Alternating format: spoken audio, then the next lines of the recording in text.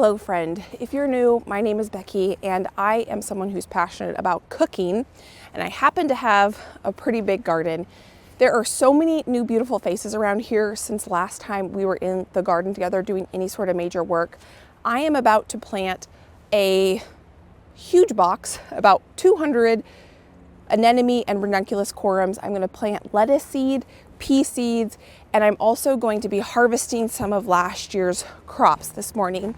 So what I thought I would do before I put anything into the ground for 2025 garden, what I would like to do is bring you back and recap what 2024's garden had in store.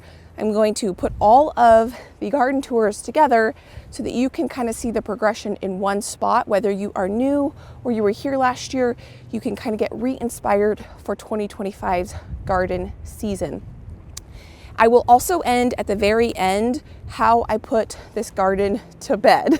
So the way that I left it at the end of that big day was the way that I left it. I said I was going to get some more landscape fabric. I never did. And you will be able to see what everything is looking like starting in 2025. So sit back, enjoy, relax. 2025's garden from start to finish.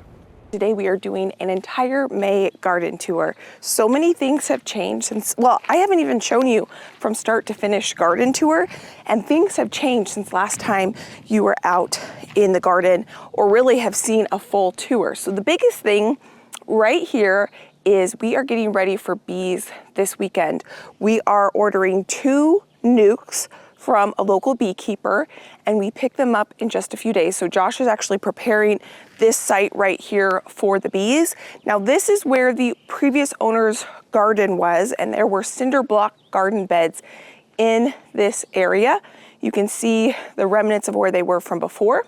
We found someone who was willing to come and take the cinder blocks that wanted them, and we were able to keep a few of them and reclaim them so that Josh can build somewhere for the bees. Now, what I'm gonna do is I need to seed this area with grass, and this is just gonna become kind of a lawn. In the future, we plan to do something with it, but for now, it is gonna be where the bees are housed. This might not be their permanent home long-term, but this is where Josh, with all his research, has decided to put them because there is some protection from the wind with those trees. They are gonna be facing out so that they can go out and forage for food, and I'm just really excited about beekeeping. So that is something that Josh is handling, and I'm excited to go along that adventure with him. Now we're gonna head out into the garden. There is some really awesome things that are happening, and there are some things that have died and failed, and I need to replant. So I figured now would be a great time to kind of do a baseline with how the garden is doing.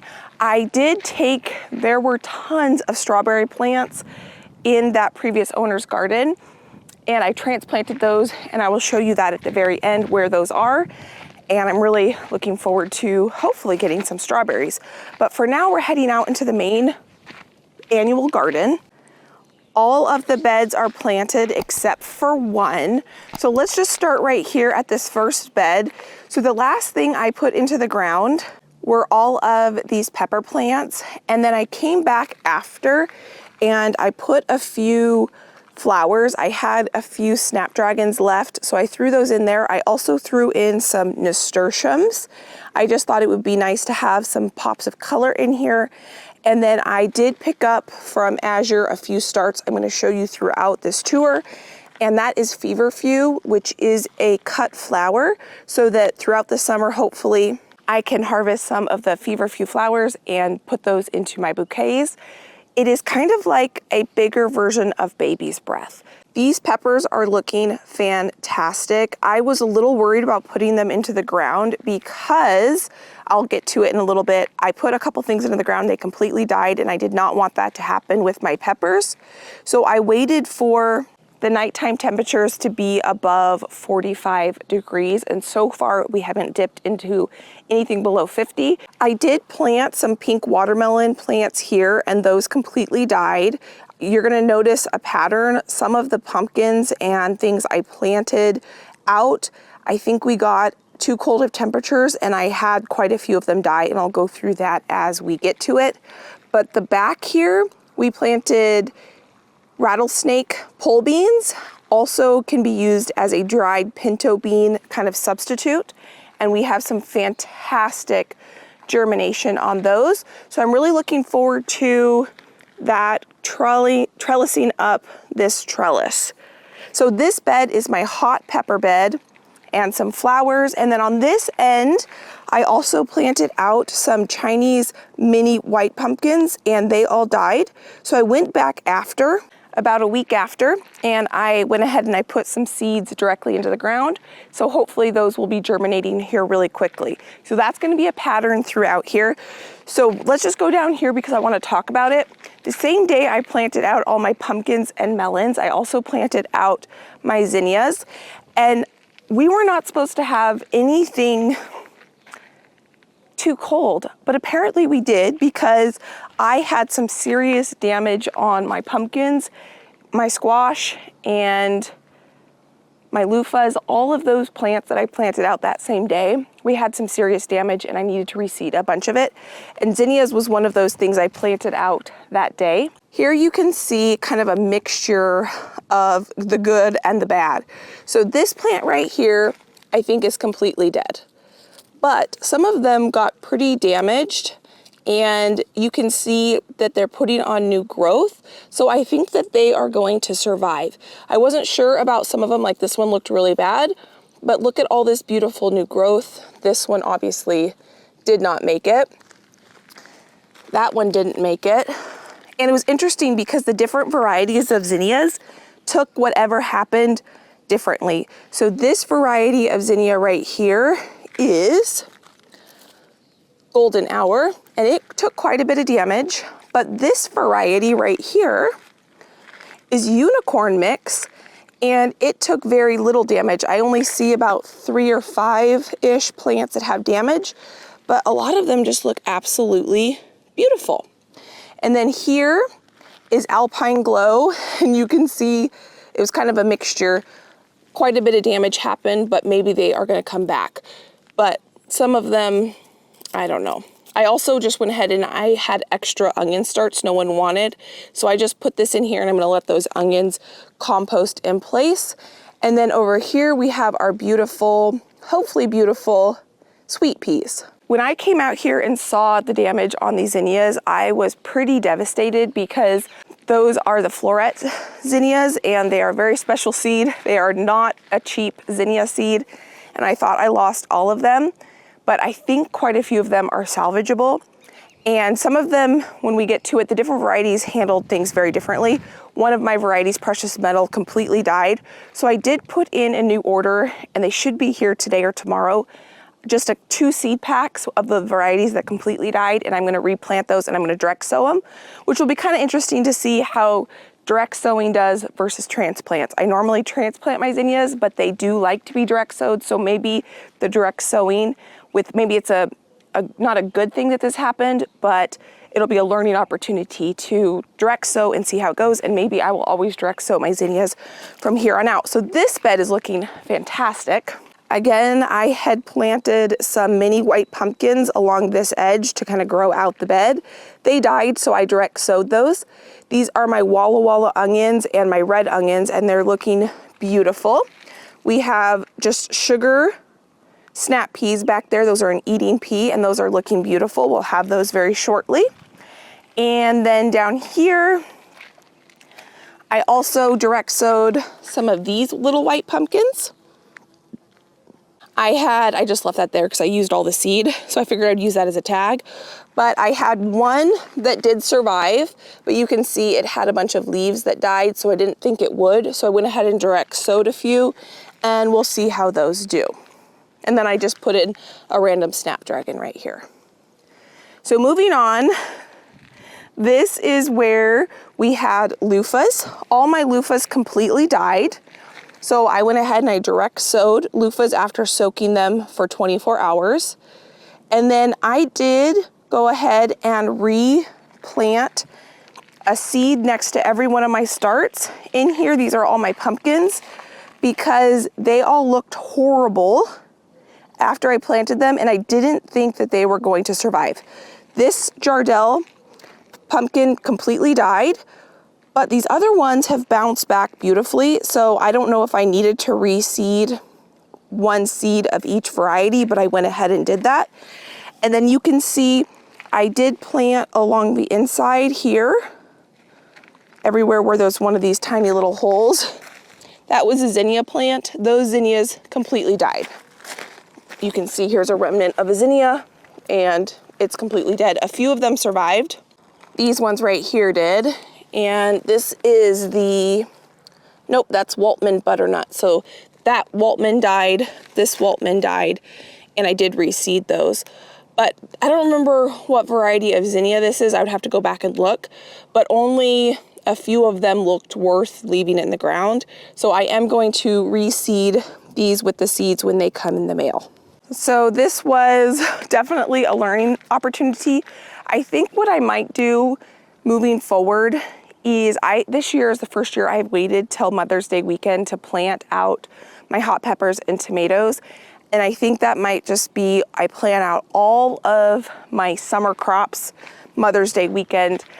A lot of people do that, and I think that that's what I need to do moving forward. At my last house where we had our first gardens, it was a much milder climate, but here it's a lot colder.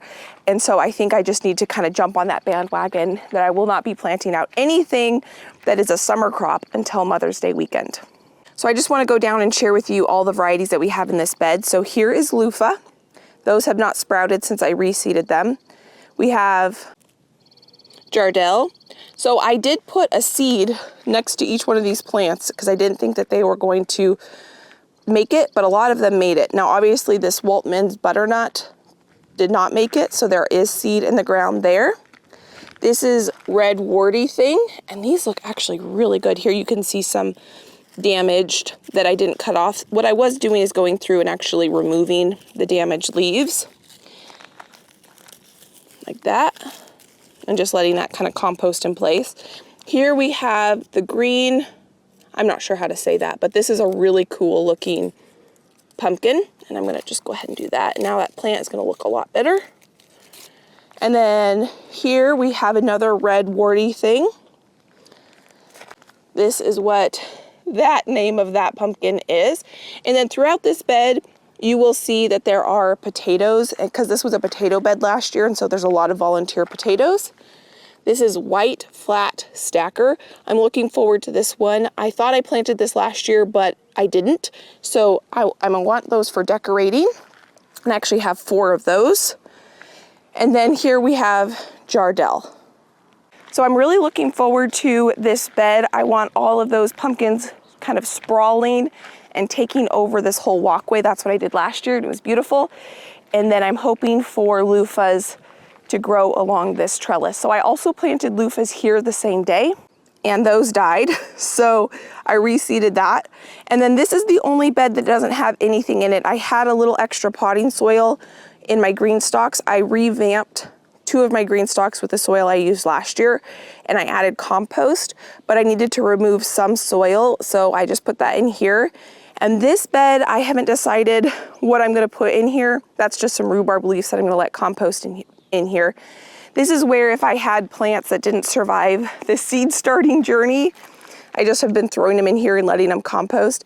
This bed, I think, is going to be my wheat bed. I'm still on the fence whether I'm gonna plant wheat or not. And if I do, I'm gonna plant it right here. And if I'm going to do it, I need to do it sooner than later.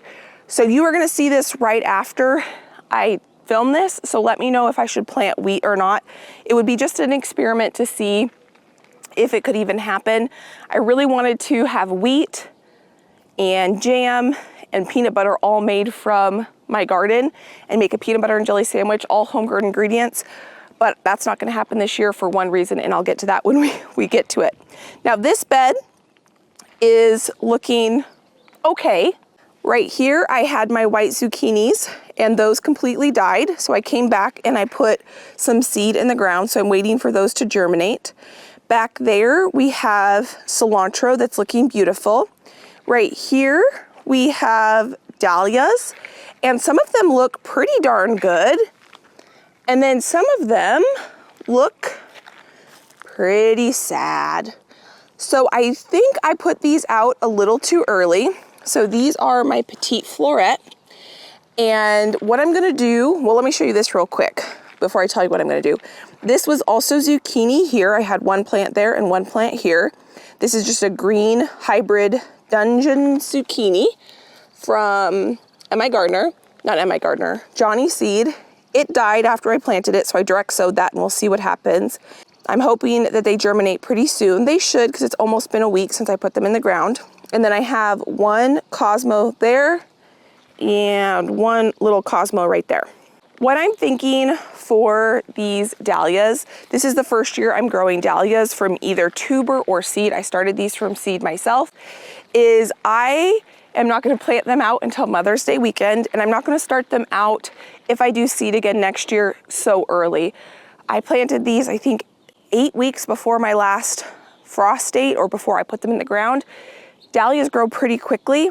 From my little experience this year, I think I'm gonna wait a little bit to start them from seed, and I'm gonna wait to transplant them out. I think it just got a little too cold at night for them. And so I think that's why some of them look a little iffy, but hopefully they will bounce back and do just fine. So this bed is almost 100% planted out. Here we have a thyme plant that we started from seed last year that's to flower, and I see bees on this all the time, which is pretty cool.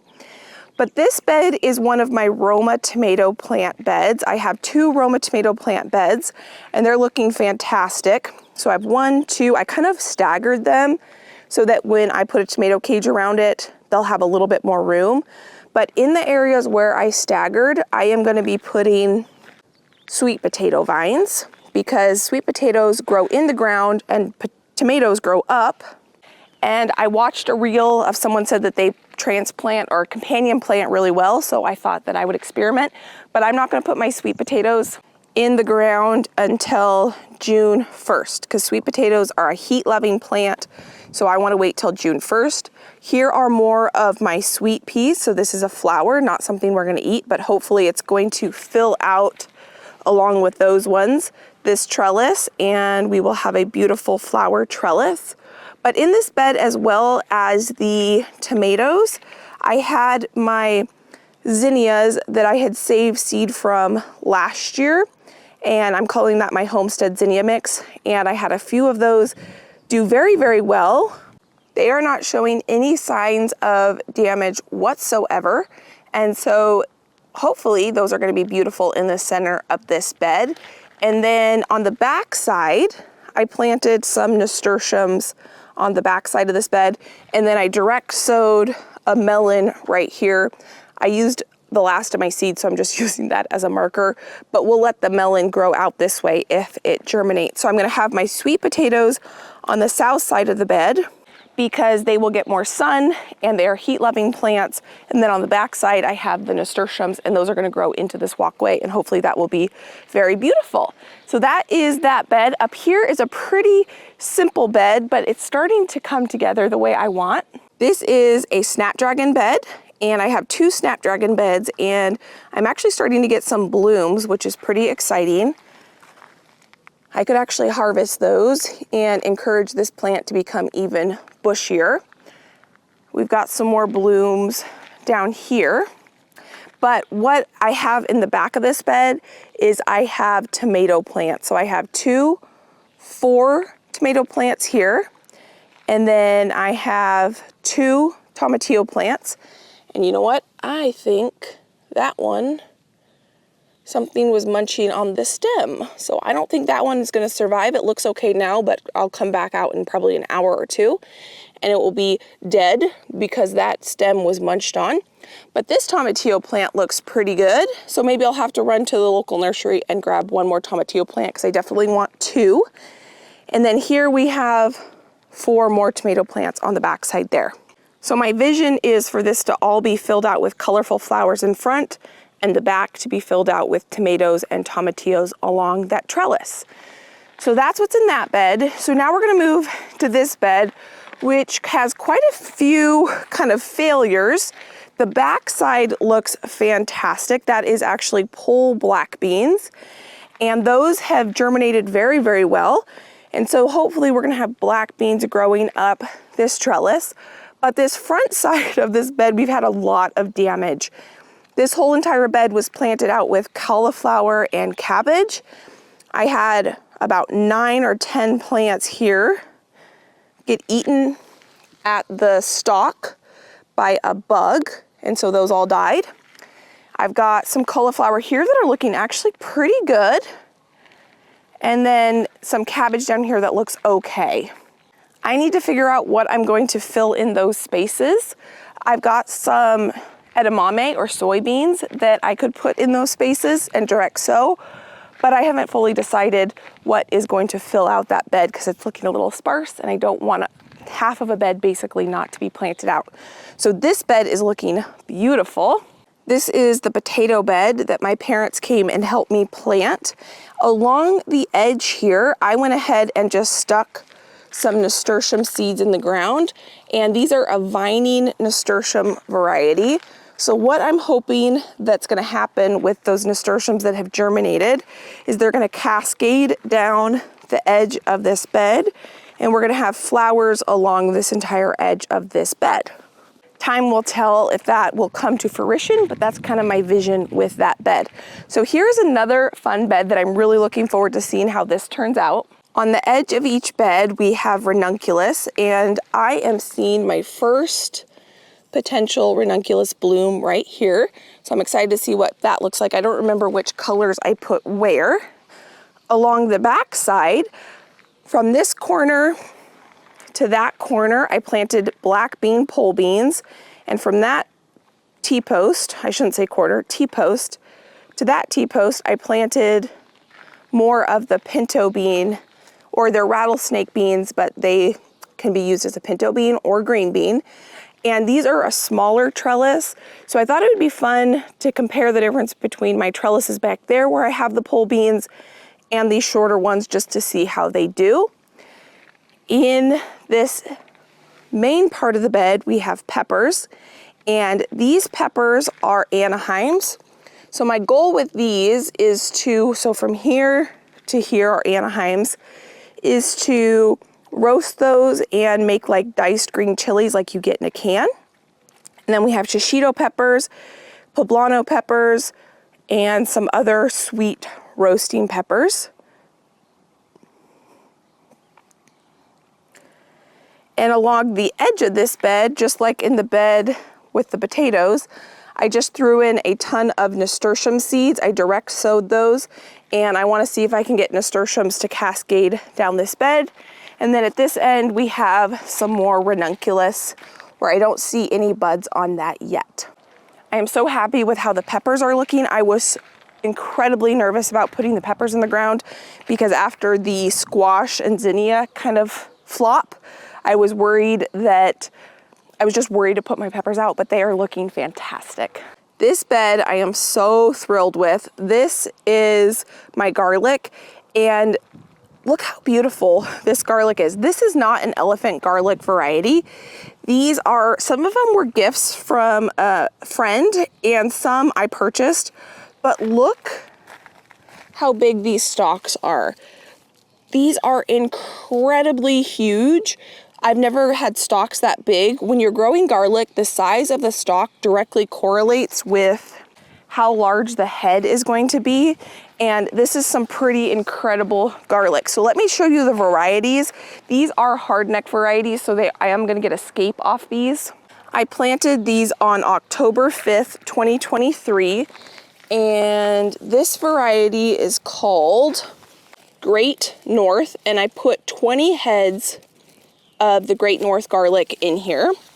And then a huge section of this garlic from here all the way to here is Rocambole hardneck. These were all planted the same day. This is elephant garlic. Now look at the size of this stalk. It is about the same size as this Rocambole and the Great Northern. So that hopefully means we are going to get large heads of garlic for the majority of the garlic I'm growing. And the reason I want that is because it makes peeling garlic that much easier. I mostly have hardneck varieties, but I do have, let's see, 1, 2, 3 varieties of soft neck because I want to braid these if I can. These are definitely smaller stalks compared to the other varieties. This one's actually pretty decent, and that one's pretty decent. And these varieties are, they're going to be harder to see. This is Sicilian Soft. I don't know what that one is. And this one, I am not sure how to say that, but I'm going to go ahead and stick that back in here. And this is the only bed that I still have any landscape fabric on. I have obviously, if you've noticed, taken the landscape fabric off most of the beds, but this one, because the garlic's in there, I am just going to leave it. And I have never seen garlic do something like this. What is happening here?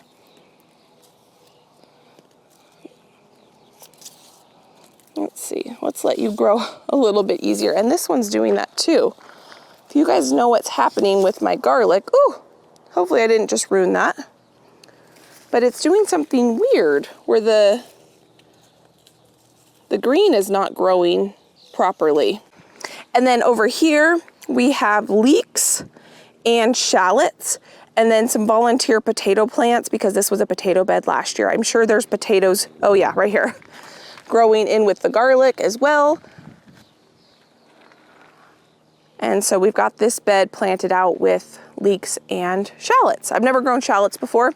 Some of them did not make it. You can see some bare spots, but some of them are starting to look really nice. From the garlic bed, we've got this bed here. This bed I just finished planting out 2 days ago. And along the edge here where we have this trellis, I had birdhouse gourds that I planted, but they died. So I reseeded those and I don't see those coming up yet. And then along this edge, we planted back in February anemone corums. I have never grown anemones before and they are looking stunning. This is what a white anemone looks like. The first time I ever saw this flower was on the show Cake Boss. I don't know if you guys remember, cake decorating shows were super, super popular, and me and my sister used to watch them all the time. And he made anemone flowers out of fondant. That probably was 15 years ago when I watched that, and I always thought they were absolutely stunning. And so fast forward 15 years, I don't know, maybe only 10 years, I now have an anemone growing in my garden, which is pretty incredible. And then along this edge, these were all volunteers. So all these starts you are gonna see along this edge and that back edge were all volunteers, meaning they self-seeded themselves from last year. Along the back edge, those are sunflowers, and these are cosmos. These are all flowers. The sunflowers and the cosmos were all sprinkled in the bed. They were not actually planted where you see them now. I gently lifted them out of the ground and put them along the back edge because they will probably get about 4 feet tall. And so I want them along the back edge so that they're not inhibiting the sunlight from getting the inside of the bed. And sunflowers do not like to be transplanted, but if they don't survive, I think they're going to because they are looking fine after a couple days of transplant, then that will be okay because I didn't start them. But I want them along the back edge so that in the middle of the bed, I could plant black beans. So I planted 2 days ago black beans that are a bush bean variety, so they're only gonna get about this tall. I have been planting and saving those black bean seeds since 2020. And so this is the 4th season that I am planting them. I bought them from M.I. Gardner and they have just been continuing to do well.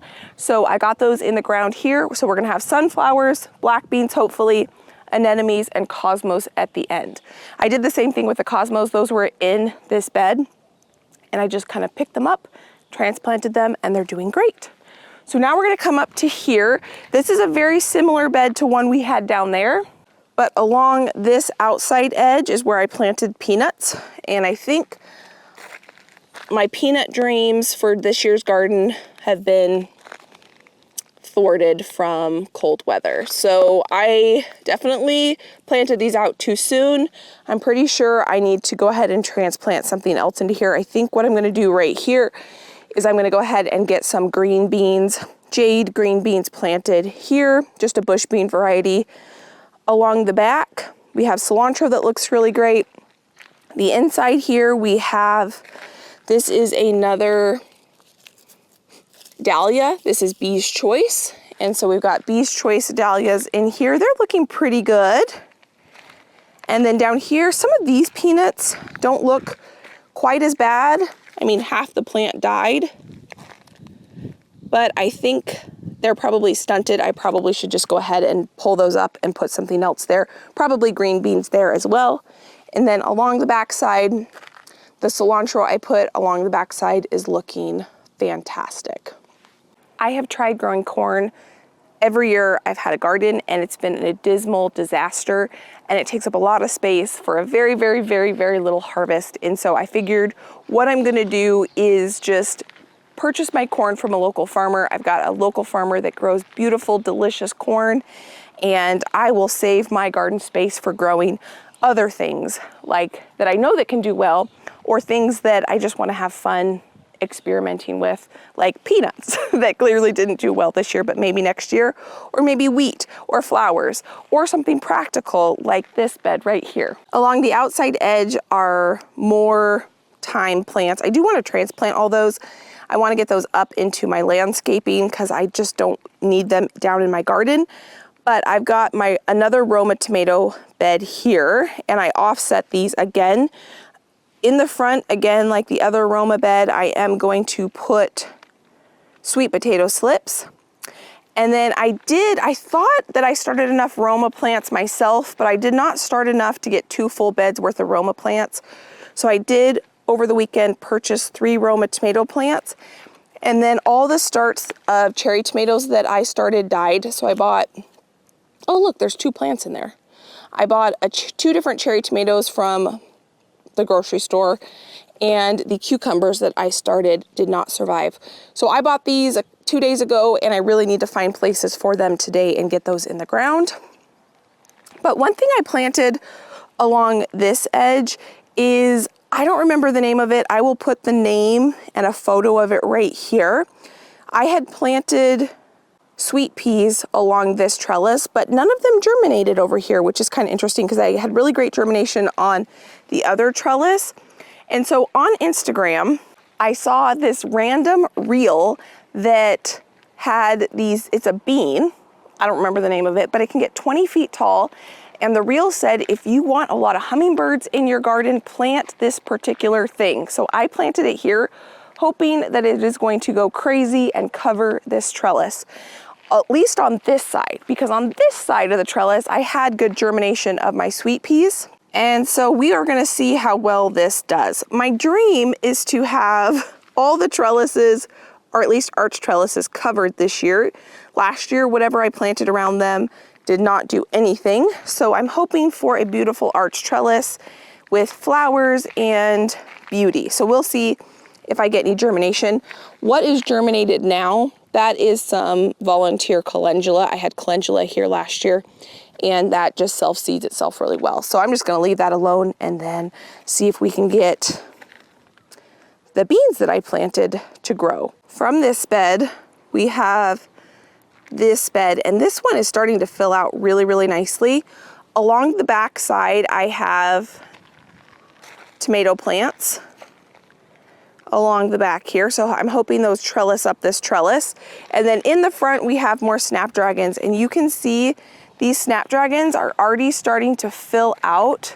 They look absolutely incredible. I could even harvest quite a few of these if I wanted to and start making bouquets out of this. This is Orange Wonder Snapdragon, and I think it's absolutely stunning. Look at that, I mean, look at that. And then back there is Black Prince. A lot of flower farmers will actually, they will put netting down to keep their snapdragons from falling over, but I'm not really worried if they fall over because I don't need, you know, very, very long stem length. I just need it long enough to put into a mason jar. So I'm happy with this stem length. If I was a professional flower farmer, I would want it 4 times the size. But I'm not a professional flower farmer. I just want a few flowers in my house in a mason jar, and so that's plenty tall enough for me. So now we're gonna go down to this bed here. This is my last pepper bed. So I have sweet peppers in here, all different varieties. Along this back edge, I put some little Jack B. Little orange pumpkins. Those died, so I reseeded that. Then we've got just sweet banana peppers here. We have yellow monster peppers. So all of the rest of the peppers that don't have a tag next to it are yellow monsters, which is a bell pepper. I did throw in a couple nasturtiums in the front. I threw in some Black Prince snapdragons. I put also some more feverfew. And then along the back side, we have, I believe those are scarlet runner beans, and I want those to fill this back trellis up. And then right here, I went ahead and put my 2 eggplants. We will see if we can get some eggplants. I don't think I've ever eaten it. Maybe I haven't, didn't know, but we'll see if we can get a harvest and we can try that. So this bed right here, some things have changed since last time you and I were out here planting in this bed. In the back, I have 2 different or 3 different varieties of cosmos. I have some that self-seeded themselves that I had planted last year. They're a white cosmo, and I transplanted those from around the garden and stuck them in here. I also have some different red ones that I got from Azure, and the back side is all cosmos.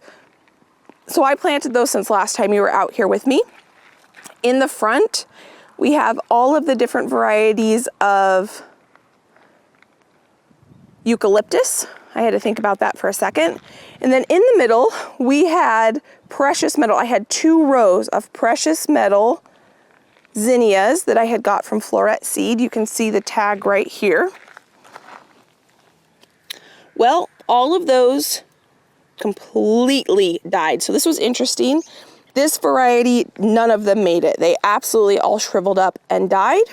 So this is one of the seed packets I reordered from Floret.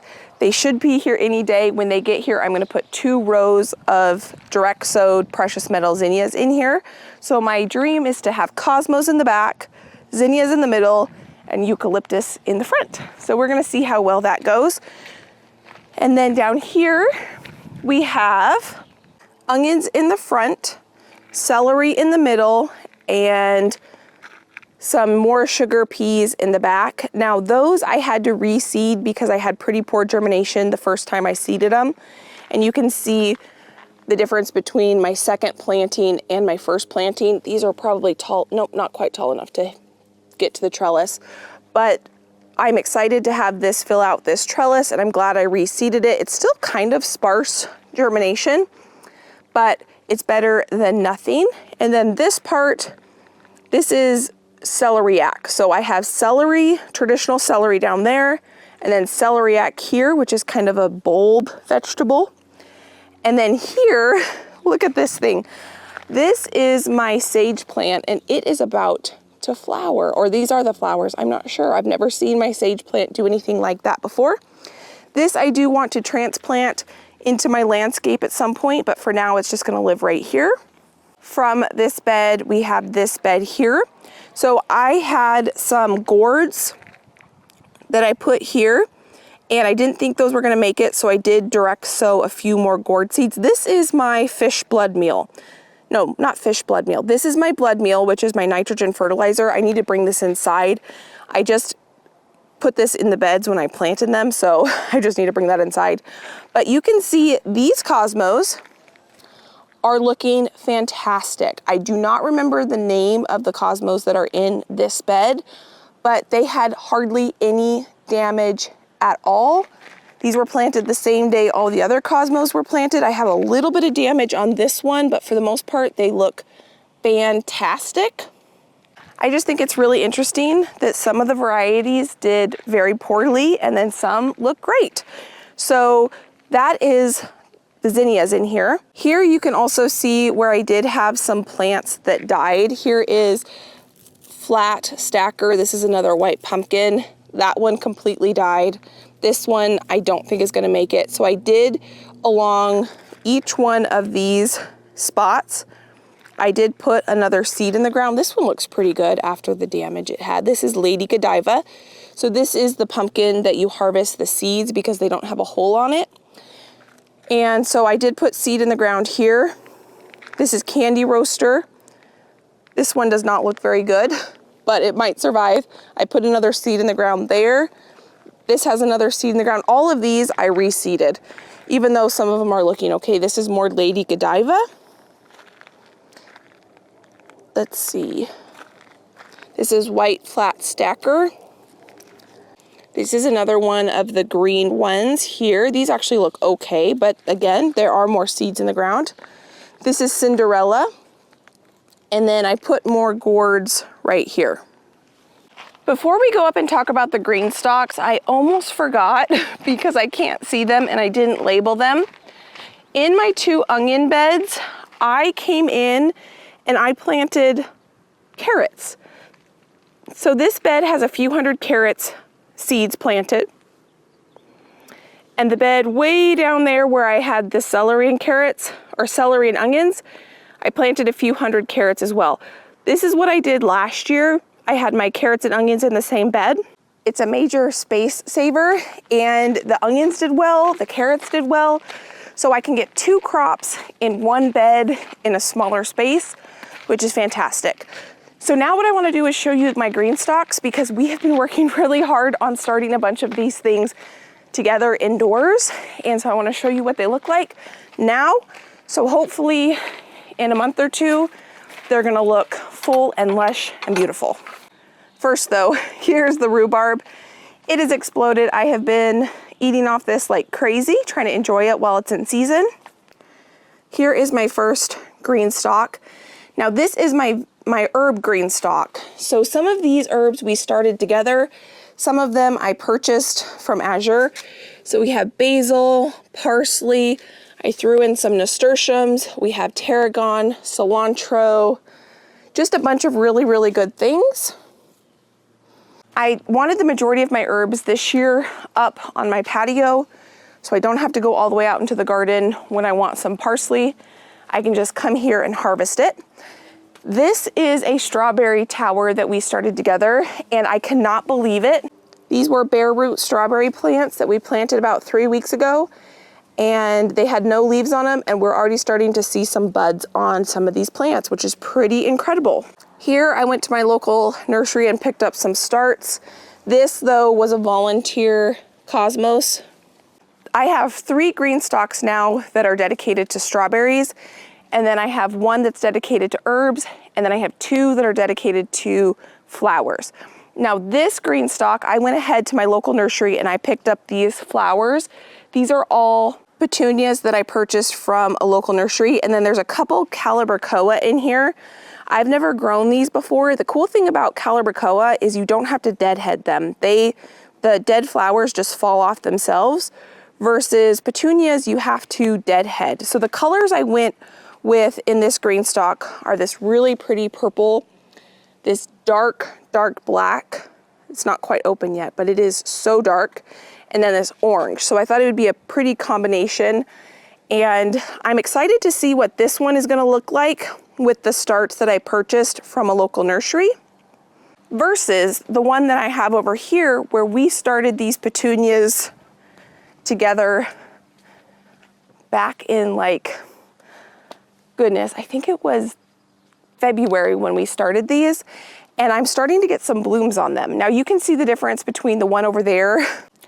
Those plants are about 4 times the size of mine, but I thought it would be fun to have one to see if I could get the ones that I started to fill out this green stalk just as much as the one over there. So I've got, this is the Garden Party variety. I've got a couple blooms of those.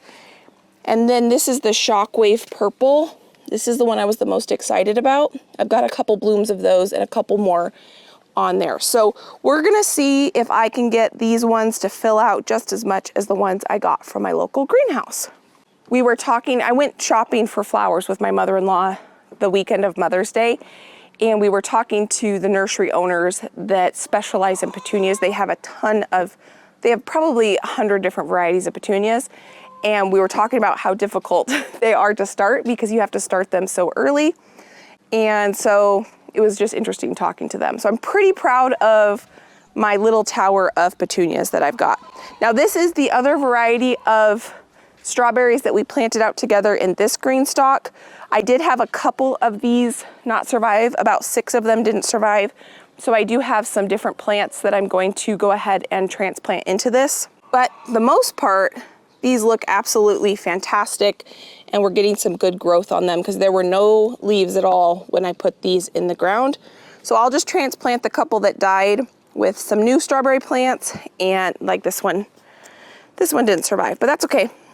So that is the garden. We've got quite a few updates. Bees are going to be here in the next couple weeks, and almost all the beds are planted out except for one, and together we officially harvested the first flowers out of this garden, which we have been working on growing these snapdragons for, I think, 2.5 months. I can't remember when I started them. I think it was February, March, April. Yeah, 2.5 months. These little flowers have been in the making, which is pretty awesome that the hard work is starting to pay off. So if you enjoyed this and you're new, please consider subscribing because I will take you along the entire growing season. And we started these together and we were going to be harvesting these together. And we're not only going to be enjoying beautiful flowers, but we are going to be enjoying some pretty yummy things that we're going to be making out of the garden with the fun food items that come out of the garden. We are going to do a full June garden tour this morning. I think it's been about exactly 4 months since we have been out in the garden, and I've shown you how everything is doing. So I figured before we head down there, I'm going to first show you this green stalk. So this is a green stalk that we planted together that were bare roots. Probably, I want to say it was like the beginning of May, and it is looking fantastic. I got these roots from my gardener, and it's just starting to put flowers on. We have one funny looking strawberry right here, and it's actually setting off runners. So I had about 3 die.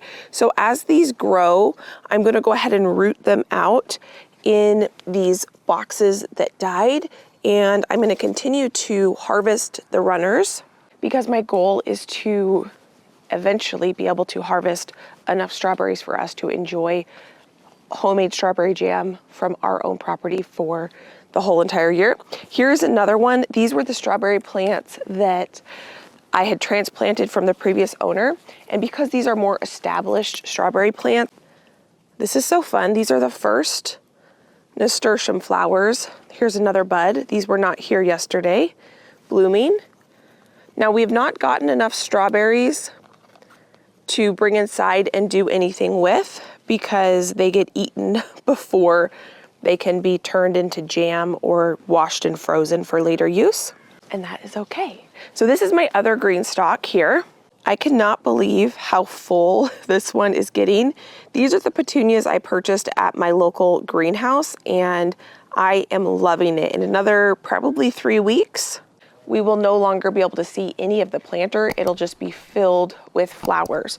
I've only fertilized that with a liquid fertilizer once. I'm probably gonna do that this afternoon. So now we're gonna head to this other one.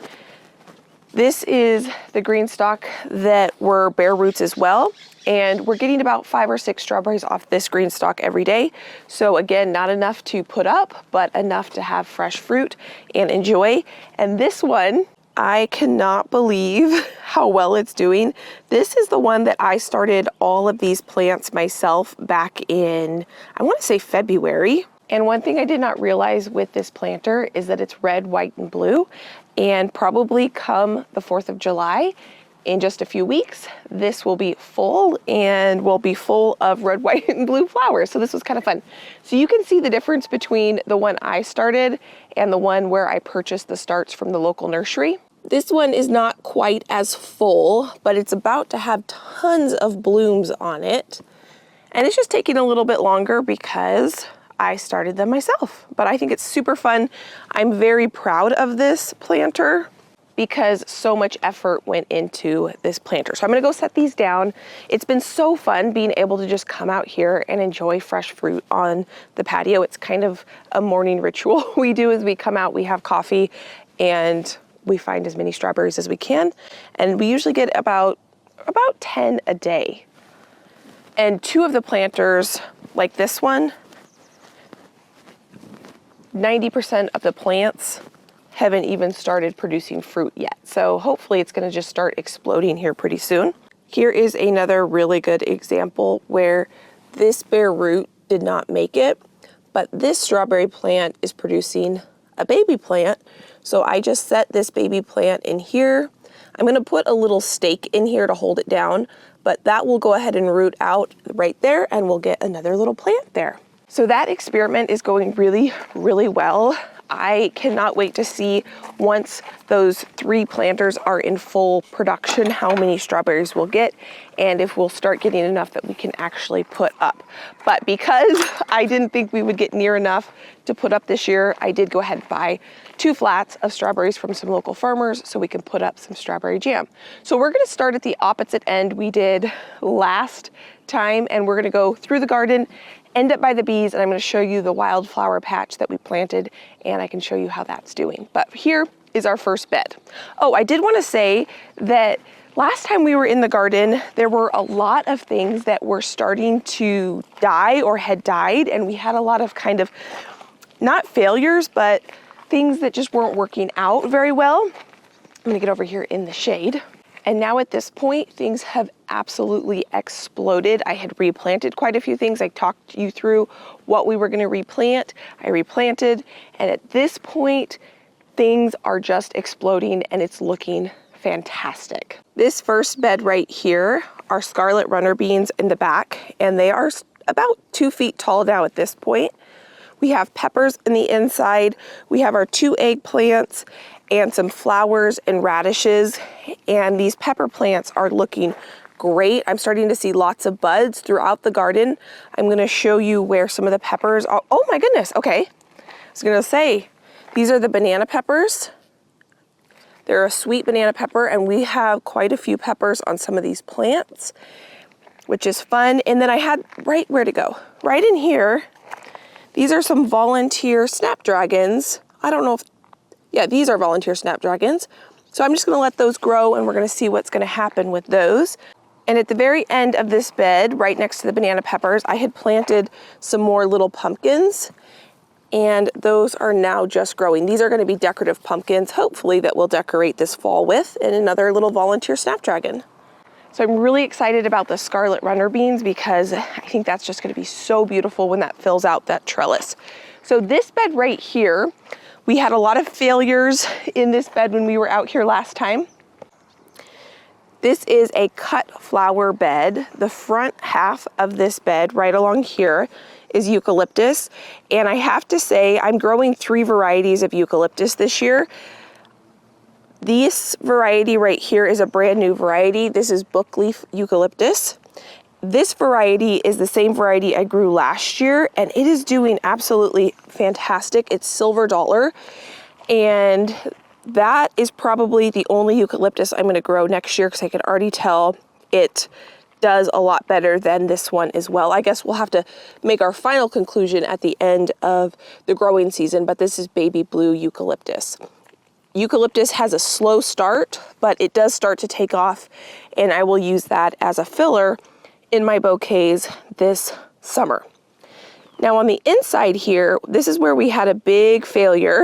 I had planted zinnias that I got from Floret, precious metal, and they all died. So I went online, I ordered 1 more seed pack, I planted them, and they are starting to pop up. And so not too long, we will have some more zinnias that we'll be able to cut from this coming summer. And then in the back, that is cosmos. Those are flowers. I've got a couple different colors, and those are going bananas. Now here is where we have some sweet peas, and these are slow to start. I'm surprised how slow these take to grow. I need to trellis these up. We've got sweet peas in a couple different areas, and these ones are just a little slow to start, so I need to get out here and give them some liquid fertilizer, I think. This is my first time growing sweet peas, so I don't know if that's normal for sweet peas to kind of have a slow start. So we're just going with it, and I'm happy to see any sort of progress. Now this bed here, the front half is onions and the back half are sweet peas. The back half sweet pea variety is called Lincoln, and this is the first time I'm growing this variety, and it's definitely been a little bit slower to come on than the other variety. And I just harvested the first one with you from this variety, and let's go ahead and give it a try. It's good. I don't know if I'm going to grow that variety again next year just because it's so slow compared to my other variety, and I'll show you that when we get to it. But it tastes delicious. And then down here, the onions, they're going crazy. I had a volunteer calendula flower, and I'm just letting that grow. The celery is looking fantastic, and the celeriac is looking fantastic. And this is what I wanted to show you over here. This is my sage plant that I planted last year, and it just exploded with these beautiful purple flowers. And the honeybees, our honeybees, the wild pollinators, and the bumblebees have been loving, there's one of our honeybees right there, have been loving this sage plant. I don't think my sage at my last house ever flowered like this before. This was just a little tiny plant that I planted last year, and it has exploded. I'm gonna leave it here all for the rest of the summer, but I think in the fall I'll probably end up transplanting that up into my landscape around the house just for easy harvest. Now this bed, this is where we had some big flops. This bed is a pumpkin bed and winter squash bed. This bed is taking a little bit longer to take off than my other pumpkin bed, which we'll get to in just a bit. But one thing I do almost every day as I come out here, as these plants are growing, is I'm working on training them to grow out of the bed so that they don't take up more space in the bed than they need, and they're gonna grow out into this walkway. So another example, this one is growing in the bed. I'm just gonna pick this plant up and gently encourage it to start growing out of the bed. But here you can see my second planting of pumpkins, and they're just starting to take off, and soon enough they will be completely filled out this bed, and you won't be able to see any more of the soil. Here are the pumpkins that I'm hopefully going to be start trellising up this trellis soon. I've never had very good success getting anything to trellis up these trellises, so I did go when I was at the farmer's market and I bought a couple tomato plants, and we are actually getting our first tomato fruit from these plants. And I have seen people online who have had beautiful trellises of cherry tomatoes. So I'm gonna see if I can get these cherry tomatoes to grow almost to the top of this trellis. If my dream comes to fruition, I'm not exactly sure how I'll harvest those cherry tomatoes, but I'll worry about that when that happens. I would just love to see it. Now this bed is blowing my expectations out of the water. This is the black bean bed. We had a couple of anemone flowers. Those are the last of the anemone flowers. It's getting a little too warm for them.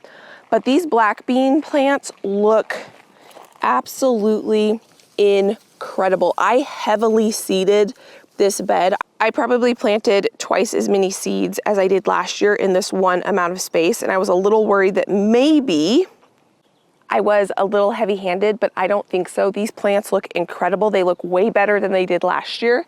I think from the compost and the blood meal that I put down, because I am thrilled with how green and lush these plants are. It's only gonna be probably a week or two, and they will start setting buds. You can see here, that's where the start of them are going to happen, and they just look absolutely incredible.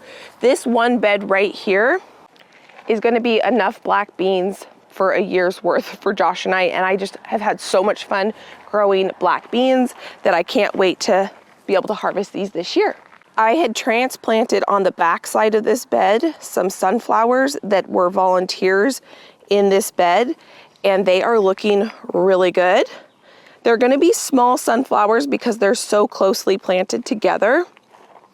And here are the cosmos, which is what I want. I want nice small sunflowers because I think they're cute and I don't need a huge sunflower taking over this space.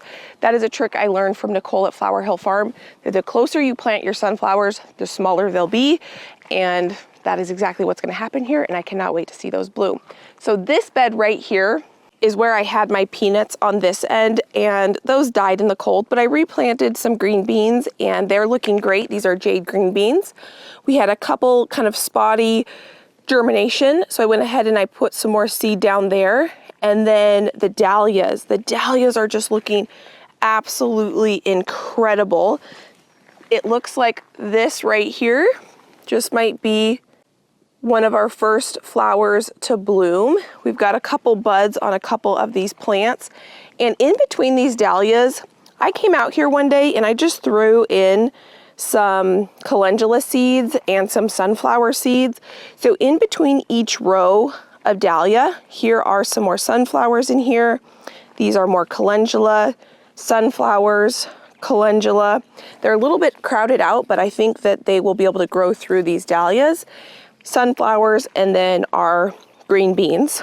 I'm hoping that the sunflowers will just pop up right through those dahlias. The dahlias will create beautiful flowers, and the calendula will pop up through, and this will just be one beautiful bed of color with green beans on the end and cilantro on this edge.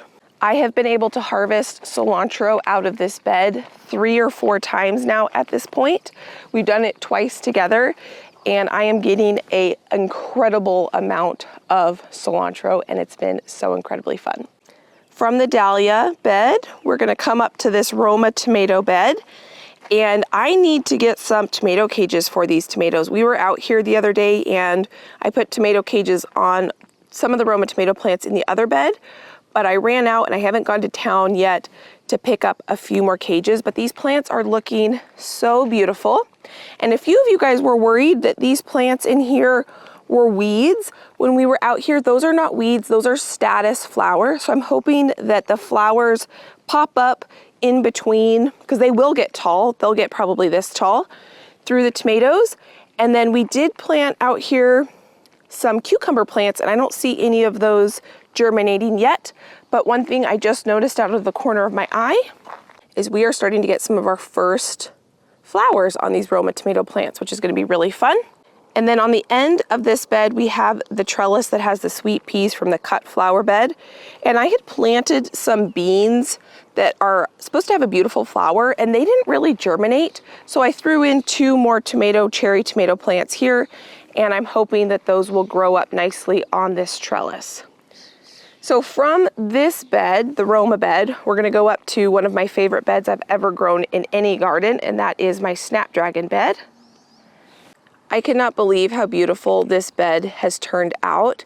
It has exploded. I have harvested, I don't even know, probably 10 bouquets out of this bed for not only myself, but I've also been able to gift so many. Along the back side of my snapdragon bed is where I have my slicing tomato varieties. These are all heirloom tomato varieties, and they are looking fantastic. You can see some of them are already starting to grow up through my trellis, which is great. I was a little worried for a minute that maybe the snapdragons were going to shade out my tomatoes a little bit, but it does not seem to be a problem. You can see my tomatoes are along this back edge. It's not going to be long before they're tall, and the snapdragons are not going to be a problem. So I just think this is so beautiful. The only thing that I did probably backwards, which I didn't know because I've never done this type of bed before, is the front has the taller varieties and the back has the shorter variety of snapdragon, which I'm gonna note for next year. So if I do this again, I would just rotate it and I would put the shorter ones in front and the taller varieties in the back. But it does not seem to be too big of a problem. So moving on to this bed, this has been kind of my fun bed that's been giving me lots of unique challenges. So over here, we have some status flower, and then we have radishes in between our sweet potatoes. They are looking pretty good. Sweet potatoes always look really, really bad when you first put them in the ground, and then I'm hoping they're gonna start taking off now that the weather has shifted for us, and it's going to be getting very, very hot. Here is dill. We have more green beans. I had kind of spotty germination, and then some of the slugs kind of were eating them, so I replanted a few. This is carrots here, and then we have some more flowers at the end with some pumpkins. It looks like I just got one of my pumpkins to germinate, which is really fun. This is my only cabbage plant that survived the slugs, and I am happy with that cabbage plant. Many of you recommended for my slug problem that I'm having, in particularly in this bed, Sluggo and eggshells and beer. So I'm going into town probably today or tomorrow to get some more tomato cages, and I will be picking up some Sluggo, and I will do a little bit more research on the beer, but I think you just need to put a little container of beer in your bed. The slugs are attracted to it, they eat it, and then they pass away.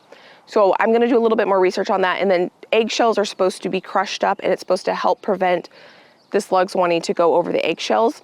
I don't have that many eggshells right now because I give my eggshells to my chickens. So if I do that method, I'm gonna have to start saving up some eggshells, but I appreciate your input on how to prevent my slug issue that I've been having. Along the back side of this bed, we have pinto beans, and those are looking really good. They have not reached the trellis yet, but I don't think it's gonna be too long before they start to take off and are going to be up at the trellis. And then in here we have the one lonely cauliflower plant that survived the one that I purchased.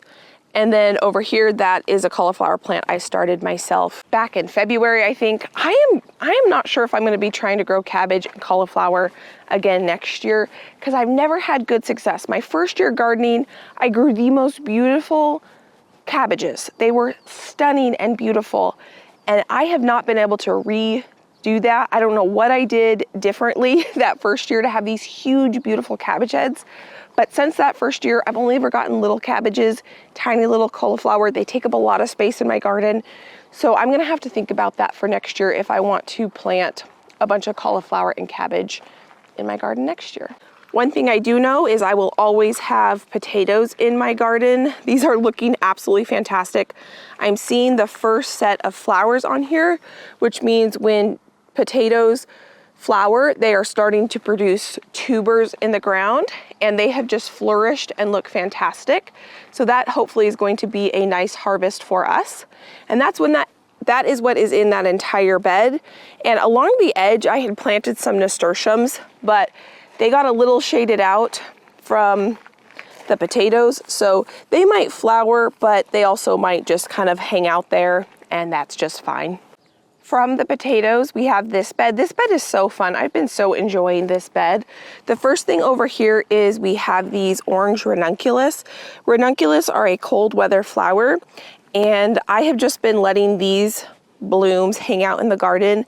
They are probably in the next week, I'll come through and cut these back and plant something else here, but they were so stunning when they were in full bloom. I still think they're pretty, even though they have seen a better day. I've just been enjoying them, so I'm letting them hang out here. I will be planting a lot more ranunculus this next year. This is the first time I'm growing this variety of flower. Along the back, we have black beans. Those are looking fantastic. Those are a pole bean variety versus the black beans that I have in that bed. That is a bush bean variety. So these ones, look at this. We're starting to get some vining on these plants. So those are gonna start growing up the trellis pretty quickly. And then, oh my goodness. Well, let me show you this first. We have pinto beans back there. On the inside of this bed is where I have peppers, and then I have nasturtiums on this side. I planted these nasturtiums the same day I planted the nasturtiums on this potato bed, and you can see the difference. These ones are getting a lot more sun, and they have exploded. And on the inside where I've got these pepper plants, now these nasturtiums are starting to shade out some of these peppers, which isn't great, but it looks like we're still getting some Anaheim peppers on here. I did plant some carrots between these pepper plants.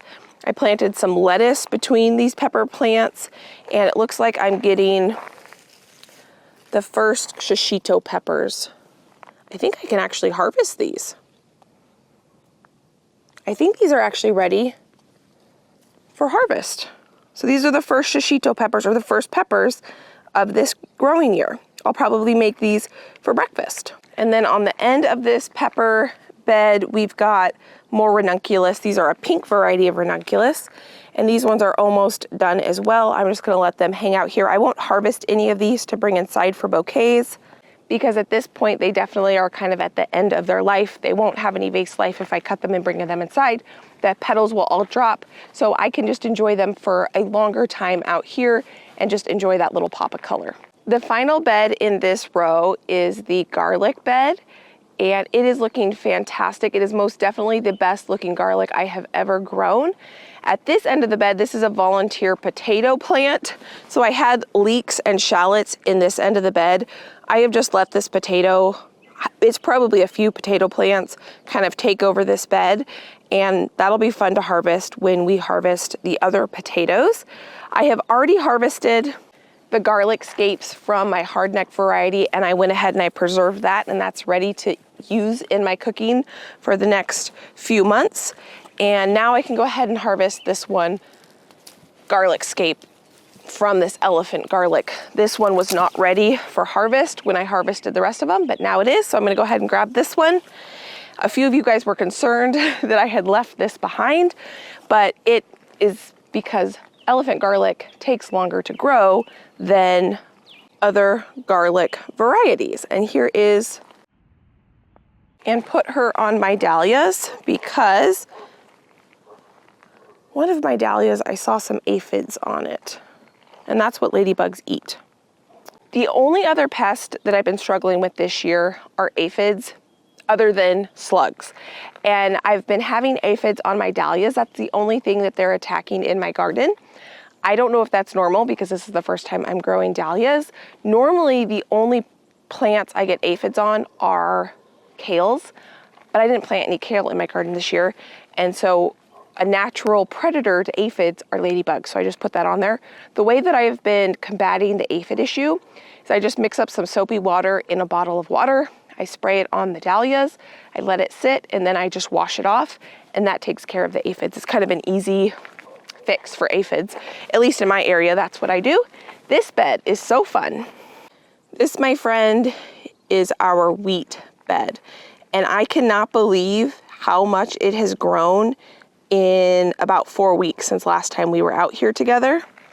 It is still yet to be determined if this is going to be just a fun experiment that's going to produce nothing, or if it is going to be something that I'll want to do in the future and maybe, you know, section off a huge part of the field out there for wheat. But right now it's just a fun experiment. I can't tell you how much joy this silly little wheat bed is bringing me. I have just thoroughly enjoyed watching this grow. And so even if I don't get any wheat to actually harvest and then bring it inside and mill it and turn it into bread, this has been a success because it's been so fun to watch grow.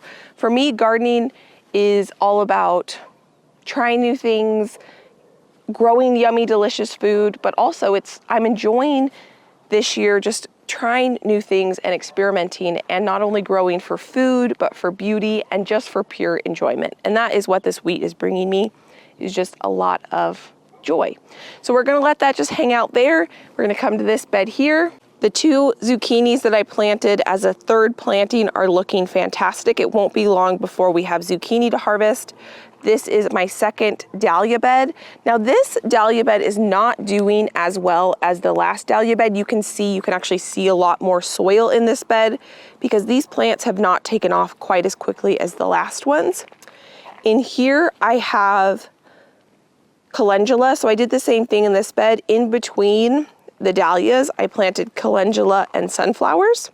And you can see a lot better in this bed where the calendula and where the sunflowers are. It looks like I didn't have very good germination on sunflowers in this bed, but we did get a lot of calendula flowers, so that's great. And then more zucchini over here that are looking fantastic. So gardening is for someone who is persistent. I had my zucchinis die 2 times. The first time I planted them out too soon and it got too cold. The second time I planted them out, they got eaten by birds because I decided to direct sow. And then I went ahead and started some inside again, and I was able to transplant them and they look fantastic. So if I had given up on the first or second try, I would not have zucchini in my garden thriving, but I didn't give up. So now I have 4 zucchini plants. Actually, I have 6, but I'll show you where these other ones are. I think both of them are actually in this bed here. This is my second Roma bed. This is where we're gonna be harvesting tomatoes to make sauces. And you can see I put some tomato cages around these plants, but I ran out, so I need to go to the store and get some more for this one. On the edge here, I planted another succession of cilantro, and that is starting to come up. I had an extra zucchini plant, so I plopped it right here. In between these Roma plants, I planted basil, lettuce on both sides of this bed. And the inside, these are the zinnias that I had saved the seed from last year, and they're looking fantastic. I'm gonna go ahead and top that one to encourage it to bush out like this one. And then over here we have sweet peas, and I have sweet peas there and here. And it's so interesting to me because the sweet peas on this trellis, I have sweet peas planted in 4 areas. They are 4 times the size as the sweet peas over there, and the sweet peas that I have all the way on that other trellis over there. So I am not sure why, because everything is pretty much the same in each one of the beds except for the water. Each one of my beds, the water is a little bit different and the irrigation is set up a little bit different. Because I had the landscape fabric in these beds, Josh had set up the water to be custom per bed.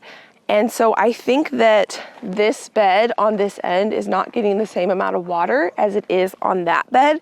And that's why the sweet peas over there are looking a lot better over here. That's the only thing I can think. Josh's plan is to get out here and actually set up all the beds to be like that bed. That bed is a misting system, so the entire bed gets saturated, versus this bed and some of the other beds, it's a dripping system, and so the whole bed doesn't get saturated. But Josh has been working upstairs, and so at some point it's on our list of things to do. We have a big list of things to do, and it's always just a matter of like trying to figure out what's the priority.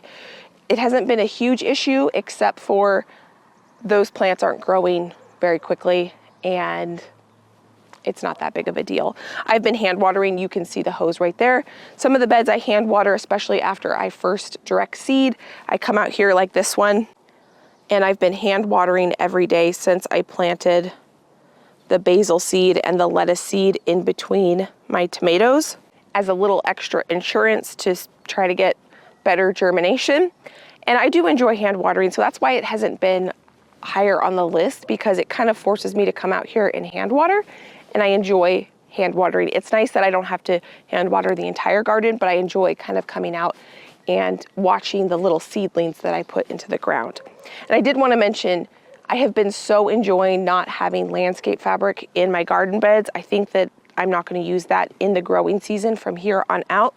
One way I'm going to try to mitigate how many weeds are going to end up in this bed is by planting a bunch of lettuce and basil and using that as ground cover where the soil is bare. But you can tell in a lot of the beds already, like this one right here, this is the second snapdragon bed, that when we first planted out these snapdragons, there was a lot of soil that was exposed that could get really, really weedy.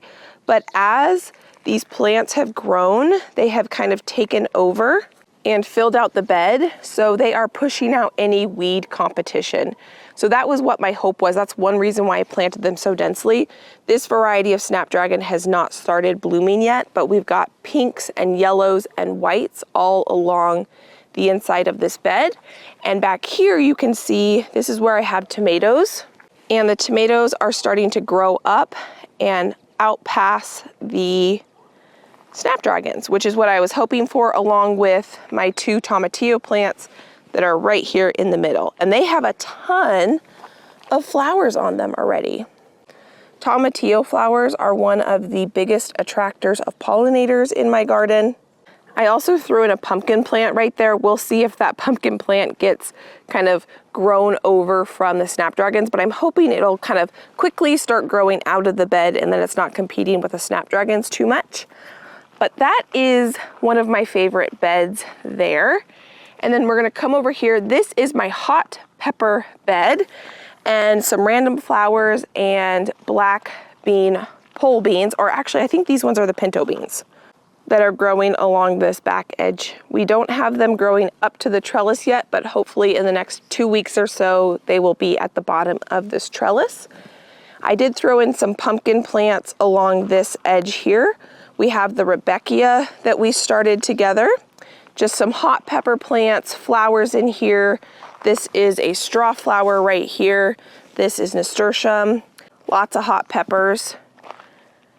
And we're actually starting to get some hot peppers on this plant. I have a lot of volunteer tomatoes. This was a tomato bed last year, and so I'm getting a lot of volunteer tomatoes. I just pull those. I'm gonna let those compost in place. And I'm excited about this bed. We've got more Rebecca here, and then along this edge here, I planted some more mini pumpkins, and I don't see any of those have germinated yet. The one problem I have with planting pumpkins directly, or pumpkin seeds directly into the ground, I should say, is that birds and mice or something, some sort of critter comes in and actually eats the seed out of the hole. And so if I don't see germination in the next week or two, I'm probably gonna assume that something got to those seeds, and I might plant some flowers or something along that edge. Last time we were in this bed together, this is the bed right below that hot pepper bed we were just in. I was showing you how sad this bed looked because these zinnia plants got pretty damaged from some cold weather, but they are looking absolutely fantastic now at this point. I did reseed in the areas where I had just loss that completely died, and I am starting to see some good germination. That's a weed. Where I reseeded. And these plants that were looking very, very sad have bounced back beautifully. So that is super exciting. I'm really looking forward to just massive bouquets. And I can already say that I'm already at that point. I have made so many snapdragon bouquets that have been stunning. I've been able to harvest ranunculus and the anemones, and it's just been so fun. From the zinnia bed, this is where we have sugar snap peas that are here along this trellis. I planted them the same day I planted the sugar snap peas on that trellis that was at the very beginning of the garden. And these are probably 4 or 5 times as tall. And we have been harvesting a ton of sugar snap peas from these plants already. I have not harvested enough to bring them inside and do anything with them other than these are a fantastic snack, and every time we come out into the garden, we just have our fill of sugar snap peas from the garden. So here is just 5 alone. So maybe we're getting close to the point where I can start harvesting these and bringing them inside. I love to take these, blister them in extremely hot cast iron with some butter, salt, and pepper, and they're just so delicious. But as of now, they are just a garden snack, and we will enjoy them in the garden. So this is my second onion bed, and it looks like there's a big weed there that I'm gonna pull before those seeds get into my garden, that I planted carrots in amongst the onions, and the carrots are right in here, and they're looking fantastic. I did that last year, and it was a huge success. The carrots grow into the ground, and they don't seem to inhibit the onion growth at all. So it's a great way to maximize your garden space to plant 2 things in 1 bed. Now this bed I'm gonna show you looks completely different than the other pumpkin bed. So this is my second pumpkin bed, and these plants are just massive. This is what I've been doing in this bed, just like the other bed. I come through and I try to tuck these plants to encourage them to grow straight out of this bed. And you can just see how it is working. So they're probably about 1 foot out of the bed at this point. On this side and, well, this side, they are way more than 1 foot out of the bed. So what happens is I just have them grow out of the bed, down onto the ground, and then they grow into this walkway here, and they just expand, and the pumpkins actually grow on the path here instead of in the bed. And that's how I've been able to plant so many pumpkin plants in such a small space. But you do have to train them to grow the way you want them to grow. Like this one, oh my goodness, this one has a female pumpkin on it already. And I might have to train that one to go that way. Sometimes you can't rotate the plant once they get established. And then over here on this trellis, I tried to grow loofahs. They've died twice. So I threw in 2 pumpkin plants there. So maybe we'll get some pumpkins to grow up this trellis. But then I noticed yesterday or the day before, I can't remember when I was out here, 2 loofahs just germinated. So maybe we will get loofahs. I'm thinking at this point, it's probably too late in the season to actually get these loofahs to grow, produce fruit, and get something that we could actually harvest. I think that I might be able to get the plant to grow up the trellis, but to actually harvest and a dried loofah is probably a pipe dream at this point. But maybe I'll try again next year. So that is this garden at this point. It is taking off. I am so happy with the progress of how this garden is coming together. You and I have been working on getting this garden to this point for the last few months, and I am so happy to be at this point.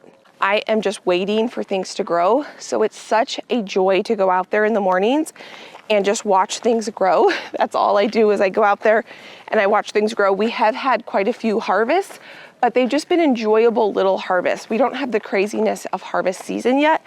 And this is probably my favorite time of the gardening season because it's relaxing, it's beautiful, it's encouraging to see things grow, and it's just a lot of fun.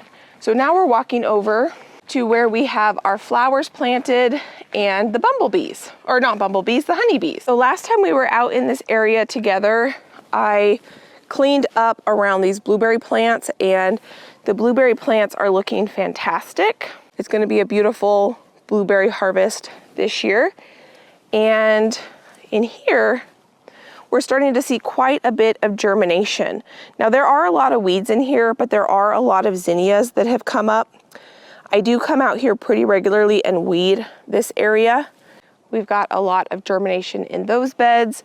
This bed is the bed that I'm the most excited about because I planted a lot of cosmos in this bed. So cosmos are everywhere. This is a zinnia. There's sunflowers all throughout here.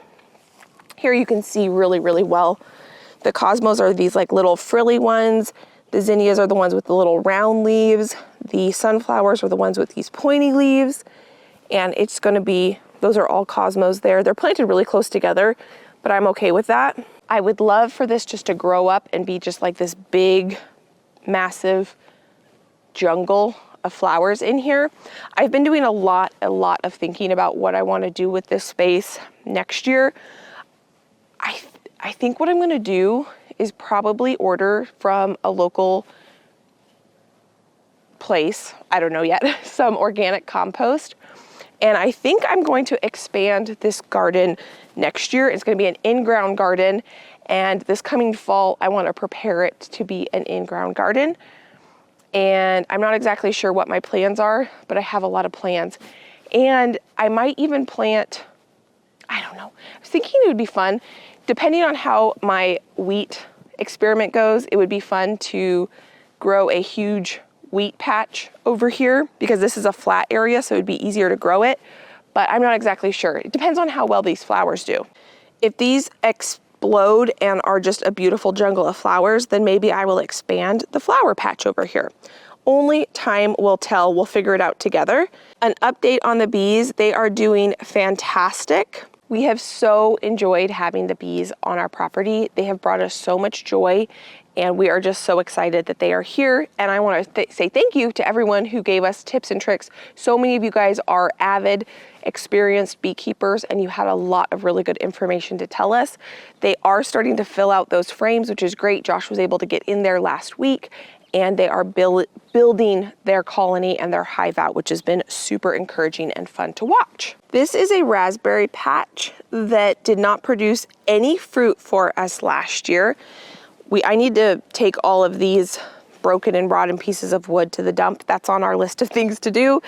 But just with a raspberry update, we have so much fruit on these plants this year. We usually don't harvest raspberries until mid to late July around here. So we've got a good month, a good solid month before we're gonna be harvesting any raspberries, but they're looking fantastic. These plants are loaded with fruit, and we are gonna actually, hopefully, as long as the birds don't eat them, we are going to get a beautiful raspberry harvest this year. Here are the final 2 beds that I planted out. Here you can really see there's quite a few sunflowers. These are probably, I don't know, 5 inches tall. I almost said 5 feet, but they're definitely not 5 feet, 5 inches tall. You can see the grass that's starting to pop up. So I've been going through and weeding these areas. I think one thing I want to do next year for this area, if I do put a garden in this area, is I want to use landscape fabric to prevent weeds, because this is an in-ground garden with grass that grows around it that we mow. And so grass clippings and seeds fall into the bed. I think I do want to do landscape fabric here as a way to control the weeds if I have this be a flower garden next year. But I'm still really trying to think through what I want to do here, if I want to expand this area and have this be a garden, because it's not irrigated either. So this area I do hand water. I think I originally said that I wasn't going to, and I was going to let nature take care of it. But we are now at the point, we had 5 or 6 days of rain. It wasn't even in the high was like 65. And from now moving forward, the weather is going to be in the mid 80s, and there's probably going to be no rain from now until September. I mean, we might get like 1 or 2 or 3 days here and there, but where we live, once summer hits, and I feel like this is the very first, I feel like yesterday was the first day of summer for us. We have a long spring that we don't get rain. So I think I'm going to water this just because I've been enjoying this so much. It's been a fun thing to come out and hand water. So if I expand this into a more serious garden next year, then maybe we'll irrigate it. I don't know what my long-term plans are for that garden, or even what we're going to do next year for that garden space around the bees. But it's just really fun that you all gave me that idea to plant flowers, because I'm having so much fun enjoying watching it grow. So I just grabbed a harvest basket because we actually had a couple things we need to harvest. I'm over here by the chickens. I figured while I was at it this morning, I might as well see if there's any eggs for us. They are just getting up. I think I actually hear one of them in the nesting box. Yep, there's one in there. No eggs yet. Hi, sweet girl. I'll leave you be. There's probably a couple eggs underneath her. It's been 2 days since I've collected eggs, and for some reason, their absolute favorite place to lay eggs is in that one particular nesting box. And so I'm gonna go inside. I'm gonna bring in our little harvest. I mean, this is not enough to survive on, but it is fun to see the very beginning stages of the harvest coming in, and we will enjoy this for breakfast. These are our other blueberry plants here, and they have quite a bit of fruit on them as well. We have 11 blueberry plants along this ridge. These 3 right here, I just planted this year. We had some other bushes there that died over the winter that were more of a landscape bush that didn't have any real function. And so I figured since they died, and I've been enjoying these blueberry plants here and they're doing so well, that I might as well replace the 3 that died with more blueberry plants. So time will tell how well these do and if the deer eat my blueberries or the birds. At our last home, we had 25 blueberry plants and we had deer, but they never bothered my blueberry plants. So I'm hoping the deer don't bother these blueberry plants and we'll get a harvest. Last year, we didn't harvest anything off them. They were not established enough. I think they were, trauma from the transplant process, but I think this year is going to be the first year we're going to get a harvest from those plants. I'm coming back to come inside to make a pot of coffee for the morning, and I wanted to show you this last green stalk here. So I just did a huge harvest off this parsley, and it's actually in the freeze dryer right now. This is kind of my herb green stalk, and it is looking really great. I want to make some sort of chicken dish with this tarragon. I have never cooked with tarragon before that I know of. I'm just rubbing it. Maybe I should just break a little piece off. Smell it. Oh, there's one of my honeybees. My allergies are pretty strong right now. I don't really smell a ton coming from it, but I know that I want to make some sort of chicken dish with that. So friend, thank you so much for being in my garden today as we did this June garden tour. I am so excited for this year's garden. It was a little bit of a rocky start once we started putting things in the ground because we did have things die, but that's just what happens, at least in my garden. Your garden, maybe you don't have things die, but I have things die, and if it wasn't for me going out and putting more seed in the ground and just trying and trying, you know, we wouldn't be where we are today. But persistence, determination has gotten us to this point, and sunshine, the sun is starting to come out. I think that these plants, honestly, I think in the next week are going to explode because, like I said, we just had a ton of rain and now it's going to be sunny. And whenever we get a little bout of rain and then sun, that's when things start to just go crazy. And I can already tell you things are starting to go crazy. So I'm just so excited that we're here, we're in harvest. It might be a slow, humble harvest to start, but that is proof of concept. We just need to hopefully have this continue, and we are going to enjoy the rest of the summers. Good morning, friend. It has been about 2.5 weeks since we have done a garden tour, and I was doing them once a month, but it has changed so much over the last few weeks. I couldn't wait, and I wanted to share with you how things are looking. So first off, here is the herb green stalk. I added a few flowers just for a pop of color. I have already been able to harvest so many herbs off of this planter. I've preserved a bunch in an herb salt form, and we've made lots of yummy recipes with it. Now over here, we've got one of our strawberry green stalks, and that one is taking off like crazy. I haven't really got much fruit off of it yet. We're just starting to see strawberries come on because these were bare roots I planted this year. But what I'm starting to see a lot of are little baby plants that are starting to grow. So I haven't really done it in this planter yet. I'll show you more in the other planter, but what I've been working on doing is I'm working on rooting out these little baby strawberry plants. Let's see, maybe I should put it over here, where I didn't have the bare roots survive. Strawberry plants propagate themselves really, really quickly and easily. So my goal is to get at least 2 or 3 more of this size green stalk. And once these small baby strawberry plants root out, I'm gonna take those and plant them in a new green stalk this size. This is the smaller size. The actual size of each tier is smaller than this one over here. You can see this is much, much deeper. And I like both of them, but this is my preferred size. So I think I'm gonna get 2 more, and my goal is to have 5 or 6 of this size green stalk dedicated just to strawberries up here on the patio. And I'm gonna try to harvest as many of these free strawberry plants as I can.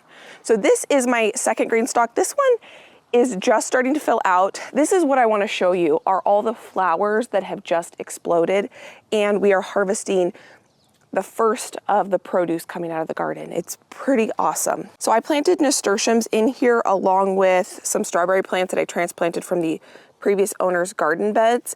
And I don't see very many babies coming off of these plants. We got a lot of strawberries off these plants, but no babies.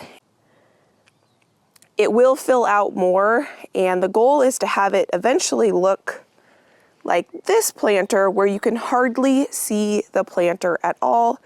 And this is just blown my expectations out of the water. This is the larger size green stalk. I just imagine if I had put these flowers in the smaller size one, you wouldn't be able to see the planter at all. And I do want to let you know that green stalk is having a huge sale right now. I'll put the link down below, and if you use my code, you do get an additional discount. The entire site is on sale. They're doing a doorbuster sale because they have been in business now for 10 years. And so if you want to see the details on that, I'll link it down below. But this is my original green stalk size. And then over here is what is called the leaf. Again, so this is the leaf is the smaller size. We started all of these petunia flowers together just in time for the 4th of July. This one is starting to take off and fill out really, really nicely. Now, one thing to note, this is the basket weave texture. This came out last year. This is what the original texture looked like. I really like this new basket weave texture. I have 2 of these. So here's where you can see where I've started propagating the babies a little bit better. Right here, this particular baby, I'm gonna pull it out. You can see has a little root there. I'm gonna put you back. And I will take this baby and transplant it into the new green stalk when I get it, probably in the spring next year. I wanted to show you this one flower. This plant is supposed to be this white laced, it's called white veil lace petunia. And they're all white except this one plant somehow had some sort of hybrid cross and it's white and purple. I'm excited to see when these ones bloom, if it's gonna be the same. This one is the purple wave and this one is Garden Party Mix. Here you can see the purple wave with the white. I thought that these would be bigger. It's interesting. These are much smaller blooms than what I'm used to when it comes to petunias. So let's go ahead down into the main garden now. Today, the high is only supposed to be 71. And then we are, it's funny, my phone gave me a notice. You can even see it's kind of cold. It's only 50-ish degrees out this morning and it is early right now. That right there, this nasturtium plant in this green stalk is absolutely massive. And that is going to be really pretty when it starts to bloom. I don't remember the variety of nasturtium this one is. I want to grow more of this variety because could you imagine if I had planted this entire green stalk out in this big bushy variety, how pretty that would be. Oh, and I do want to show you, so in my landscaping, I planted with you all a bunch of things that we had started together. And I've not really given an update on this. So these are the dahlias that we started together, and the petunias that we started together are just starting to bloom. Over here, my dogs did a little bit of creative mulch in here. But here we've got more petunias that we started together. We've got more petunias in here. These are the dahlias we started together. I don't have any blooms on these petunias yet. But these are all petunias we started together. This is a petunia we started together, and this is the first bloom on this one. This is another laced petunia. These have not bloomed yet. That one is blooming. And then look at this dahlia plant here. This one is one we started from seed together, and it is so healthy looking. We've got buds on it, but no blooms yet. Buds on these dahlia plants. These are petunias we started together, no blooms yet. So I'm excited to see what this looks like as it comes into full bloom and we get more color in here.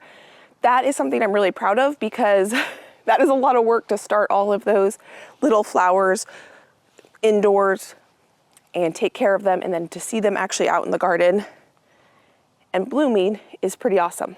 Over here, I also planted some lilies that I got a gift, and maybe these aren't lilies. I can't remember what these are called, but these have just started to bloom and they're super teeny tiny and so cute. These plants right here are the cone flowers or echinacea we started together, and they are starting to put on some size. Same with that one. These ones are putting on some good size. This is Rebecca, those two plants there. I have a volunteer sunflower right here. That I think a bird planted. And then these are more of the dahlias.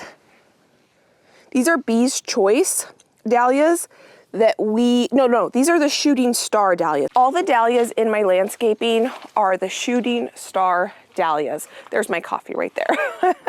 It's gonna be cold by the time I come back to it. Just so that I could remember which dahlias were going where, I put all the one variety in my landscape. Here's more dahlias that I planted, and then this petunia plant is by far the biggest and most abundant petunia plant that I started from seed, and it's loving that area in the landscape. More dahlias, more petunias, and more dahlias and more petunias. So here we head into the main garden. So much has changed since last time you were in here for a full tour. First thing is I brought these pots down. These pots I bought at the last house, used them for a couple years, and then I brought them here. You're gonna see there's pots over there, there's pots over here, and there's pots down there. It was feeling a little too crowded up there on the patio with all these pots. So I brought them down here, and I am so happy with the look. I am going to be investing in quite a few more pots for next year so that I can have even more pots. When all these pots were up on the patio, it felt like I had way too many, but down here in this big garden, they just look really pretty, and I would like to see pots all throughout this garden. So let's just start here, and we're gonna work our way through this garden. Now, so much has changed and just exploded since last time we were in the garden together. So first off, I have been harvesting jalapenos. Got a few more here.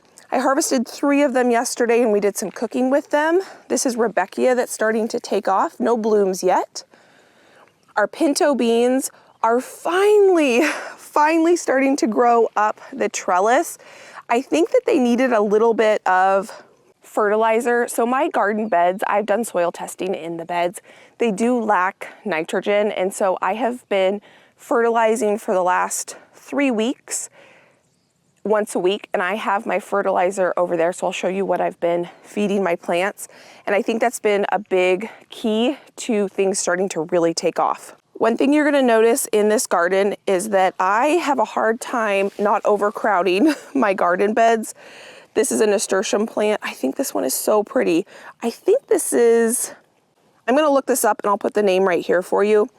And I'm gonna plant a lot more of this one next year because I just think the red flowers are really beautiful and they get big and bushy, and I'm just loving them. The straw flowers are gonna be blooming here pretty soon. The pepper plants are just starting to really green up and starting to produce peppers, which is pretty awesome. This is my hot pepper bed. This is feverfew, and I'm gonna be getting blooms off this really soon. We've got more Rebecca, and then I had planted pumpkins here. Oh, looks like we're gonna have our first bud gonna be here pretty soon on this Rebecca, but they did not grow, so I'm gonna go ahead and plant lettuce seed here today. I also got some petunias on sale, and I planted those in here. They don't look like much yet because they were on sale, but I hope that they start filling in this space between the nasturtiums.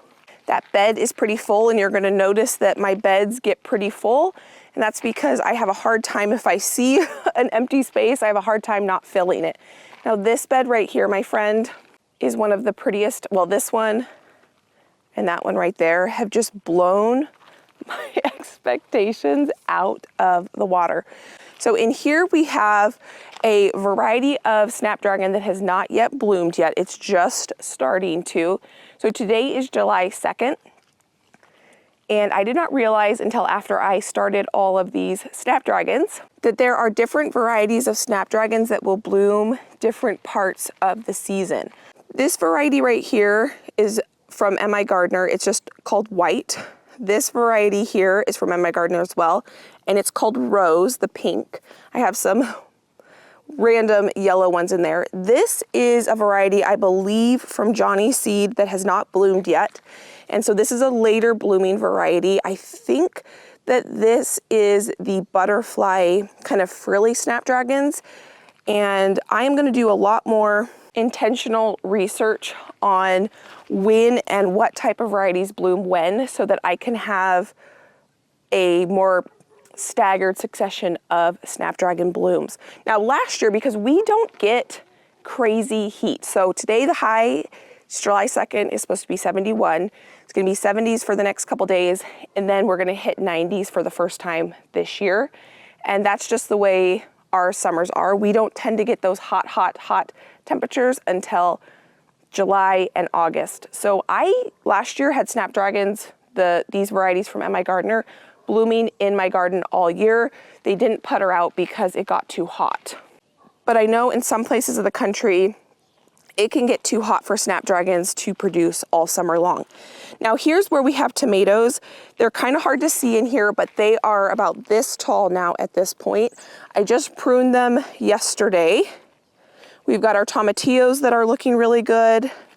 More tomatoes. They all are putting on lots of flowers. No, oh, that's new. I didn't notice that yet. There's a green tomato. Because we have a slow start to our season around here, we don't usually start harvesting slicing tomatoes until August. Now I do have some tomatoes that are ready to harvest today.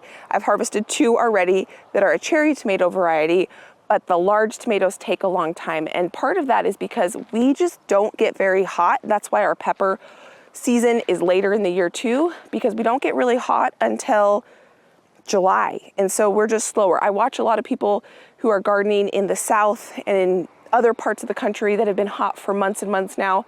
And you're in the depths of tomato harvest season, but I'm not even close to that yet. But that's okay, because we've got lots of other stuff that we can enjoy to harvest from right now. So I have another pot there that I brought down from the patio. Here's the status flower. So many of you guys thought that these were weeds. These are actually flowers, and they're just starting to put buds on. And I've got a bunch of different colors throughout the garden. And these are a drying flower. These dry very, very well. We've got radishes. I've already harvested quite a few radishes. It looks like this one's actually going to seed, which I'll let it do that because radish seeds are good. The sweet potatoes are starting to put on some leaves. That was another thing. Many of you guys were worried that I planted sweet potatoes way too late in the season, but sweet potatoes are a heat-loving plant, and we just haven't been warm enough. So around here, it's recommended to plant sweet potatoes June 1st, which is what I did. And so we'll see if we can get a sweet potato harvest. There were no leaves on these plants when I planted them, and now there are. So that is pretty exciting. So we'll see if we get a harvest off sweet potatoes. Now here we have black bean pole beans. These took a long time to take off. And again, I think they just needed some food. So I fertilized them a couple times, and they have just now started to grow up the trellis, which is pretty exciting. Our green beans are looking okay. I've got another spot where the green beans look fantastic. Kind of spotty germination on carrots. My cabbage, my one and only cabbage. I'm gonna harvest this next week, I think, and well, maybe in 2 weeks. But I'm really proud of this cabbage, and we are gonna at least get one cabbage out of this garden. And then here is more status flower that has not quite shown its color yet. So remember what these black beans look like and those pinto beans over there, because I had these same beans planted in another area. And what made me think that these needed some fertilizer is I planted these about 2.5 to 3 weeks before I planted the ones I'll show you in a little bit. The ones I showed you, the ones I'm going to show you are already about this tall. And so I know that the soil in that bed apparently has more nutrients in it than the other two beds. So I started fertilizing them, and they've started to actually grow up the plant, or up the trellis, which is pretty exciting. I have one more pot there that I brought down from up above, and then this is probably my favorite bed of flowers, or my favorite bed I've ever grown as a gardener. The very first row in the front here, this is called Ponomac, and this is a variety from Johnny Seeds. And I bought a mix, so I'm starting to just now see the different colors that this mix has to offer. This one right here is a purple, which I'll show you in just a second. We have this beautiful white and pink one. Oh my goodness, good morning. There's a little bumblebee, but look at this purple color. There's a bumblebee sleeping on that snapdragon. This purple color is so beautiful, and this pink is just incredible. The orange variety that's in the middle of this bed is from Baker Creek, and the name of it is evading me right now, so I'll put the name right here when I can go inside and look it up.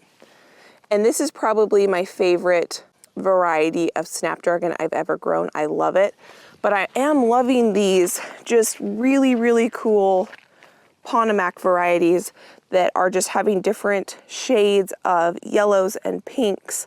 I mean, look how pretty that is together. So this variety, this orange variety, will be in my garden for years to come. Now this variety is called Black Prince. This is also from Baker Creek. It is just starting to put on some size. It's been quite a bit smaller, like the stem length has been shorter than the other varieties, but it's starting to put on a little bit of size. And the cool thing about this one is the color of the stem is really, really dark, and the leaves are really dark. So it's just something a little bit different. And then here again, we have our tomatoes. These ones are definitely starting to take off.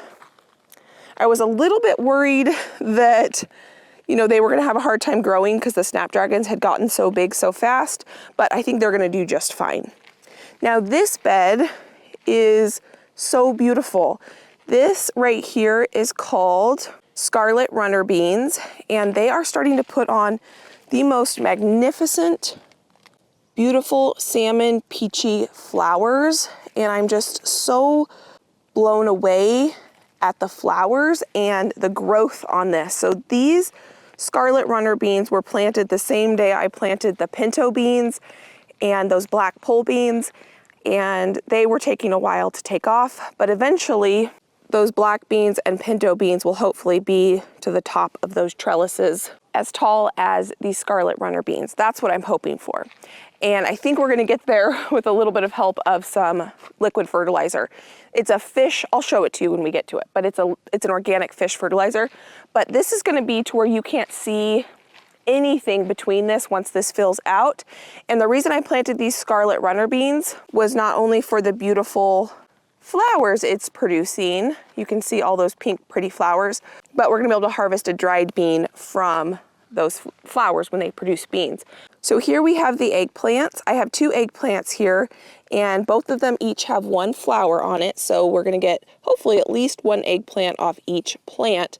My eggplants needed some liquid fertilizer, so I've been fertilizing basically all the plants the same time. I go through, it takes me about an hour and a half usually to do a little bit of liquid fertilizer on all the plants. This is another bed that I have crowded pretty full, and it's mostly peppers in here. That's what the bed was intended to, but I keep planting flowers in here so the nasturtiums are taking off. The feverfew, I probably shouldn't have planted feverfew in here, but it's gonna be okay. It's just gonna get pretty big.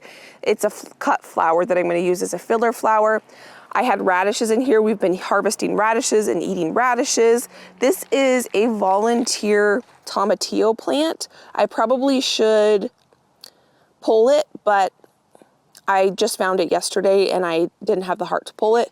We have some volunteer snapdragons in here. The peppers are starting to put on lots of flowers, and these banana peppers are putting on a ton of actual banana peppers. So I've got probably about 8 banana peppers already, which is pretty exciting. And then I have a couple pumpkins here on the end. And last time we were in the garden together, a couple of you guys asked, what do I mean by a volunteer? So a lot of the plants in my garden, almost all of them except for maybe like 3, are what are called annuals. So you plant them in the beginning of the spring or summer, they grow, they produce a flower, they produce seed, then they die, and then the next year the seed produces a new plant. So the mother plant dies every year after it produces seed. A perennial is a plant where the root stays alive in the ground, and every year it grows back year after year. A volunteer is when an annual produces seed, and those seeds get into your garden and they grow on their own, meaning you didn't actually plant them, they just planted themselves, basically. The seeds survived through the winter and started growing. So that's what those are. I had tomatillos in this bed last year. So a tomatillo probably composted in the soil, and one of the seeds survived and sprouted, and that's why I have a tomatillo plant in that bed. And that can happen with lots of different plants. Cosmos is actually one of them. So this back here is where I've got a cut flower bed, and I've got cosmos in the back. I have my first bud right here, and in probably a day or 2 that is going to bloom. I also have a little ladybug here. This is the first year I've experienced having tons of ladybugs in my garden. I probably see about 10 ladybugs a day. I've never had that before. Usually I see a couple ladybugs per growing season, and for some reason, ladybugs have made this garden their home, which I'm happy about because I've had aphid issues on my dahlias, and ladybugs eat aphids, which is fantastic. Now this is a new variety of zinnias that I've never grown before. This variety of zinnia in here is called Precious Metal by Floret. I had all of them die after I'd planted them, so I went and bought more seed and I direct sowed these ones, and these are the zinnias that are coming up after I direct sowed them. In the front here I have echinacea, and this is just starting to take off. I actually could probably harvest a couple of these and create a little bouquet using this echinacea. This is a filler that I use in my bouquets. And next year, the only variety I think I'm gonna plant is the Silver Dollar. That's this one. because it's grown the fastest. These varieties over here, this one is called Baby Blue. It's just taking forever to take off. But at the end of the season, I'll see what I think about it. This variety here is called Bookleaf, and this one is also just really, really slow to grow. I think that the liquid fertilizer is really helping these plants take off like they are. The liquid fertilizer is also helping these sweet peas. This is a flower. They have finally started to grow up this trellis, and oh my goodness, okay, so I am seeing some buds on here. My trellis down the way with these sweet peas, I'll show you in just a bit, is much taller and has a lot more buds. And so I think the liquid fertilizer is helping these guys grow. Now over here, we have cherry tomatoes, and this is where I have my third cherry tomato that is ready to harvest. Look how pretty that is. So I'm gonna grow these cherry tomatoes up this trellis.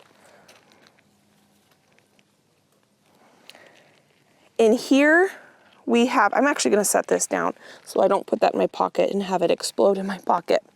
In here, we've got the Roma tomatoes.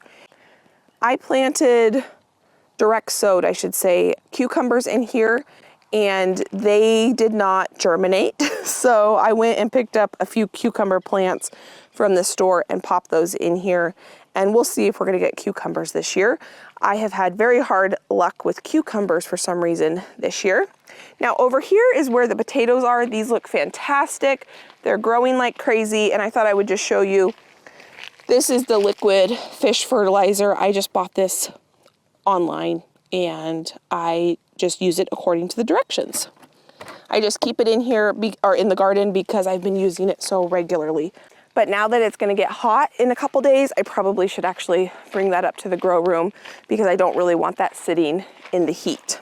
So here's another Roma tomato bed, and we're starting to see some fun germination in between the Roma plants. This is lettuce that I planted. This is basil. This was a pelleted lettuce seed that I planted, and I don't see any germination. It was about 3 or 4 years old, so I'm not surprised. So I should probably come back and plant some more lettuce in here. So these Roma tomato plants are looking fantastic. I do need to come out here and kind of thin some of these leaves out a little bit, and I've been trying to keep up on pruning. These zinnias are about to bloom. These are the zinnias that I saved seed from, so I'm hoping that they're nice and orange like the flower that I had saved seed from, but because zinnias can cross-pollinate, they could be any color. I'm not sure. It's going to be fun to see because it'll only be a couple days and I'll be able to see some sort of color on those zinnias. This is that same bed, but on this side you can see that I have some nasturtiums blooming. And then over here we have some sweet peas, and this is where the sweet peas are looking the best so far, and we have quite a few blooms starting to happen. So I've been fertilizing this as well, and we're finally starting to see it fill out this trellis. It's probably about 2 feet tall now at this point. These sweet peas are supposed to get 10 feet tall. So I'm hoping that they fill the trellis out almost all the way to the top. I have yet to really get anything to grow on these arched trellises, and I thought that this was going to be another year of complete flop on these trellises, but maybe we're going to get some growth to go up this trellis and have this be beautiful in the garden. I'm considering planting perennial, I think all roses are perennials, but vining roses on some of these trellises in the garden so that they can grow up and we can just have rose arch trellises in the garden. Let me know what you think of that idea, and if you have any good rose varieties that trellis really well, let me know that as well. I'd greatly appreciate it. So the zinnia bed is starting to show what it's going to look like. Here we have Alpine Glow. This, a lot of it died when I first planted it, so I direct sowed a bunch, and we're just starting to get good growth on that. This is Unicorn Mix, and we have our first Unicorn Mix from Floret blooming. I'm actually going to come out here. You know what I should probably do? I should probably harvest that. And I think I'm going to give that another day or two to grow. And then over here, this variety is called Golden Hour, and I am loving this beautiful, soft, peachy orange color. This was one of the varieties I was the most excited about. I'm going to go ahead and harvest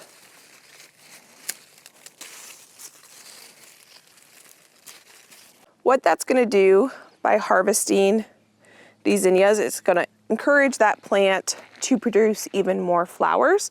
So you can see we have lots of buds in here, so it's going to be not too long before this whole bed just explodes with zinnia. And then I have 2 volunteer sunflowers. In this bed last year, I had Sunflower Steve sunflowers that I let go to seed. So I'm hoping that these are some kind of sunflower from those plants. Here is where we do have a perennial. So these echinacea plants, I started the seed with you 2 years ago, and we planted them last year. They didn't produce a flower, I don't think. Usually it takes 2 years before echinacea will flower, and this year it is not going to disappoint. There are so many buds on this, it's going to be loaded with flowers. I do think though that next year, or probably in the fall, I'm going to dig these up and transplant these into my landscape, because ideally I don't think I want any perennials in the garden, the main garden beds. Here we have sugar snap peas. These are probably 6 feet tall now at this point.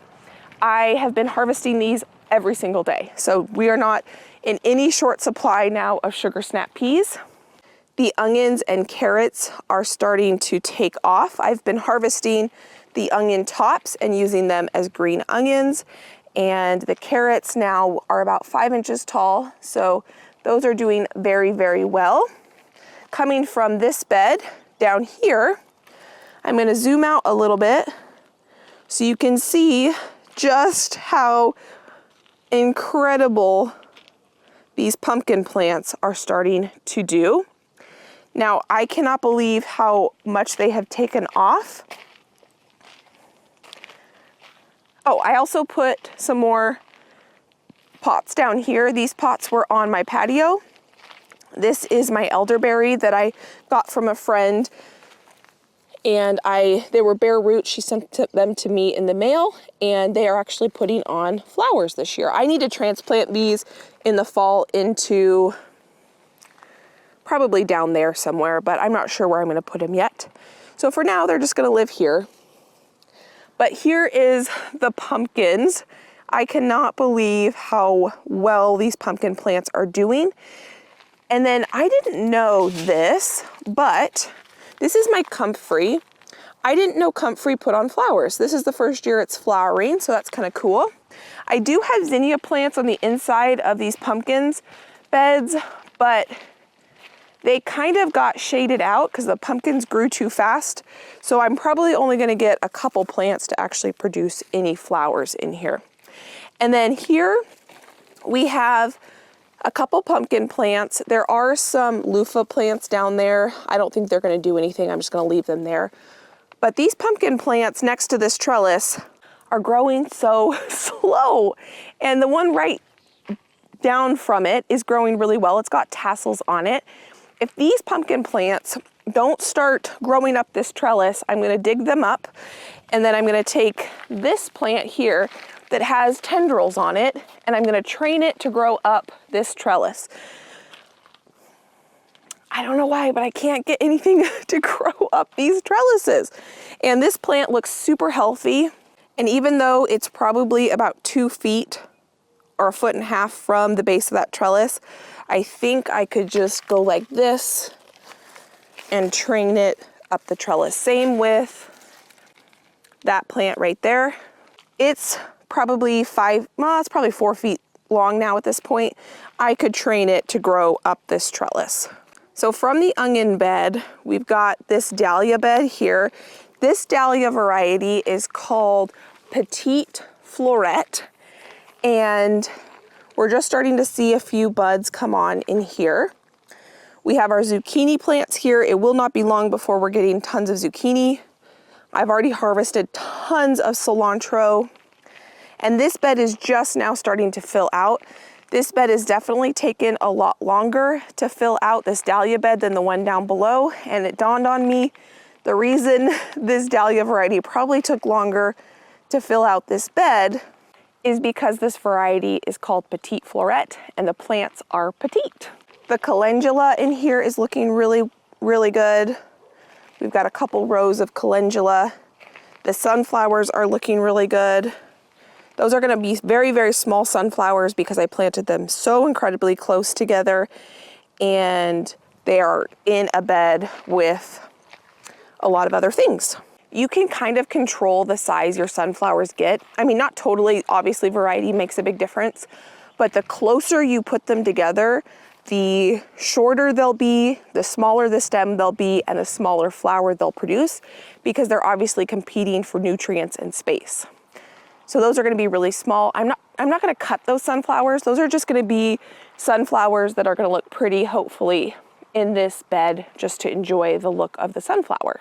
Now this bed is a prime example of me overcrowding a bed, but I'm not upset about it. I think it's absolutely stunning. Right here is nasturtium. These nasturtiums have just taken off. I'm hoping that they're gonna start growing down this bed and spilling out over this bed. And then in the back of this trellis, I've got black pole beans and pinto beans down here. And you can see the difference, how lush and tall these plants are. They're already almost reaching the top of this trellis. So this bed, I think, had more nutrients in it than those beds up there. And that was what was indicating to me that I really needed to fertilize those plants up there.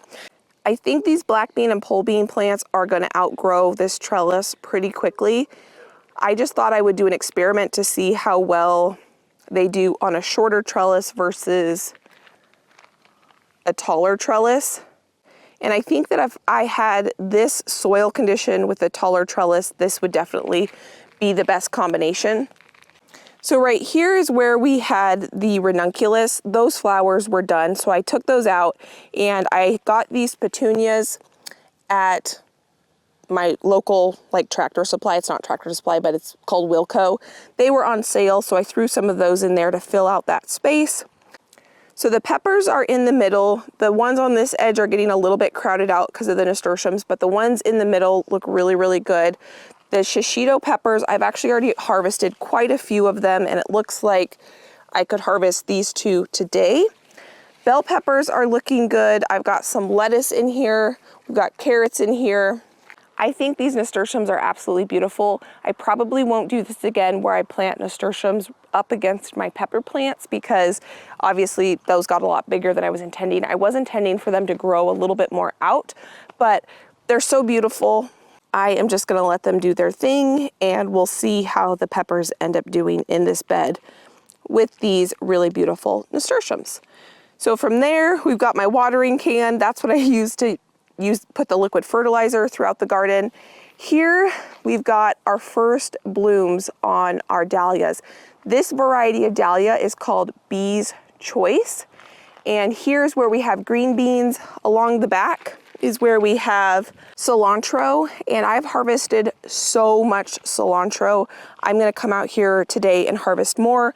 I freeze dried a ton, but I think we are at this really good spot where these dahlias have finally grown up a bit, and they're gonna start shading out this cilantro, which is what I wanted. I was a little worried these dahlias weren't gonna get quite tall enough before the heat set in and could shade out this cilantro so I can harvest it all year.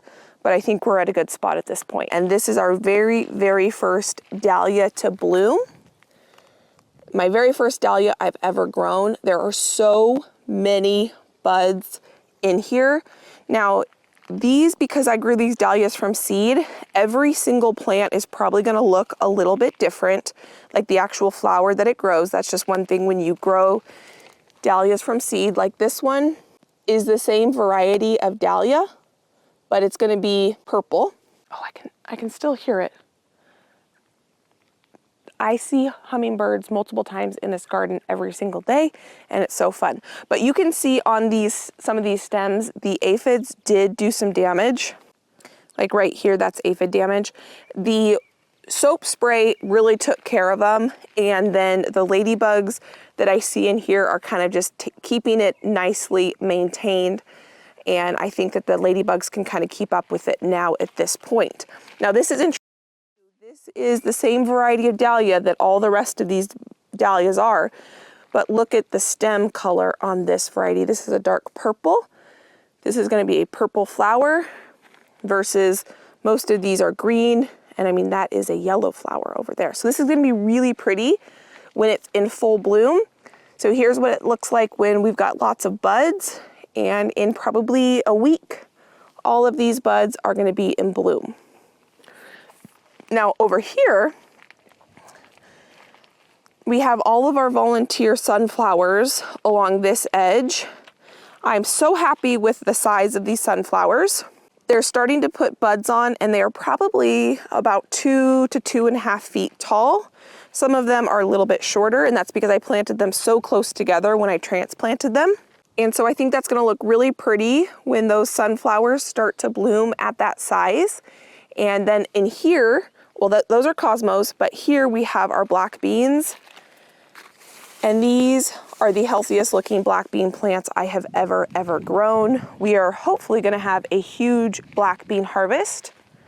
I have a couple anemones that are still hanging on, but those are mostly done for the year.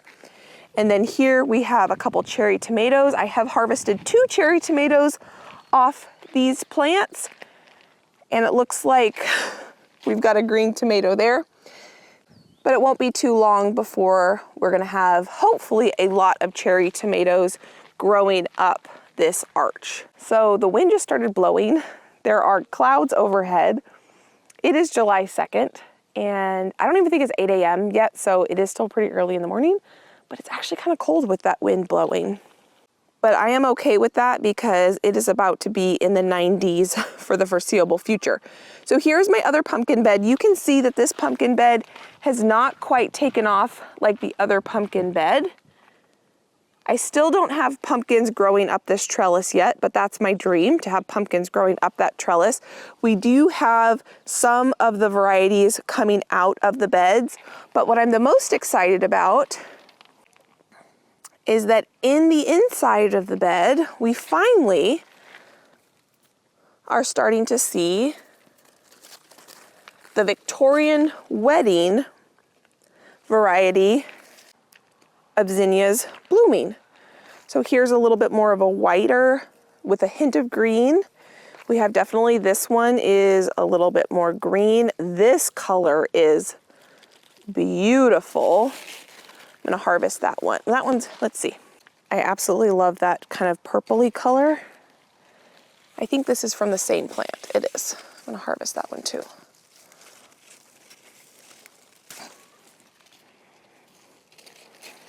And this one. So when you harvest zinnias, what you wanna do is kind of shake them like this. If the bud is floppy, it's not ready to harvest, but if it stands pretty firm, it can be harvested. So this one is a little bit yellow with a pink undertone. So these are the first buds of the Victorian wedding dahlias from Floret. So that's awesome. So we're starting to build a little bouquet. I went ahead and I set the other flowers down over there. So I'll grab those in just a minute and we'll finish out our bouquet. This bed, this is another perennial. This is sage. It's gone crazy. The buds are almost done. I see honeybees and tons of different native pollinators on this plant. The variety of sugar snap peas on this trellis is called Lincoln, and you can obviously see the size difference. It's way smaller compared to the other one that I have, which is just a true sugar snap pea, is much, much taller. So I was going in a nice order, and then I kind of got out of order. So I missed 2 beds here. So let me go show you the garlic bed and the wheat bed. Here we have a volunteer potato plant, and we've got leeks in here and shallots that probably aren't going to produce too much because the potatoes are overtaking.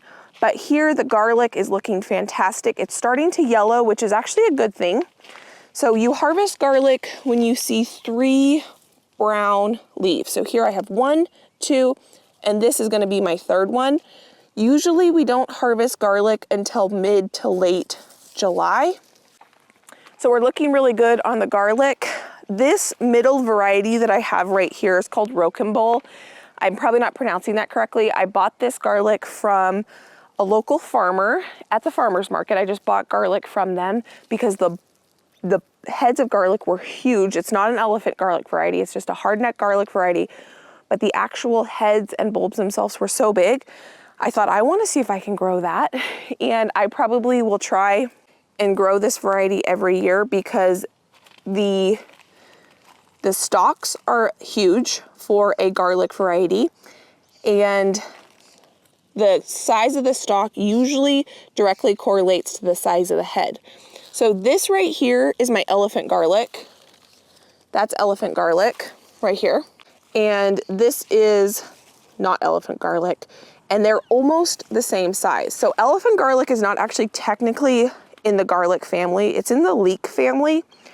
And it tastes like garlic, but it's not quite as strong as a garlic flavor. So depending on what it looks like when I harvest these, this is probably gonna be a staple garlic variety for me.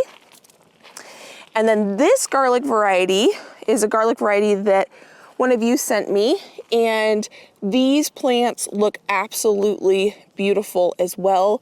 So this one has 1, 2, 3 leaves. So I could actually probably harvest this right now, but I think I'm probably just gonna harvest all my garlic at the same time.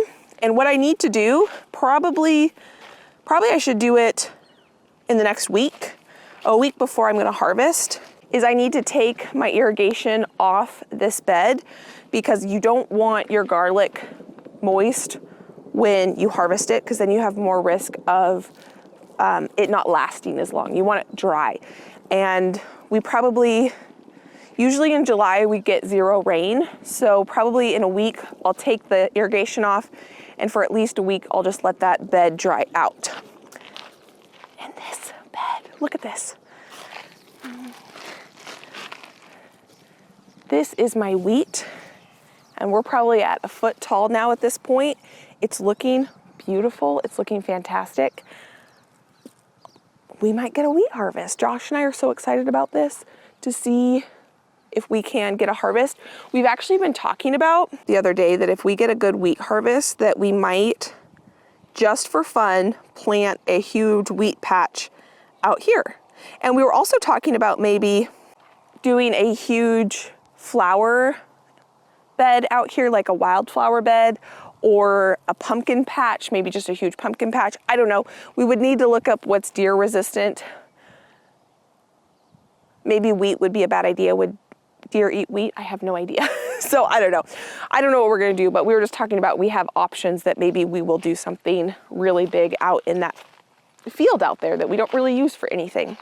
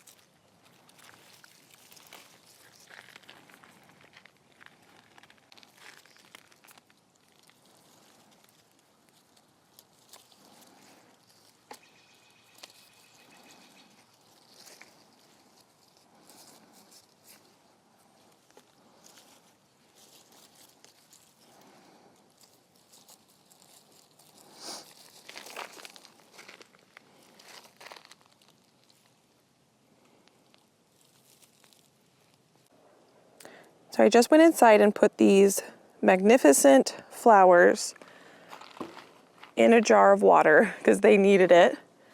And now we're gonna go look at the wildflowers and the bees. Those flowers will be fine there. for just a little bit. It's still overcast and kind of chilly out here. The bees are quiet this morning because it's not really warmed up quite yet. They are just starting to come out for the day, so it's a good time to be out here. Now, so many of you guys recommended that I paint that, and I think that's a brilliant idea. I need to talk to Josh, but a bunch of ideas was to paint it green or to put a mural on it. If I painted it green, it would probably blend in with the trees, so I think I'm gonna do that. Now, something to note, this wildflower patch. I haven't been out here in a couple days because we were out of town and then I had to get caught up on work. And I can tell you that the deers or the bunnies have been at it. My sunflowers have been chomped on. That's a sunflower, that's a sunflower. Completely eaten all the leaves. Those were very full when I left. Sunflower. They're leaving the zinnias alone. Not zinnias, the cosmos. So those are cosmos there. They're fine. This plant I don't even think is gonna make it. This was, I don't know if that was a zinnia or sunflower. Same with that one, same with that one. They've all been topped. The cosmos though are completely left untouched. There's lots of cosmos in here. You can just see the little sticks are where that I don't think is coming back. But these are probably gonna be able to produce flowers for us. These are zinnias right here. One thing I did is I brought this bird bath out here and I put some rocks in it, and I've been trying to keep this full of water for the bees, and it's dried out because I hadn't been out here in 3 days, and so I need to fill that up. There is no deer fence around this garden, and so it's not that surprising. This was just throw seeds in the ground and see what's gonna happen. So I was hoping that this would be a big, you know, flower, like each of these beds would be a big flower area. I don't think that that is going to happen. I can just see that these are all weeds in here, mostly. A lot of what I had started and that had started growing has been completely munched on. Except for the cosmos. Well, I was gonna say except for the cosmos, but this cosmo was topped is fine. Cosmos will come back. It actually will, yeah, topped. Something just came and mowed the tops of this down. So that is encouraging in one aspect, that I am very grateful that we put the deer fence around the main garden. And then it's gonna make me have to get creative with doing something over here. I also see some blueberries in there. These are looking stunning. And I'm gonna harvest one of those and see if they're any good. Now, these blueberry plants are hard to harvest from because they're so tight in this space.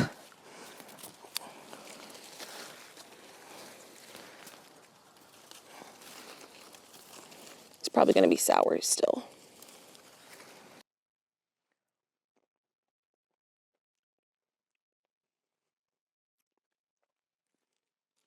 Something will happen with this. It might just become a clover patch. It might become a something, but I'm a little discouraged about the deer eating the sunflowers. And so we'll just see. So over here is where we have the orchard. I have not even come in here with you because we had a very, very, very late freeze. I did not realize there were this many apples on this tree. So that's encouraging.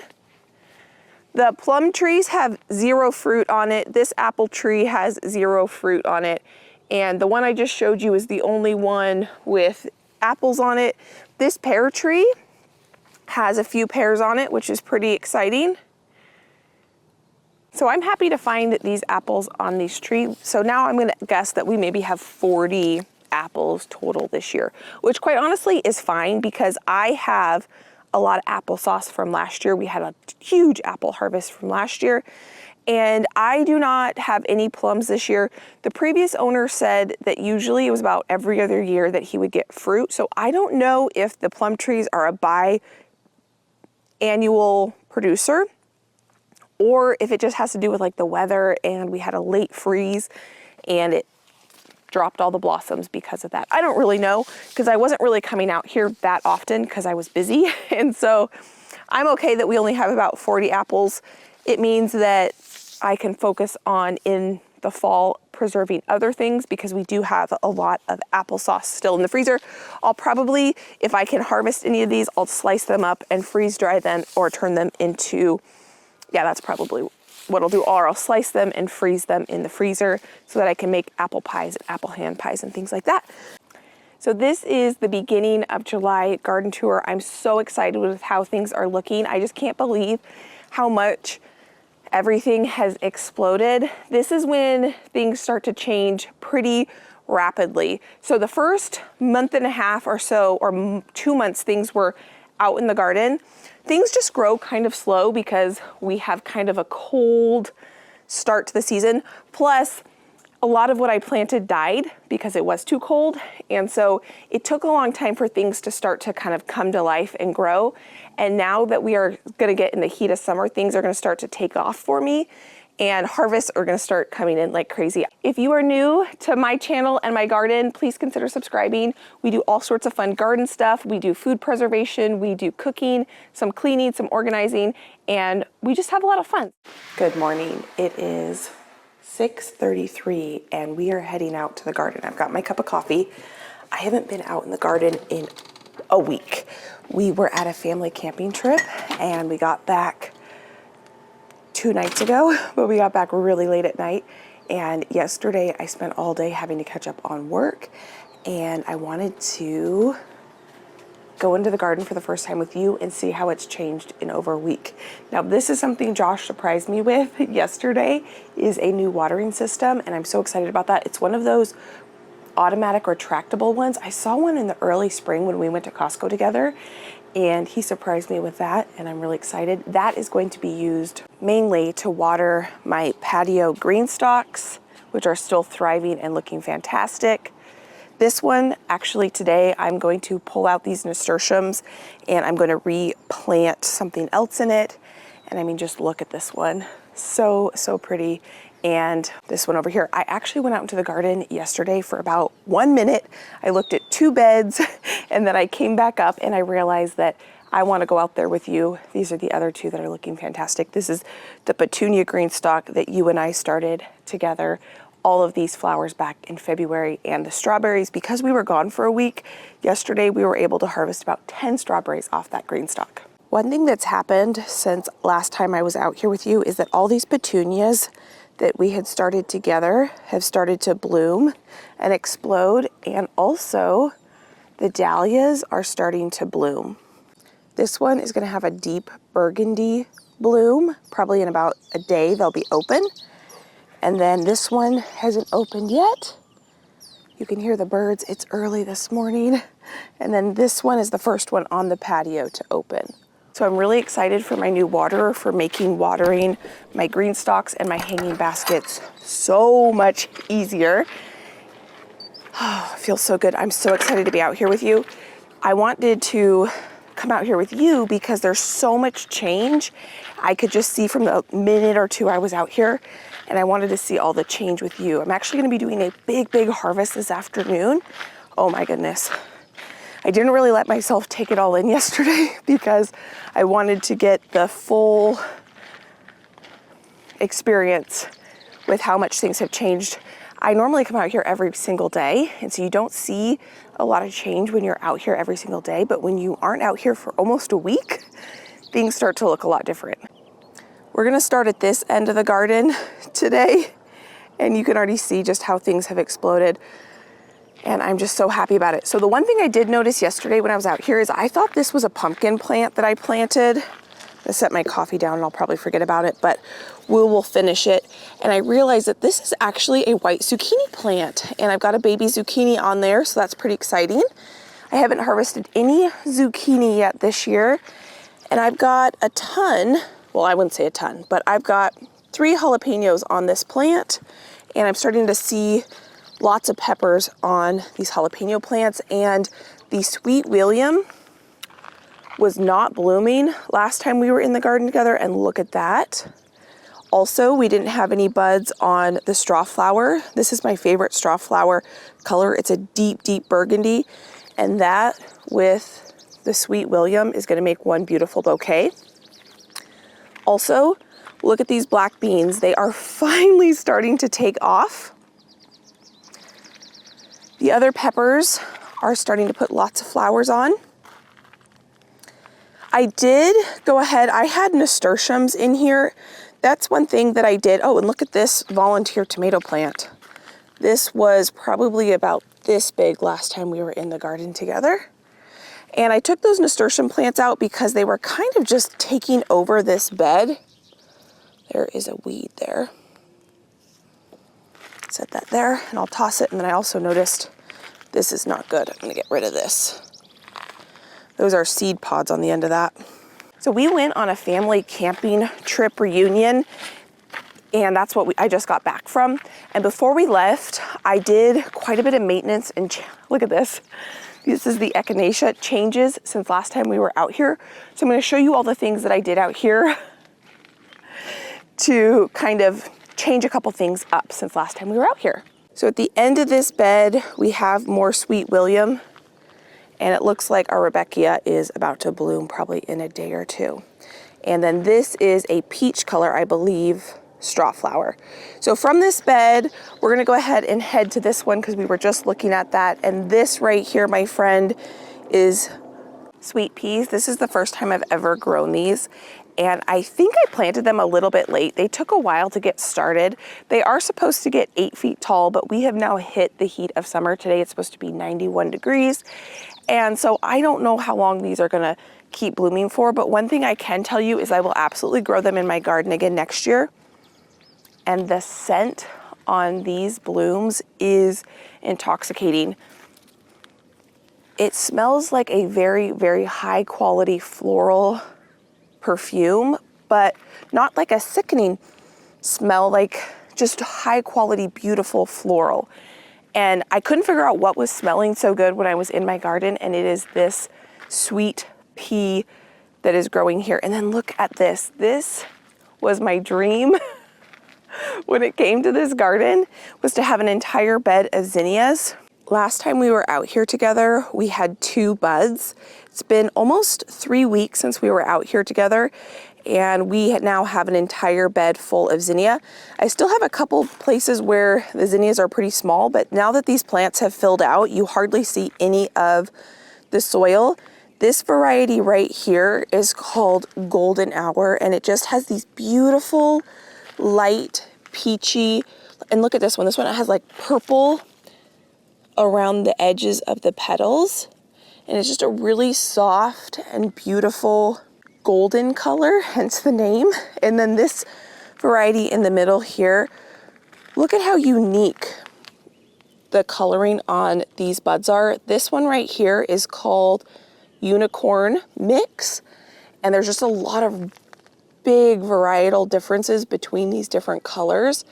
And look at this one. I mean, this is like pink with lime green around the edges of these petals. This is the most soft, beautiful pink color. This one's orange, and then look at the purple on the inside. And then we have some that have a more deep pinky color. And then this one doesn't have a center at all.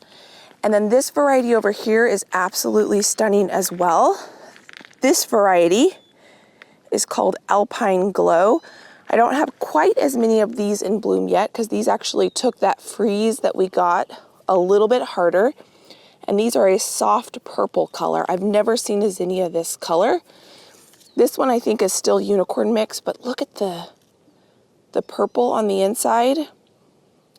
There's a little bug on there with the yellow kind of tips on the petals. So beautiful. I can see 1, 2, I saw another one, 3, 4 bumblebees sleeping on these zinnias. When we were out here last time and we saw a sleeping bumblebee, one of you mentioned that it might be passing away, bumblebees will actually sleep on flowers. And so these bumblebees, for at least this variety, I know will come into the garden and find a safe place to sleep. And it's pretty cool that they have found this beautiful zinnia patch as a safe place to sleep. So I could not be happier with how this zinnia bed has turned out. And then we did plant cilantro together down here, and it has been in the 90s and high 80s for the past 2 weeks. And this cilantro looks fantastic because it's being shaded out by these zinnias. And then I just noticed this. This is hilarious. This is a volunteer tomato plant. I find it so funny anytime I find a volunteer growing in this kind of gravel area, because I spend so much time trying to cultivate the perfect environment for a plant to grow, and then yet it'll grow in seemingly the worst environment possible. And that just proves to me anytime I see that plants want to grow. So it's always encouraging to me when I see that. So this is a success. I am having a dinner party. My sister is in town, and we have some other relatives that are in town from out of town, and I'm gonna be harvesting a ton of these zinnias for the tablescape, and I'm really excited about that. So over here, we have our sugar snap peas, and these are starting to yellow a little bit because we were having heat. These are a cold loving crop. I'm gonna come out here and harvest a ton of them today, and I'm actually gonna try freeze drying some of them. I wanna see if I can make those veggie straws that you can get at the store using my sugar snap peas and kind of getting that texture. And I'm just gonna give it a try. I'm not gonna do all of them, but I'm gonna give it a try. Over here, oh my goodness, we have a jungle of a pumpkin patch here. And I just saw a bumblebee go into this flower, and look at all the pollen on that bumblebee. Some of the pumpkins, it looks like, did not get pollinated, which is fine. What I like to do is actually hand pollinate, and I can see that some pumpkins have already been pollinated. Look at this. This is incredibly overgrown, and I love it. And I can see a honeybee actually going right into this flower here. Today, what I'm gonna do is actually come out here and do some hand pollinating, because I can see some different flowers, male flowers and female flowers, that are ready for hand pollinating. I did that last year, and it really helped with my harvest on pumpkins. But there is a lot of bee activity. I can see 3 bees currently right now buzzing around, which is pretty awesome. And then friend, look at this. We have got a pumpkin growing up this trellis, and it actually looks like this one needs a little bit of help. It has grown about 3 feet since last time I was out here.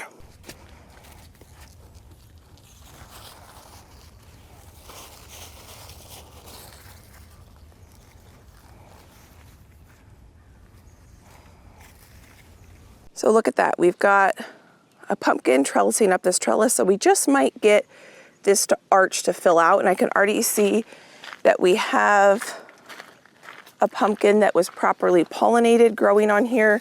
So this is going to be fun to watch grow.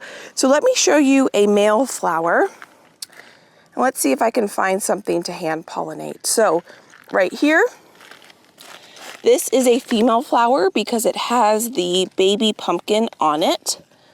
This is a female flower that has a baby pumpkin on it, and that looks like it was pollinated. And this right here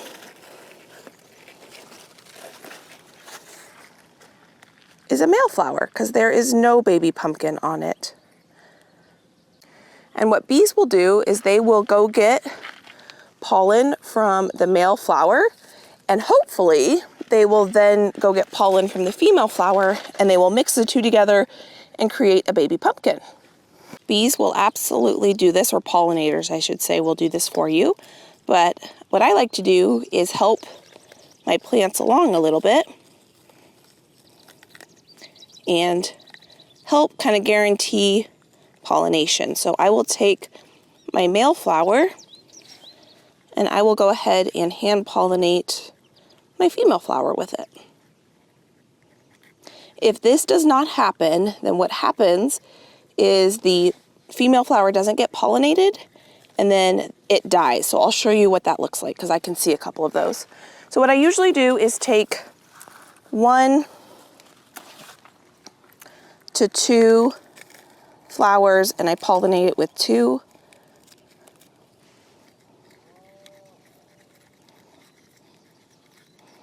And you want to make sure you kind of fully pollinate it so you get it all the way around. And then I usually just leave that there, so if bees want to hang out here, they're going to help me pollinate it as well.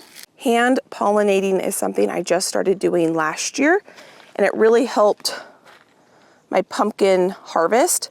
And I need it to come through here. I can see and start detangling some of these plants, which I'll do this afternoon. But that looks like a healthy pollinated pumpkin. These two look like healthy pollinated pumpkins.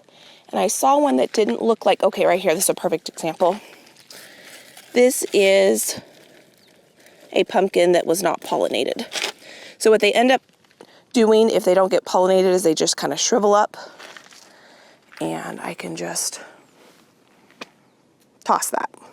While we're out here kind of going through the garden, I'm assessing what needs to be done. And what needs to be done is I need to come through and detangle this, and I will do that, and I will enjoy doing that. But what we're gonna do is I'm gonna show you this real quick because we kind of passed over this. This is our onions and carrots right below the peas, and they are looking fantastic. So they are starting to bulb up nicely. The carrots are growing. Oh my goodness, look at that. That is a store-bought onion size, which is fantastic. I am used to growing golf ball size onions. So that's great. So these are looking great. That means I can actually harvest those as young onions and cook with them just like I would a regular onion. And then here is our first pumpkin of any size. This is one I hand pollinated right before I went out of town with you all on Instagram, and now it is the size of a cantaloupe. And here's another example of a pumpkin that did not get pollinated. They just kind of fall off the vine from this beautiful bed. We're gonna, oh, I see some baby female flowers here on this one. So I'm just gonna, well, I'll just leave it like that. When it gets a little taller, I can trellis it up. I did put pumpkins here, but they got shaded out by this wheat. And friend, look at this. When I was out here last time, there was no wheat on these plants, and they have officially put on wheat berries, or the start of them, I should say. I have not done any more research other than what I need to do to actually plant them and get them to grow. So I'm excited. I need to now go inside and do research on the proper drying and harvesting and cleaning of this wheat. I know it needs to grow and mature, but friend, we have wheat that we're gonna be able to harvest. That is incredible. Look at that. Oh my goodness, that is so incredible. It's interesting to me how short they are. This is a organic variety of wheat that I planted. It was one that I had just bought to actually cook with and grind at home. And I knew that they have tried to breed wheat over the years to be shorter and stockier. And I don't know if I've ever seen wheat growing this up close before. And how cool that it is in my own garden. So from there, we're gonna go to our Petite Florette dahlia bed, and my zucchinis, yay, are finally starting to put on baby zucchini. So maybe in a day or two, I'll harvest my first zucchini. We've got 2 plants here, and it looks like I have some volunteer volunteer chamomile. I had chamomile in this bed last year. Chamomile is the flower that makes a delicious tea. And then see, this is an example too of a zucchini that didn't pollinate, but it looks like those 2 got pollinated well. If you don't have a male flower and a female flower kind of open at the same time, it can be hard for pollinators to pollinate plants. And that's why I like hand pollinating, because if one of the flowers is still closed a little bit, I can just open it up and hand pollinate. So a combination of letting the native pollinators pollinate and me doing it last year seemed to really help in my yield. So here, last time we were in this bed, we didn't have any of our Petite Florette dahlias open. And today, this one looks like it's got some bug damage in it. We've got quite a few of our Petite Florette dahlias blooming. They are a lot smaller. And then the calendula has started to bloom. And we've got 2 more zucchini plants over here. And that zucchini looks like it is almost ready. I'm gonna give it one more day and I'm gonna harvest our first zucchini. I have not purchased any zucchini from the grocery store, I don't think, but 1 or 2 times since last summer. I love zucchini, but last year I had, I think, 12 zucchini plants in this bed, or maybe 10, and then I had maybe 4 other zucchini plants planted throughout this garden. So I got zucchinied out, but I am very excited for that zucchini because I have not eaten that much zucchini since last summer, so I'm really looking forward to that. This is the cilantro right here, these little white flowers that we planted many, many months ago now at this point, and I've harvested a ton of cilantro off this plant. I think I've harvested almost, I'm gonna say 1.5 gallons of cilantro that I have freeze dried and put up, plus whatever I have put in my cooking. I've used it a lot in my cooking. So I'm probably gonna go ahead and harvest that and just clean that bed up today. I could let this go to seed. Cilantro seed actually is this spice coriander, and I thought I saw right here. Here's a good example of it starting to go from the flower to the seed. Here's a better example right here. But I have a lot of coriander seed. I have a whole bag full. And so I think I want to just clean this bed up, and I'll give that green lusciousness to the chickens, and they'll really enjoy that.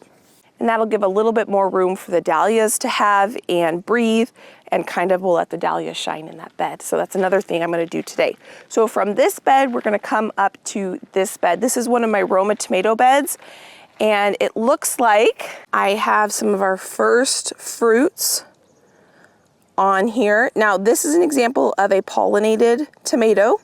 And then this would be an example of a flower that didn't get pollinated. So the same thing can happen with tomatoes. If they don't get pollinated, the flowers will just drop off. And then here in front, I planted another succession of cilantro, and that's looking pretty good. I also planted some herbs and lettuce. So I have lettuce here that is just starting to pop up. I have lettuce that was supposed to be there. I've got basil.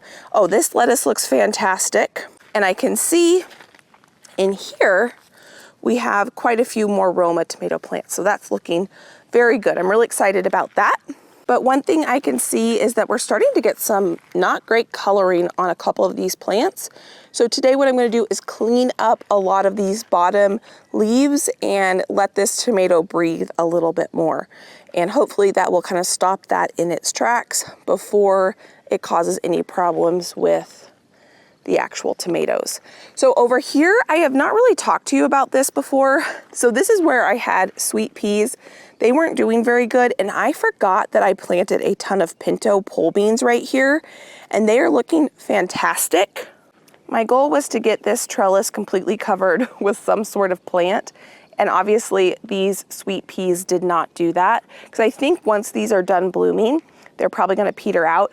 So I remember now, and I'd forgotten about this, that I had some extra pinto bean seeds, and they're actually not pinto beans. They are dragon tongue beans that once dried are like a pinto bean. And I'm gonna see if I can get that to grow up this trellis. I have plans for these trellises for next year to see if I can get them covered in something beautiful. Here is the other side of this Roma tomato bed, and it's looking great. I don't have cages for these two, and what I might do is do an experiment and just not put tomato cages and just see how they do. These are a bush variety of tomato, and maybe they don't need a cage. I don't know. We're gonna see. Over here, we finally have our butterfly snapdragons blooming, and they look so pretty. These were not blooming last time we were out here. And it looks like I need to come out here and actually clean some of these plants out. Some of these are about to go to seed because I wasn't out here for a week. So the ones that have these little pods at the end, these are going to seed. I'm gonna come through today and cut back quite a few of them, and then they will continue to grow if I do that. What I did right before I left for out of town for a week is I actually took the back row of snapdragons, and they've even filled it in since the last week, and I removed those to give my tomatoes more room. You can see on this side a little bit better. There's a little bit more room for these tomato plants. since I removed an entire row of snapdragons from the front. Oh look, we're starting to get baby tomatoes. We usually don't start harvesting slicing tomatoes until mid-August. Here you can see a little bit better too, where there's just a little bit more room for these tomato plants. So this is another maintenance thing I'm gonna do, is kind of clean up these snapdragons. So from there, we're gonna head to this bed, and our black bean pole beans are starting to finally take off and fill out this trellis. Last time we were out here together, they were about half the size. And so that's really encouraging. And I actually see flowers on here. So these are eventually going to turn into like a green bean. They're going to look like a green bean, and then they will dry on the vine, and we will harvest, hopefully, black beans. And then on the inside here, this is what the status looks like. This is, I believe, the apricot variety. I have about 3 different varieties of status. And then in here, it looks like the sweet potatoes are starting to put on quite a bit more growth. I think they only had about 3 leaves last time we were out here. All of my radishes have gone to seed because it's been so hot. And you can actually harvest the seed pods and eat them. They are delicious. But my chickens love radish greens and flowers. So I'm probably gonna come out here today and pull all these and give these to the chickens. My one cauliflower has gone to seed, and I probably will pull this and give this to the chickens as well, because they love brassica leaves. It's one of their favorites. The dill is looking fantastic. This is my green bean patch, and oh my goodness, look at that. I have struggled with slugs in this bed. I don't want to touch it with my hands, but I'm going to pick you off with a leaf. And these plants are actually looking pretty good, and they're going to look even better with this little guy out of there. This is what slugs have been doing to my green beans in this bed. But we've got flowers now, and so these flowers are hopefully going to turn into, right here you can see, this is my first baby green bean. I'm really looking forward to this. Green beans are one of my favorite things to come out of the garden, and it won't be long and we'll be able to harvest some of those. I really need to get Sluggo. All of you mentioned that that is the best product to prevent slugs. I just haven't gone to the store or ordered it yet, but that is on my list of things to do. But it looks like I'm gonna be able to get a good harvest off this. And I have plans to actually plant a lot more green beans this afternoon. We got some carrots in here. Here's my cabbage. I'm gonna harvest this cabbage today. It looks like there's a little bit of bug damage, but we can just take the outer leaves off, and I'm gonna harvest that, and we're gonna enjoy that cabbage. Now here, this is what white status looks like. This is absolutely beautiful, and once it's in a bouquet, it adds just a really nice pop of kind of green and color, and I'm gonna use this in some dried bouquets this fall. From my hodgepodge bed, we're gonna come down here, and these potatoes are looking fantastic. I'm actually gonna harvest some of these potatoes for the dinner party that I'm gonna have this week. I'm gonna harvest some of these guys, and we are gonna make a potato dish with these. Now, I'm a little worried because these potatoes, I only saw one plant that flowered. Typically what they say is when the potato plant is flowering, that's when they're putting on tubers and actually growing their tubers. But, you know, I did not see too many flowers on these potato plants. So we're gonna dig a couple of these up, and if I don't get any from these plants, then I will go to the farmer's market and get some potatoes. But these potato plants look still really healthy, and well, that's what happens. So potato plants, you know they're ready to harvest the potatoes when the plants die. So this, I'm not worried that the plants are dying. I'm just concerned that the potato plants never flowered, if that makes sense. So I don't know. And then what I see in here, which I didn't see in here when I was in here last time, is there is a volunteer tomato plant. And this plant probably won't, well, I don't know, maybe I'll leave it, because I'm only gonna harvest a few potatoes as young potatoes, and I'll leave the rest of the potatoes for when my dad comes and harvests potatoes with me, because that's his favorite thing to do. Different varieties of potatoes, and I have 3 varieties of potatoes. This one right here that's dying back is one variety. I don't remember what it is. I'd have to go back and watch what we did. And then this variety is another variety. I think the middle is russet. And then this is, I believe this one's Yukon Gold, and that one was a new variety to me. And each variety of potato has a different length of growing time it needs. And so my thought is maybe that one just doesn't need quite as long to grow as these other two varieties. And then here we've got our beautiful pots that I'm loving. And then this bed has a lot of change since last time we were in it. One, the black beans and pinto beans are absolutely loving this bed. But one thing I didn't realize is that they need a much bigger trellis, so they're starting to get a little tangled at the top, so they might not produce very well at the top, but hopefully down below we'll get some harvestable goodness out of these plants. And then in the front here we have some peppers, and what I did in this bed is I changed it quite a bit. So right before we went out of town, I pulled up all of the nasturtiums. I had planted nasturtiums all along this bed, and they were absolutely stunning. They were full of flowers, but they were growing up and out and kind of shading out these pepper plants. And I got to enjoy the nasturtium blooms for about 2 weeks, and then I came to the conclusion that I want my pepper plants to do well, and so I went ahead and I took up those nasturtiums and I gave the nasturtium plants to the chickens. I left this one nasturtium plant here on the corner so that, because it wasn't really bothering this pepper plant, but I really wanted to give these peppers a good fighting chance, and they were just being overtaken by the nasturtiums. So I pulled them out, I got to enjoy them, and now I'm going to get to enjoy, hopefully, some delicious peppers. And I can actually see lots of fruit coming on to these plants, and I think that that was a good move. I believe these ones here are Anaheims. Yep, that's my really fancy marker right there. Those are Anaheim peppers. This is a yellow wonder, I don't remember. This is the one variety of bell pepper I planted. I've got other bell peppers other places. We've got some lettuce that I've harvested off a ton, couple other lettuce plants in here. Shishito peppers, which we've been harvesting shishito peppers every week or so. I get a few of them. And then we just have some other varieties of peppers in here. And these pepper plants are really happy that I removed the nasturtiums. And then we've got carrots in here, and we're just gonna let this continue to grow out. Usually I don't start harvesting a really big pepper harvest until when I'm harvesting the tomatoes. So usually like mid-August or so. So that'll be a bit before.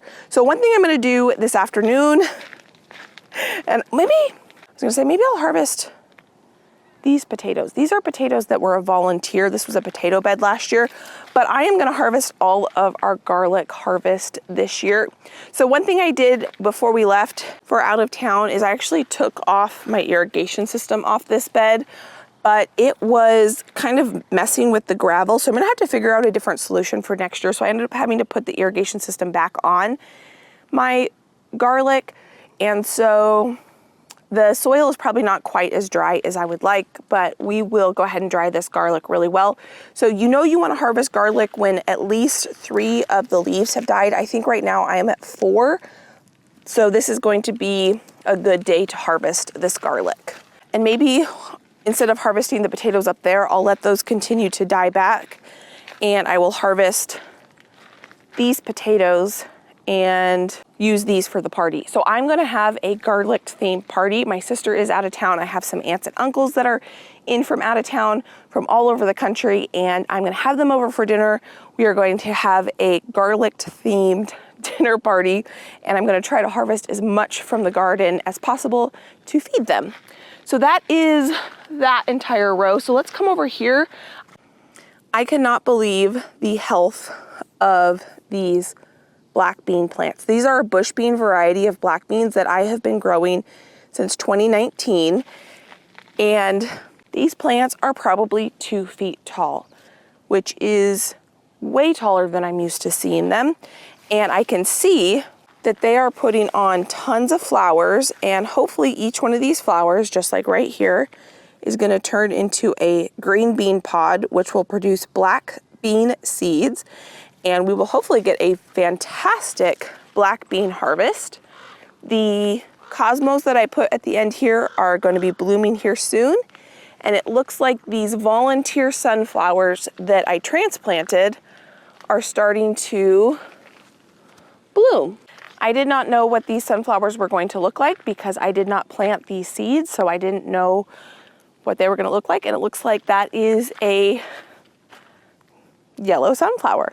Last year I had a deep burgundy sunflower in here, and then I had some other yellow and orange sunflowers, and so it's kind of fun to see what's going to happen. I don't know if the rest of them are going to be that same color or not, but it won't be long before this whole back row is going to be in bloom.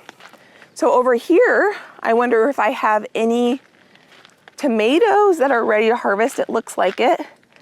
So I planted a couple cherry tomatoes in here, and it looks like we are just starting to get some ripe ones. I've harvested 4 cherry tomatoes out of this garden this year, and it looks like I've got a couple more I can harvest today. I'm hoping I can get these tomatoes to grow up this trellis. And then over here, well, actually, let's go to this bed here. So this bed of dahlias has green beans in it, and these green bean plants are looking so much better than those green bean plants in that other bed. They were planted actually about a week before, and you can just see how much healthier these plants look. We've got a lot of flowers and a bunch of baby green beans, so in probably a week, we will be in green bean harvest. Here are some dahlias that are blooming. I cannot remember the variety of dahlia that's in this bed. I will put the name right up here. Last time we were out here, they were just starting to open, and now the entire bed is just full of blooms. There are all different beautiful colors in here. Some of them have actually already started to die back, so I'm probably going to come out here and kind of cut some back. But I am just happy with how this is looking. It is full of blooms, just like I was hoping. And it's still just at the beginning stages. You can see all of these buds on here, and it's just gonna fill out even more in not too long. And then on this end of this bed, we have even more green beans. These are the variety Jade green beans, and they're looking fantastic. On the edge of the dahlia bed, we planted cilantro, and you can see some of them have started to flower, but it hasn't flowered as much as the one on the other bed because these have been shaded out by these dahlias. I'll probably come through here and pull all these as well and just give these to the chickens because I'm thinking that this might be bitter. The reason once they go to seed, you don't really want to eat it is if you're someone who likes cilantro and it's gone to seed, it's going to taste extremely bitter. That still tastes really sweet. Maybe what I'll do is come through and find where it is started to flower. Oops, that one I pulled, and just pull that mother plant out like this and leave the rest. So like this one is about to flower, so this plant is going to be bitter, and just pull that one out, and so on and so forth. From that dahlia bed, we have another Roma bed, and this Roma bed is about at the same stage as the other Roma bed. They're putting on lots of blossoms, and I'm just starting to see little baby tomato plants come in, but we do have some straw flowers that are starting to bloom and the status that is starting to bloom in here. And I can see I also need to come through here and kind of clean up these plants and prune back some of the leaves just to give a little more airflow. Here are more cherry tomatoes on this trellis, and I actually have quite a few that are ready to harvest on this plant. And I need to come through and kind of help this plant grow up this trellis a little bit by kind of tucking it. Oop, just broke the top off that. Didn't mean to do that. I'll let that compost right there.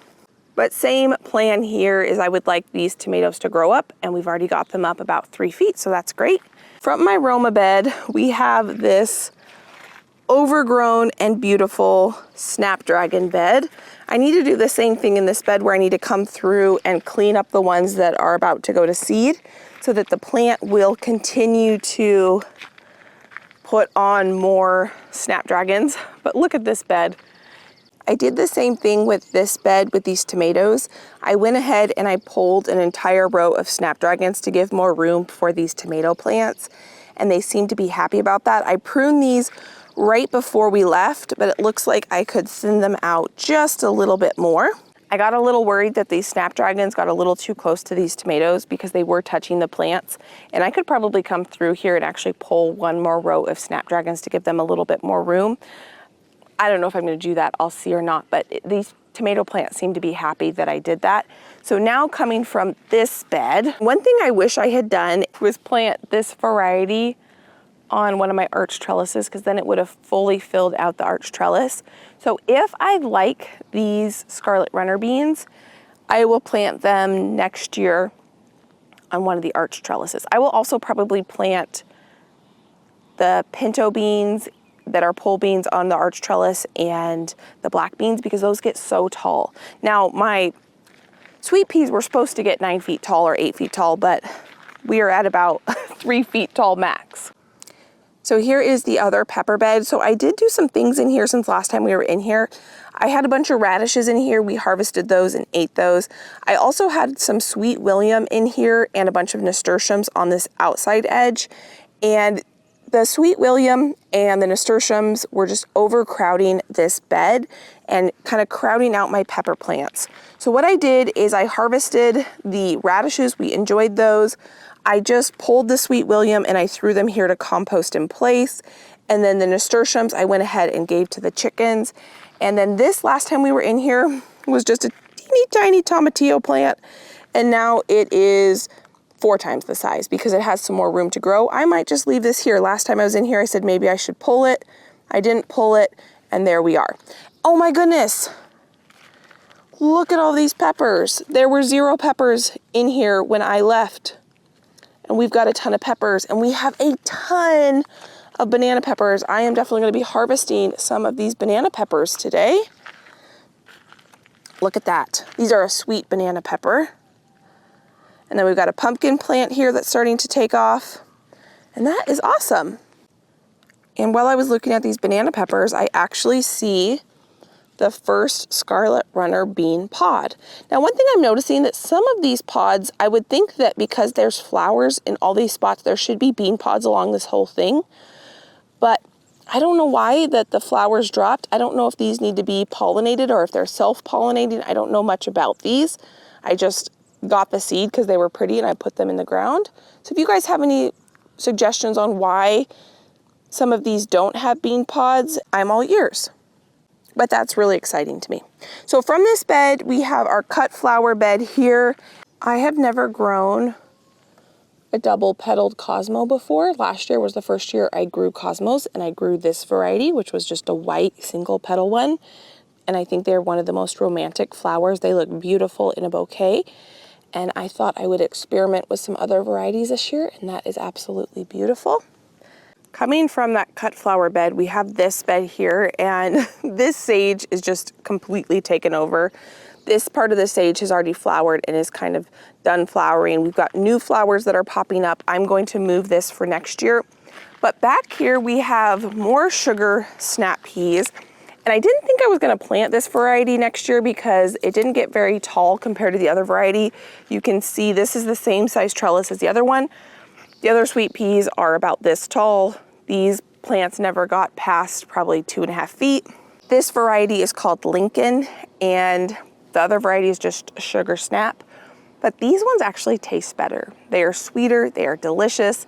So I might plant them next year just because they taste really good. And today, I'm gonna come through and harvest all of them, and I will probably end up planting something else on this trellis next. Now, some of them have started to die back, and I've tasted about 6 of them since we've been out here, and they are absolutely delicious. But if I keep these on the vine any longer, they're gonna start to get bitter because they're actually going to go from like a nice sweet pea to turning into seed that is going to want to produce for the next year. I don't want that. I want to eat these, so I'm gonna harvest all these and probably plant something else here. The celeriac looks fantastic. These onions look great. I have 3 different varieties or 4 different varieties of onions in my garden, and every single year, the Walla Wallas do the best. Look at how all of these just look so beautiful. So I don't know, maybe I'll only grow Walla Wallas next year because they just do so much better than any other variety I've ever grown, and they look great. The only problem with Walla Walla onions is they are not a storage variety. I almost just stepped on my pumpkin plant. And so you can only keep them once you harvest them for about a month or two, and then you need to either chop them and freeze them or dehydrate them and turn them into powder or something. But I would be okay with that if I got a bigger harvest because of the variety. So over here, we have our other pumpkin bed, and this one took a little bit longer to kind of fill out. I see about 4 honeybees over here, and I see a baby pumpkin. Oh, see, like this one didn't get pollinated. So today, I'm just gonna take that off. I'll spend some time hand pollinating what I can, and since I'm gonna be home for the foreseeable future, anytime I can hand pollinate and help these plants out, I will do that. This bed did take a little bit longer to fill out, and I think I figured out why it took a little bit longer to fill out. Last fall, I put compost down in each one of these beds, and I amended the bed at the end of the growing season. And the bed over there that is exploded, I put the compost in right before I planted the seed. So I think what happened is this bed, throughout the winter, the nutrients kind of leached out of the bed, and there was a ton more nutrients in the bed right when I planted the plants. So I don't think in the fall I'm going to amend the beds. I'm going to wait until spring. I did that because I wanted to give myself in the spring a break, and I didn't want to have to worry about it. But I think the nutrient load is higher if you do it right before you plant. So that's my plan for next year, is once these beds are done for the year, I'll cover them up with landscape fabric, and then in the spring, I'll amend them with compost. And I saw, let's see if I can find it, right here. Here she is. Here's a female pumpkin plant, and I'm gonna follow this plant up so I can find there's another, that's a male flower. I like to make sure I'm pollinating with the same plant. Oh, look, there's a honeybee. That is a female flower that she just crawled into. You can see how she is really in that flower and can probably do a better job than I can.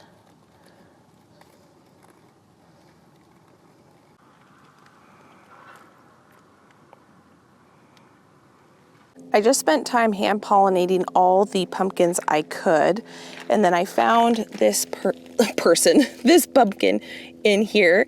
I believe this is a new variety to me that I've never grown before. It looks weird, like it didn't pollinate properly, but I'm pretty sure it's supposed to look like that. And then here's another example of a pumpkin that didn't get pollinated versus one that did. So there's a good side by side. This one is green and growing, and this one is kind of yellow and shriveled. I decided I wanted to go ahead and detangle these pumpkin plants right now because I was having so much fun hand pollinating. I want to go ahead and get them laid out nicely so that I can hand pollinate as it arises.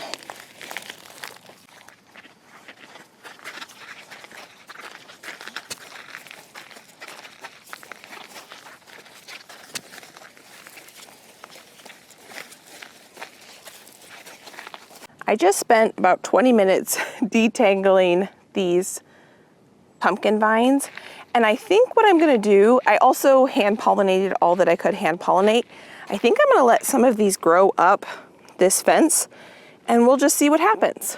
I was not expecting this bed to explode like it did. I really think that that compost that I put and soil amendments that I put in this bed right before I planted really made a big difference. I can see about 15 honeybees. There probably are honeybees on these flowers right now. I did hand pollinate what I could, and we'll just see what happens. I am excited that we've got some pumpkins growing up this trellis. And so I know what I need to do today. I need to go change into some cooler clothes, and then we are gonna be right back out here. Well, let me show you the bees first. It's much cooler in the shade. And Josh did an update on the bees. Oh, and the dahlias that we started together and the petunias we started together are starting to bloom in here. We've got a pink one here, a white one here. The varieties in this landscape of dahlias, the same as the ones that are in the fenced area, these are called Bee's Choice. And then this is my petunia that we started together. It's called Garden Party Mix. and it is huge. And I'm just shocked by that. So I planted all the same variety up in the landscape so that I knew what variety it is. And it's Bee's Choice, and I see bees on it all the time. I definitely am a little bit warmer now after working with those pumpkins. So I have not been out here since getting home, but Josh has. My wildflower patches have kind of become a flop. They've kind of just turned into weeds. I haven't really watered it because I haven't had time. But I heard, because Josh was out here, and I know that he has been snacking on these blueberries. A ton of these are ready to harvest. So I'm gonna come out here today and go ahead and get the ripe blueberries. Let's see, that one looks like it could go another day or two. Most of these blueberries so far have just been eaten fresh. The raspberries have just been eaten fresh, and these silly little garden beds, we are gonna get something. I do have cosmos in here along with a bunch of weeds and some sunflowers that made it after getting munched on. Josh comes out here every day and he fills this bird bath with water so that the bees can have it. Because it's been so hot in the 90s and it's actually about to cool down into the 80s, that the bees have been doing something that's called, I believe it's called bearding. It's super fascinating, where they actually don't hang out all in the hive. They come out of the hive and they stay on the outside of the hive to keep cool. And they actually collect water, and I don't know if they spit the water out, but they create this like air conditioner for their hive so that they don't overheat, because they don't want to get too hot, because the larvae, the baby bees, can't get too hot or they will die. But you will notice that it looks a little different since last time we were out here, because Josh put on the Flow Hive box. Now, I think what he wants to do is, we don't own one, but he wants to buy another box because these bees have grown so quickly, like not the bees themselves, but the hive has grown so quickly, that I think what he wants to do is put another third box in the middle here so that they can have more room. I don't understand all of it because I'm not the beekeeper, but it has been super fascinating kind of just learning from overhearing what he's saying. The cool thing about this Flow Hive system is, oh, I don't see any in here. They have these openings so you can see. Last time I was in here, you could see a bunch of bees in there. There's more openings, so we'll open a couple other spots. Let's see if we can see them in. Whoop, there they are. You can see them working in there. Let's open the other hive and see if we can see them better in the other hive. There they are.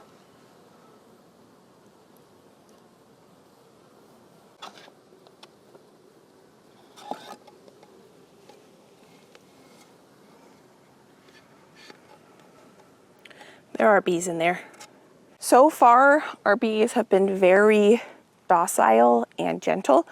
When it was in the high 90s, you could tell that they were buzzing and going around, but they have not been aggressive. So that's been really, really nice. They just are a great joy to have in our family. Here's my other flower bed that kind of petered out. I can actually see quite a few mullein plants that are starting. That's a medicinal plant. I didn't plant that, but it's enjoying that space. And there's also, what is that called? Is that lamb's ear? I should pull that before it goes to seed, because you can actually eat this, but I don't like the taste of it. And that becomes a noxious weed.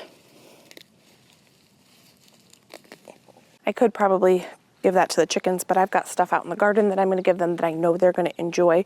So I've got a game plan. Harvest is the next thing on my agenda. And I think I'm going to harvest enough of these blueberries that I'm going to be able to turn them into a dessert for this dinner party that I'm having this weekend that is going to be garlic themed. And basically not just garlic themed, but garden harvest themed, because I'm going to try to use as much of the things out of the garden as I can. And I will take you guys along that entire journey. Fine, so if you want to see what the garlic harvest for 2024 is going to be, please consider subscribing if you're new. If you've been here before, thank you for being here and taking time out of your day to spend time with me in my garden. I cannot believe how This garden has exceeded my expectations. I have not been out in the garden in over a week. We just got back from Montana the day before yesterday. I did not allow myself to go into the garden yesterday because I wanted to get unpacked. I needed to catch up on laundry. I needed to catch up on life. And I figured the best reward and motivation to do all that would be to not allow myself to go into the garden until all those things are done. And then you and I this morning, really early, can get out there, do a bunch of harvesting and do a full tour and see what things are looking like. What I cannot believe is how incredible these dahlias have just exploded, because I have been able to see some things. I had to catch up on some computer work yesterday, so I sat on the patio, and these dahlias that we started from seed together have just gotten absolutely massive, along with that petunia plant. It's probably 3 feet across at this point, and this area is just filling out really nicely. It's giving me all the ideas for next year. And let's get into this garden and see what we can see and see what we can harvest for this week's produce. Oh my goodness, friend, I can already see so many amazing things just from right here. So let's start here. Probably should have grabbed some scissors, but look at this. This is my favorite variety of zucchini. This is a white Italian long zucchini. And there's our first harvest of the day. So I have not been out here in over a week, and I just want to harvest everything I can harvest and kind of get an idea of what we're going to be preserving. For me, when we get back from our Montana trip, because we usually do that the first week of August, that's when the big preservation starts for me after we get back from that trip. And so I need to come up with a game plan for all the things that we're going to do from my garden, plus what I need to purchase from local farmers that's in season right now, and get some of those things purchased so I can preserve those while they're in season. And look at this, my friend. There were none of these when I left. This is my hot pepper bed and flower bed, along with my dragon tongue green beans. And you can eat these, look just like this. They're absolutely delicious. They actually turn green when you cook them. The purple turns green. But I am growing these for the drying bean. I want these to grow and produce seed. I can see hundreds of bean pods on here. Some of them are already starting to produce seed. And then we are going to harvest the dried seed and see if they taste like pinto beans. From what I've read, dragon tongue green beans, the dried bean tastes like a pinto bean. So we have tons of pods on this trellis now, which is pretty exciting.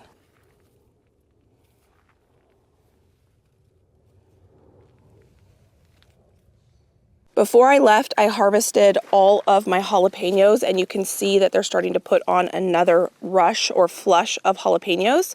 There's flowers on here, so we'll harvest those in a little bit. I harvested all of my straw flowers. This was a volunteer tomato plant that I just let grow. There was tomatoes in this bed, and it looks like we've got some green tomatoes on there. I also harvested all of these purple peppers, and we're starting to get a couple new ones. I'll probably go ahead and harvest these ones. And I can see back here, there are a couple that are ready. I see a red one back there I want to get. I must have missed that red one because they go from purple to red. And then here it looks like there's another volunteer tomato plant with a couple tomatoes on it, which is kind of fun. And the Rebecca is starting to bloom. We've got our Sugar Rush peach peppers. Those are going to turn orange, so I'm going to leave those on there till they turn orange. And it looks like this is what we're getting from this bed so far. I'll just cut that bug spot off. And lots of Rebecca.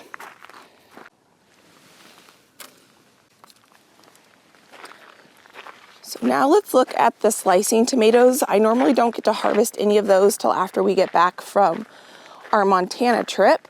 Oh my goodness, I can already see two. I did harvest one before we left, and I can see there's two ready right there. Here is the snapdragon bed where we came and we mowed all the snapdragons down, and I was hoping they would pop up and be much shorter than they were before, and it looks like they are, which is great. This is gonna be super cute when this fills out again. I think I need to cut these snapdragons back. The flowers have been incredible this year. Okay, so lots of green tomatoes on here, and it looks like I have two that are ripe.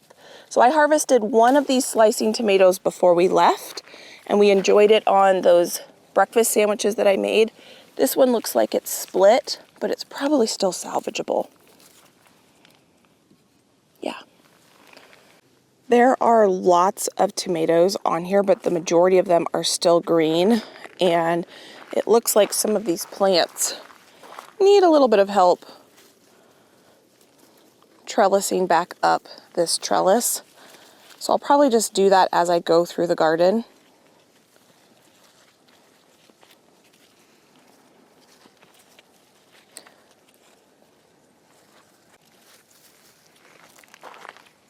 Look at this beautiful, huge green tomato. It's the size of my palm. And there's just tons of green tomatoes on here.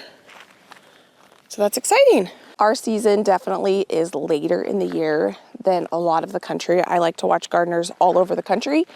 And you all in the South are probably kind of closing out your tomato harvest. And mine is just getting started. But that's the beauty of gardening, is everywhere in the country is so incredibly different.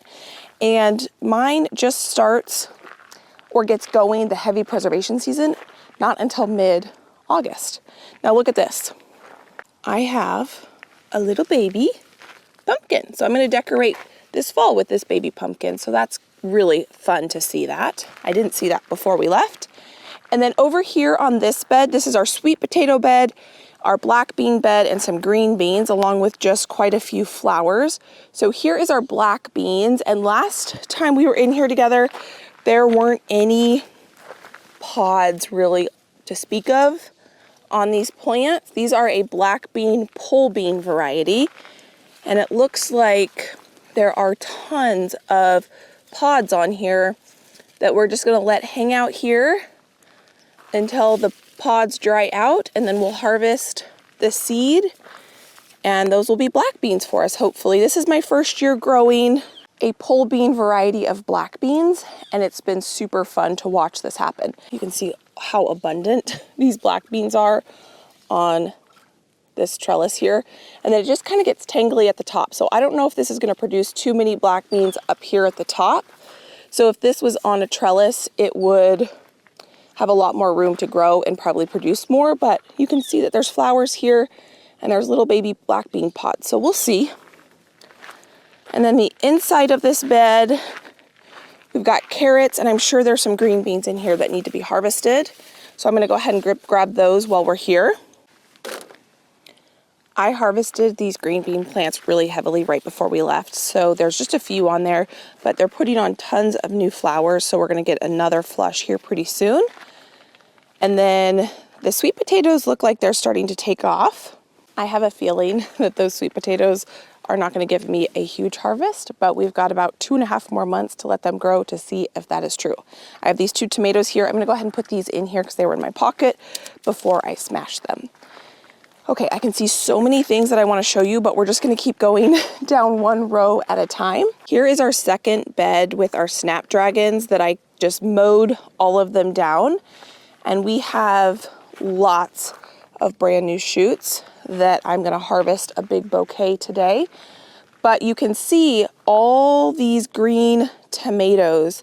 When I left for Montana, there were no big green slicing tomatoes on any of these plants. So that is so exciting to see, because I can probably see 50 very large slicing tomatoes on these plants. I do need to come out here and prop them back up. Before I left, I did heavily prune my tomatoes, all of them, and I made sure they were all trellised up, but 1 week of growth, they definitely need a little bit more attention, but I will do that a little bit later. My San Marzanos, which I've only grown one time, and I had terrible success with them because I grew them in a raised bed just using a T-post to trellis them up, and I did not stay on top of trellising them up, and they did terrible. But these on this trellising system look fantastic. So there's tons of San Marzanos in there. They're not ready to harvest, but it won't be too long and we will have a lot of San Marzanos. And then I'm going to come through and prune these as well. So when I prune my tomatoes, because I live in an area that's not very humid, I typically just prune the leaves. You can see there's some browning on these leaves. I want to give them more airflow. But what I don't prune are the suckers, because the suckers produce flowers that produce tomatoes. And so I do let these get pretty overgrown, but I do remove a lot of the foliage to help with the airflow. And I really need to put gloves on because tomatoes can bother my skin. But when I see these discolored leaves, I really want to get these off the plants. I'll deal with that in a little bit. Moving from that bed over here, this bed has just blown my expectations out of the water. Here we have our scarlet runner beans. You can see all those pink flowers. Those pink flowers are producing these very large pods, and these are a drying bean. I've never eaten them before, so I'm excited to give them a try. They are completely edible. But what they've done is they've provided a tremendous amount of beauty in this garden. They have been flowering for about a month and a half now. And the cool thing is, not only are they providing a ton of beauty in the garden, which is something that I've been working on this year, is more beauty in my garden, but they are also very practical because they provide a bean. So as long as we like eating them, that is going to be super fun to grow next year if I can, because I want to grow those again on one of my arch trellises. And I can see that we have harvesting that needs to happen over here. This is a random tomato plant that I put at the end of this bed because a lot of the scarlet runner beans didn't grow on the edge of this bed. So I plopped in a cherry tomato. It looks like there's quite a few of them I can harvest today. A couple of them split, but that will be okay. I'll get them off the vine. I'll get that one too. That'll turn green inside. And that's going to produce a lot of cherry tomatoes for me. I can see tons of green ones and flowers growing up that vine. Now this bed is also a lot of peppers and our eggplant. This eggplant looks like it needs to be fed, so I'll probably do that this afternoon, where I'll come through and feed a lot of the garden because I haven't fed them in probably about 2 weeks. Got some peppers that are ready.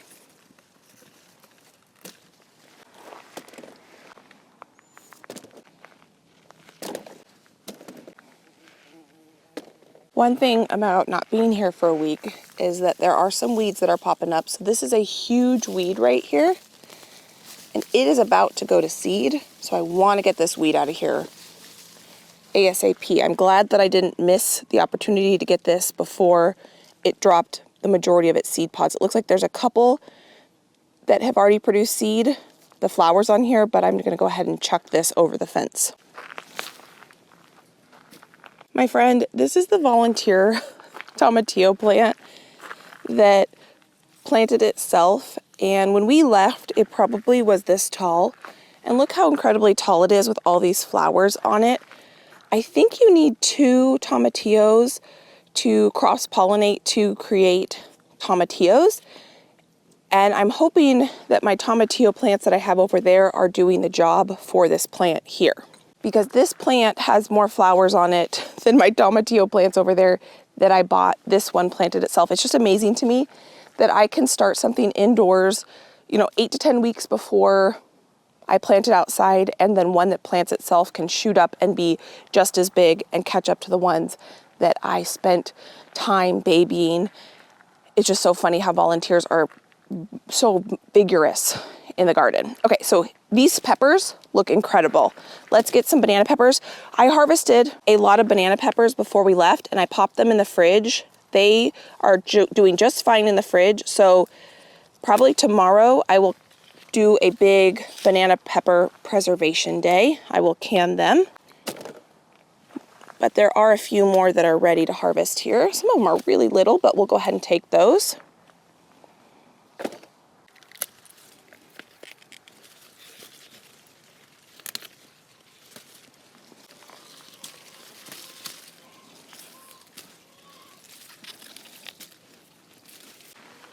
So far, I am thrilled. Oh, I got more over here. I was going to say, so far I'm thrilled with my pepper harvest. Okay, so this is Okay, a sweet banana. So this is ready for harvest.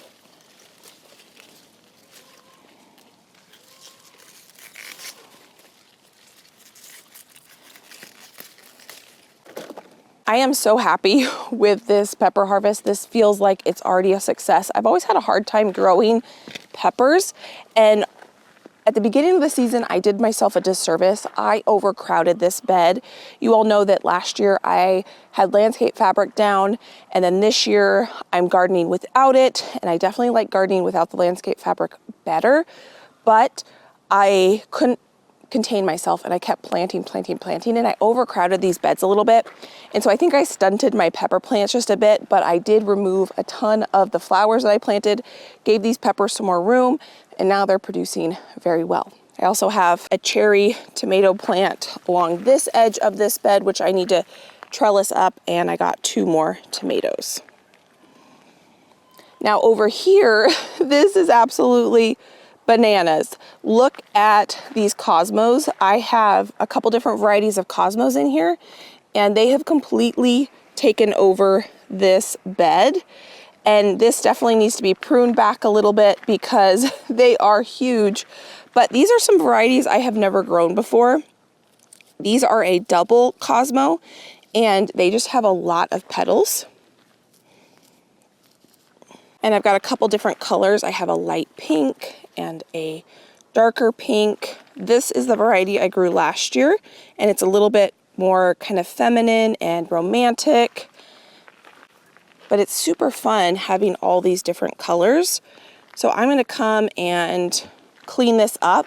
Now, before I left, I didn't have any of my precious metal zinnias blooming because I had to replant these ones, and I started them from seed in this bed, and I think because I had to replant them, they're getting a little overcrowded, I'd say, from the cosmos, but they're still super, super beautiful.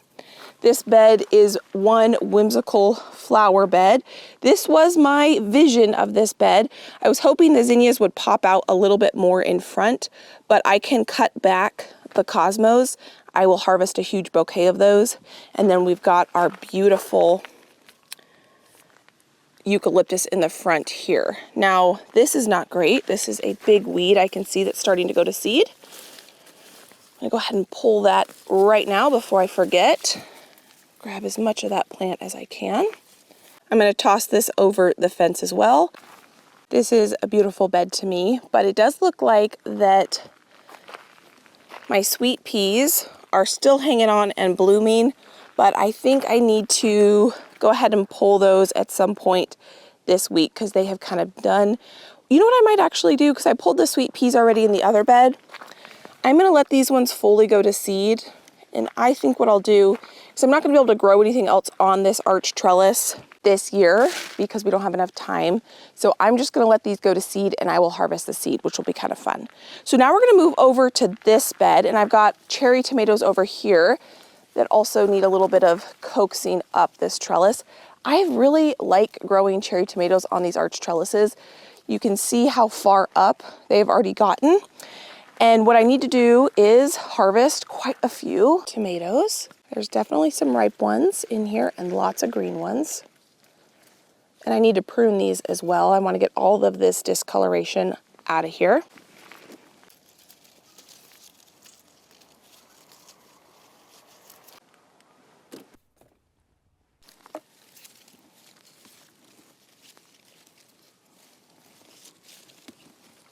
From those cherry tomatoes, this is one of 2 Roma tomato beds.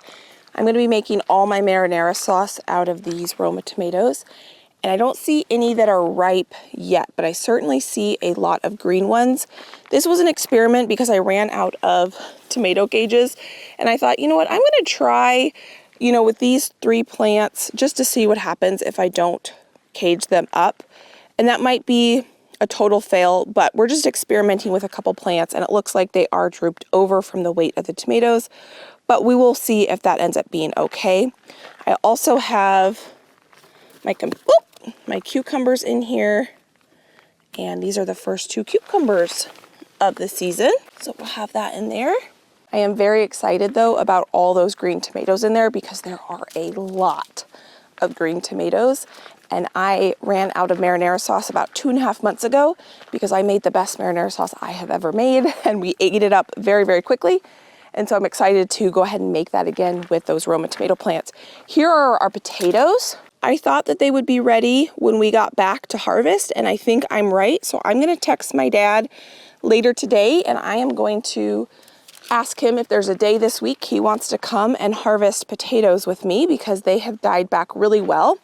This is a volunteer tomato plant, and I didn't know what variety it was. This planted itself, and it looks like it's a San Marzano because those look like little San Marzanos on there. These potatoes died back a long time ago, and I covered them with a bunch of weed debris, not weeds, but like cuttings from different plants in the garden that I pruned back, and it's starting to break down really, really well. This is a weed, I think, so I'm gonna go ahead and pull that. That's a icky grass. I'm just gonna let that sit there. I will throw that over the fence a little bit later. Looks like I left a coffee mug out here while we were gone the whole time. And then this is the second Roma bed. The cilantro is looking fantastic. This is, I think, my 3rd or 4th planting of cilantro. I have some lettuce in there that's finally popping up. Lots and lots and lots and lots and lots and lots of green Romas. There looks like there's one that's blushing there. I'm gonna let that ripen on the vine, and I'll harvest that when I harvest quite a few of these tomatoes. Every year I think, oh my goodness, I'm gonna have no tomatoes to harvest because I see you all in the south and you are in the depths of preservation already. And then I realize we're just a little slower to get there. And then we end up getting there. And I know that I will be bombarded within the next month or so of tons of tomatoes, and I will be grateful for it. Now here, I did a planting of lettuce, and this is looking really good. When we were gone, it was in the 90s the whole time. And I planted this lettuce kind of in between these tomato plants because I wanted them to get shaded out. And that seems to be working really well. So we'll probably have a couple salads this week, and we'll just do a cut and come again method with that. And I probably need to come and harvest this cilantro pretty heavily this week as well. I think this year I probably am gonna be able to grow enough cilantro for us to have tons of dried cilantro. And on this arch trellis, I forgot that I had planted dragon tongue beans because I wanted to kind of replant because my sweet peas weren't doing super well. And look at all these dragon tongue beans that are growing up this trellis. I'm thinking we are going to probably get a harvest off these beans. It's going to be fun to see what happens with this arched trellis. I planted this about a month after I planted those, so it might not be as abundant of a harvest on these as those, just because they have a little bit of a later start. But I'm excited to see what it's going to look like up on this trellis and give me a good idea of if I plant pole beans on these arch trellises, if on both sides, if I can get it to meet in the middle, which is what I want really badly. I just envision that and I haven't got it. So maybe next year we can reach that goal. The zinnias look outstanding. I cannot believe how beautiful these zinnias are. Absolutely incredible. The echinacea is so big that it is falling over. I'm considering harvesting some of this roots to make a tincture out of, but we'll see. We have another planting of cilantro along this bed that's doing fantastic. And this is a volunteer tomato plant that's growing out of the gravel. And I just left this. When we left, it probably was about this tall. It is very tall now, and it's starting to set some flowers. So I'm just gonna leave it and we're gonna see what happens. It probably doesn't get quite as much sun as it would like here, but volunteers are so vigorous, I thought we would just leave that plant there. And then before we left, we pulled back all of the sweet peas here, and I never ended up planting anything there, so that's just a weed that needs to be pulled. Again, at this point, I don't have anything that can grow up these arch trellises that will produce anything by the time frost sets in. Another thing I did before we went out of town is I did a second planting of peas, and I can see that they are starting to come up, which is fantastic. I was a little worried They were going to be a little shaded out due to the onions, but that doesn't seem to be bothering them at all. So hopefully in about a month or two, we will have some peas growing up this trellis. It looks like I left a couple gloves out here. And then here we have more of our baby white pumpkins that we are going to be decorating this fall with. Those ones are looking very mature and beautiful. And then we got another one here. And then onions. We are going to be harvesting a lot of onions very, very soon. Some of them are falling over. This is a sign the onion is ready to harvest. But what I'm also seeing, and look how big these onions are. These are some of the best onions I have ever grown. They are probably they are probably baseball size.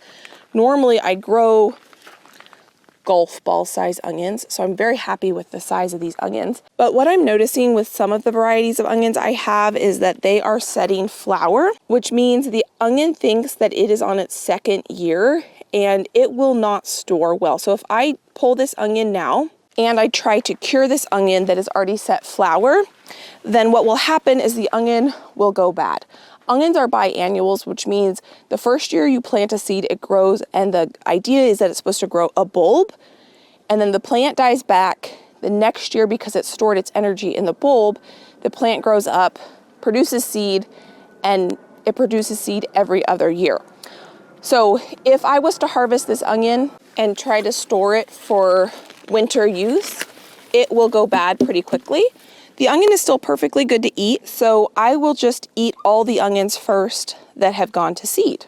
Before we went out of town, I didn't do any grocery shopping for about 2 weeks, and I don't plan to do any big grocery shopping for at least a month or so. What I want to try to do is do kind of a pantry challenge in the middle of harvest so that it forces me, and not forces me, but it encourages me to obviously use up the garden produce first and the things that I have in my freezer. Now that's not going to include things like I'm going to go peach picking this afternoon and pick peaches because peaches are in season, so I need to get those when they're in season, and we don't have any peach trees. But things like onions and garlic and lettuce and tomatoes and green beans and those types of things that I'm growing an abundance of, enjoying those while they are in season. So it's okay that some of these onions are bolting and they need to be used because I don't have any onions in my house, and I will just use those in my cooking. Now I do have some parties and some birthday cooking I need to do. So if I need to buy chocolate or things like that that I don't grow here, I will go to the grocery store for those types of things. But my goal is going to be to try to do kind of like a summer pantry challenge, and I'll kind of talk to you more about that as time goes on. I wanted to get out here first and see what the garden had to offer before I kind of set my rules for that summer pantry challenge. Now I've got some more pumpkins growing in here. These are some more baby pumpkins. I think these are the orange variety, but I don't see any in here yet. But what I do see over here is an absolute explosion of this pumpkin bed right here. And I see a lot of beautiful pumpkins. Now, look at this one. This is huge for size comparison. This is my hand. That is beautiful. I love the color of that pumpkin. We have lots of white pumpkins. I want to decorate my front porch and my back patio with these white flat stacking pumpkins. Oh my goodness, friend. Okay, so I've got one here that didn't get pollinated properly. So I think I'm gonna go ahead and, well, I'll get that later, but I'm gonna take that off the vine. We've got another pumpkin here. We have two here. I have to carefully walk through these vines because I don't want to step on the vines themselves. This is a new variety to me this year. This is one of the kind of like textured pumpkins. That was not here when I left. We have more white pumpkins. Here's another one that's not pollinated. I need to pull that off, but I'm going to put a glove on before I do that. I am so excited to see this. This was not here when I left. This is that green variety. This is going to be so beautiful to decorate my front porch with. Now, I have all of these labeled in here, but what happened is the plants got too big and I can't really read the labels anymore. But once I start to harvest, I can go through and look up all of these varieties again. Oh my goodness. I see one baby pumpkin there that got pollinated, but look at this trellis. Look at this huge pumpkin right here. It's doing so well on this arch. I pollinated that by hand. We've got another one that looks like it was properly pollinated right there. And we officially have one plant that has grown over the arch trellis. So that is a huge success. And then I did notice, looks like that one got pollinated. This one needs to be pollinated.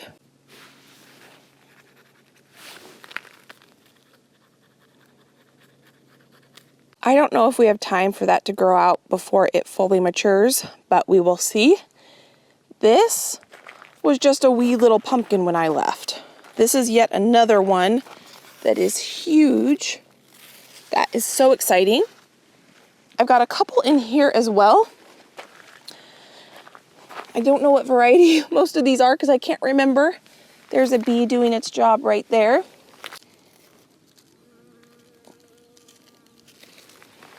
Another pumpkin there. Another pumpkin there.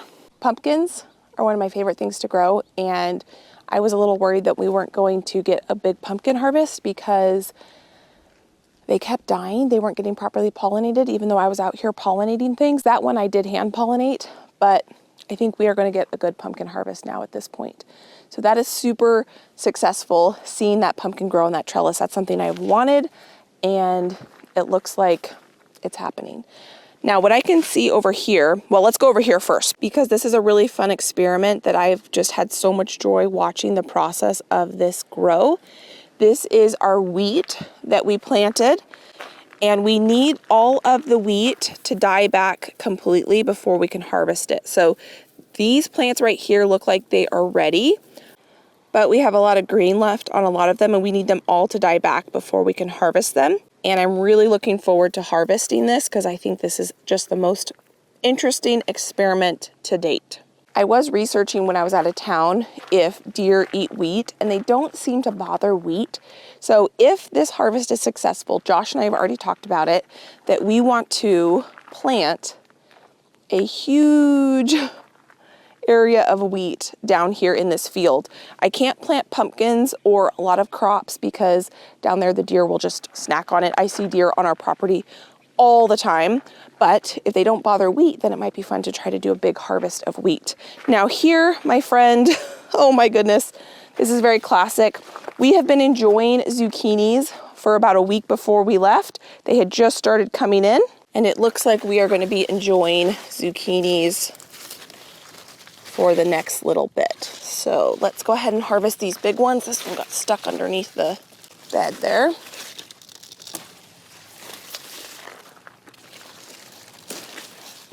Some of these I will go ahead and shred up, and we will enjoy those for like zucchini bread. But these little tender ones, I'll harvest them tomorrow, and we will just enjoy those for dinner. This bed is also the petite floret bed, and I don't think I'm going to grow this variety again, just because they don't put on, I mean, this flower is beautiful, but I like the other varieties a little bit better. Oh, here we go. We will have this one for dinner tonight as well.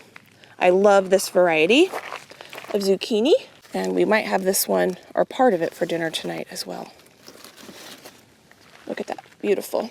The sunflowers in the zucchini petite floret dahlia bed are starting to take off. I'm actually standing on this Roma tomato bed so I can show you, but I think in the next week or so we're going to have some sunflowers popping through that bed, and that's going to be beautiful.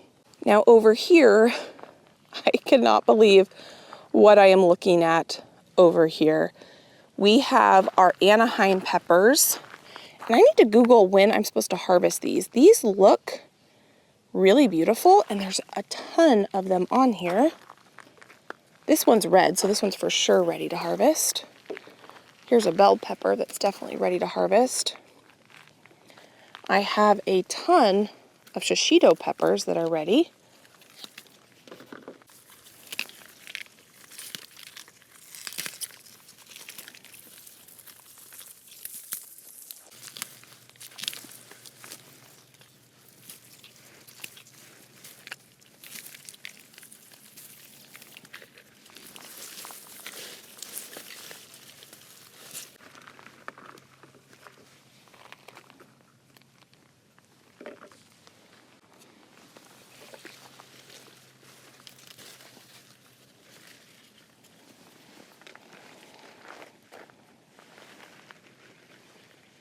I just Googled it and it said that I should harvest these Anaheim peppers when they're dark green or 80 days. I have no idea how many days it's been since I planted these. So I think I'm gonna let them ripen just a little bit more because I see some yellowing on them, but you can tell me if you think that these are ready to harvest. What I want to do with these is roast them and either freeze them. I think I'm going to freeze them and have them like the diced chilies that you would get in a can.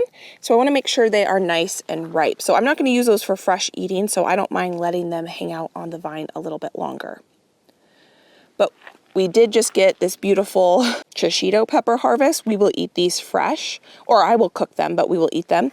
Now these to me look like Sugar Rush peach peppers, but I have them listed as these, and I may have mixed up the label because these definitely look like Sugar Rush peach peppers. So I'm gonna let them hang out here and we'll see what happens with those.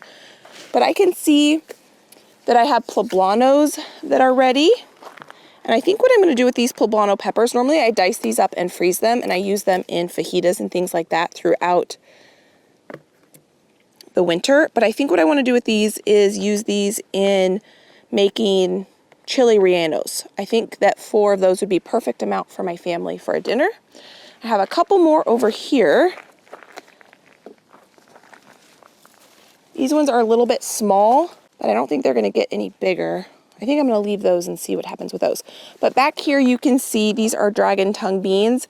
Half of the back of this trellis is dragon tongue beans. The other half is black beans. The soil in this bed was much, much more nutrient dense, I believe, because these plants, you can see how much deeper green they are and how much more dense this foliage is than it is up there.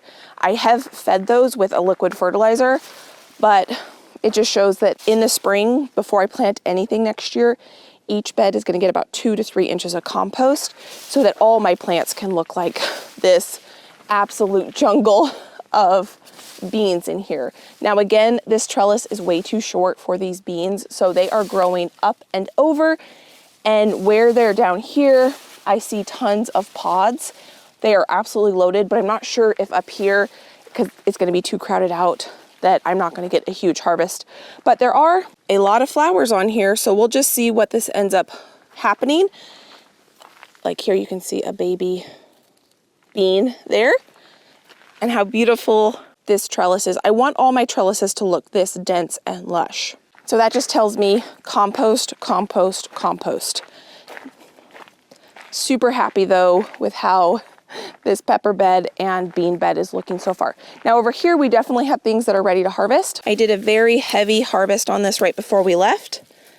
So I knew that there would be ready ones when we got back.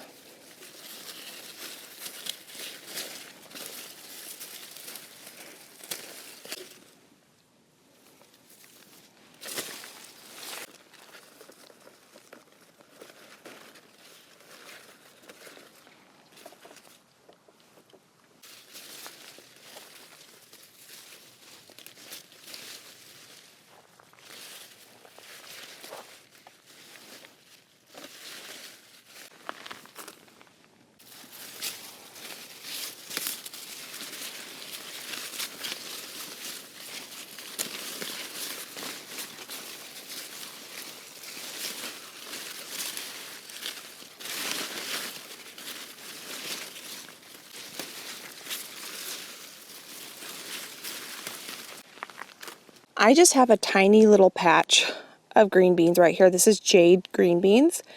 It's probably 2.5 feet by the length of the bed. And this is the 3rd time I've harvested this many green beans from this little patch. So green beans can be very prolific. So you can grow a lot of food in a pretty small space. And green beans do really well in green stalks, and they do really well in containers. So if you don't have a big garden bed like this, you could just get yourself a pot, plant some green beans in it, and get a pretty decent harvest off of it. So I know that I'll be able to get probably 1 or 2 more harvests off these plants just like that. We'll probably just eat those fresh, but that's not my only green beans that I have in this bed. I have some more green beans, but I also have tons of dahlias. And this variety of dahlia is called, I can't remember. I don't know why I can't remember this one. The one in my landscape is called Bee's Choice, and this one is called Shooting Star, I believe. And look at this one in here. This is by far the most beautiful dahlia that I have growing, because it is I think this is called like a double or something. Most of the dahlias that I started from seed are these really pretty single petal dahlias that are kind of romantic looking and feminine and just very dainty. But then there's this one that is just a big puff ball of petals, and it's so beautiful. So I think this one, I'm gonna try to save the tubers and try to overwinter this and replant it. I've got some really beautiful ones in here that dahlias, these were so easy to start from seed. But the thing is, when you start them from seed, you can see all this different variety that you can get. This is all the same seed variety of dahlia, but they cross-pollinate, and so you get just a huge variance of color and size. And if you save the tuber and you plant the tuber, then obviously you're planting the same plant and you can get an identical dahlia. So I want to see if I can save this. We'll see if that's something I can do for next year. I'm definitely going to start dahlia seeds again next year, because a seed packet, now these were kind of expensive seeds. I think one packet was like $17, but I got over 40 plants, and for me to buy one dahlia tuber online is about $8, and that would be one plant, and I probably have 25 plants in this one bed alone, plus I have probably 40 plants in my landscape. And so even though this seed pack was a little bit more expensive, still price per plant once you grow it out, and they were really easy to start, I think they were worth the investment. But in this same dahlia bed where some of the cilantro has gone to seed and is feeding my bees, I've got some more green beans on this side.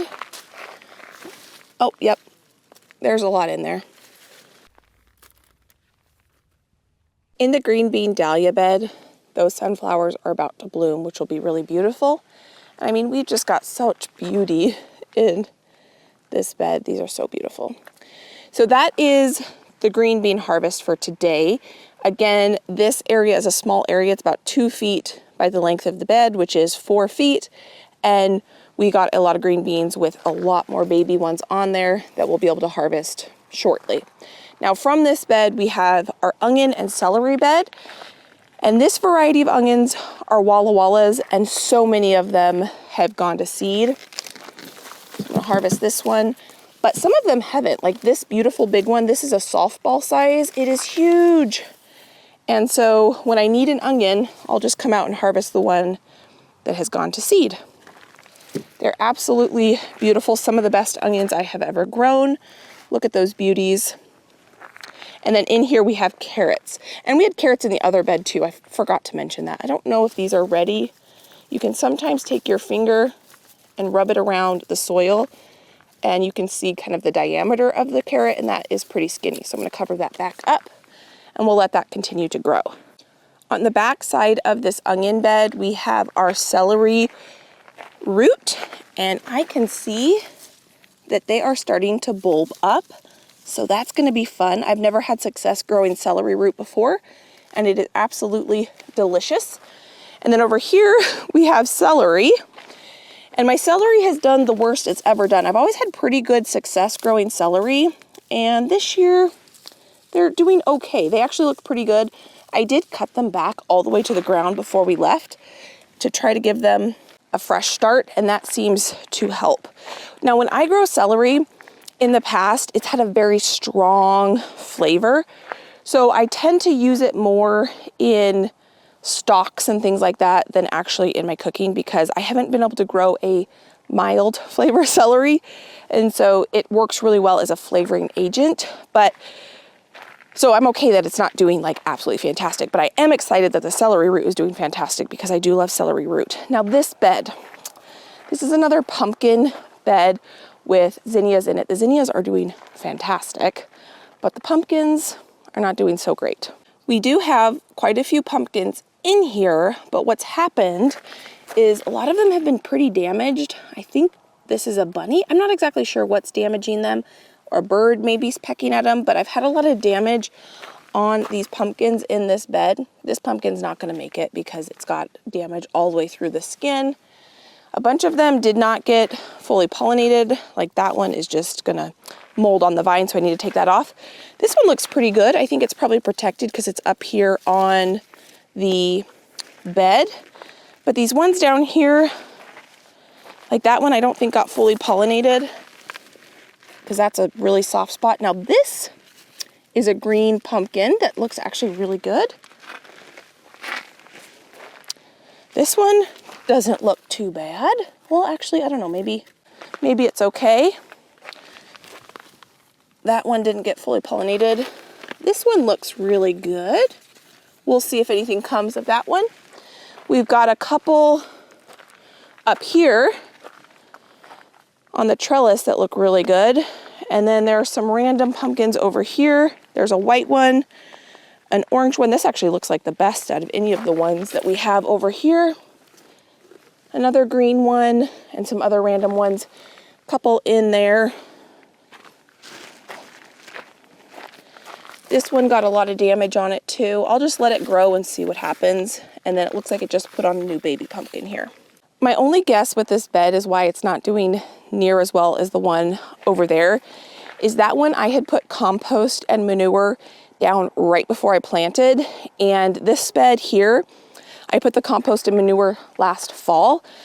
So I think that over winter, the nutrients leaked out of the bed and these plants were not as strong and healthy. When plants are not as strong and healthy, they are more susceptible to bug damage. They are more susceptible to predator damage. And so I think that these plants were just weaker and the bugs and or the bunnies or the birds picked up on that and have been picking on them. So last year, when I put the garden to bed, I'm gonna show you this in just a second, I put compost and manure down, covered it with landscape fabric, and then most of the beds I just started planting things in right in the spring. But the beds where I put the compost on the beds in the spring, those plants are doing so much better. So at the end of the season, I'm not going to put compost and manure. I wanted to give myself a jump start in spring. So I did a favor to myself is I prepped the beds in the fall, but I think that the nutrients leached out and I will get more bang for my buck because if I'm going to be purchasing compost, then I want it to have as much nutrients in it for my plants. So I will be doing that in the spring. In this bed here, I have lots of tomatoes that are ready.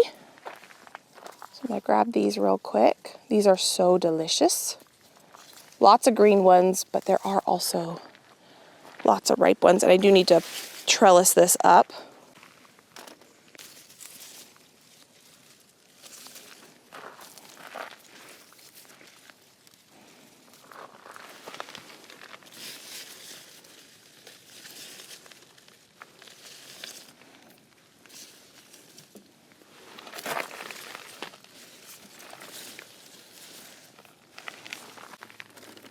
From those tomatoes, we have one of the beds that I cannot believe how well it's doing.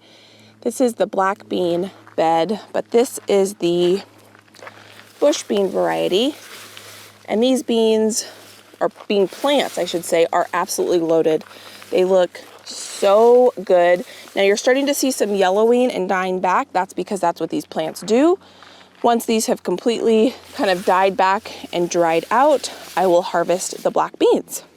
This right here, as long as everything goes according to plan, is going to be a year's worth of black beans for Josh and I. Now, one thing I did notice over here is I'm pretty sure a little critter, if I had to guess, it's probably a bunny, because I see bunnies in my garden every day I'm in the garden, is that it looks like something kind of chomped on these plants. Now, luckily, it looks like most of the bean pods have not been touched. Maybe a couple of them have been eaten, but for the most part where I'm seeing the damage, it looks like it's just the foliage that is damaged, but they've left the majority of the bean pods alone. So that is encouraging. And then our sunflowers that were volunteers are starting to bloom in this bed. So that's fun to see the sunflowers. Now this bed, we planted this not too long ago, about 2 weeks ago, I think. Right here we have volunteer potatoes that we'll harvest when we harvest those potatoes up there. We also planted a second succession of carrots, which it looks like we have pretty good germination for it being in the 90s the whole time we were gone. Over here is where we planted potatoes. And I also put on top, this is all the cilantro cuttings. I use this kind of as mulch. And you can see that that is starting to die back. This was probably covered with this much greenery, and it's died back quite a bit. And the fingerling potatoes are starting to pop up. And our third succession of green beans are starting to look really good. And it probably won't be too long before we start to harvest off these green bean plants. I'm really glad that I planted these, because this is really going to extend my green bean harvest. Now, obviously, I just harvested a ton of green beans, but we will eat those fresh. We will have no problem going through that amount of green beans. And so it'll be nice that these are gonna pop up, and we will be able to start harvesting these once these plants right here are done.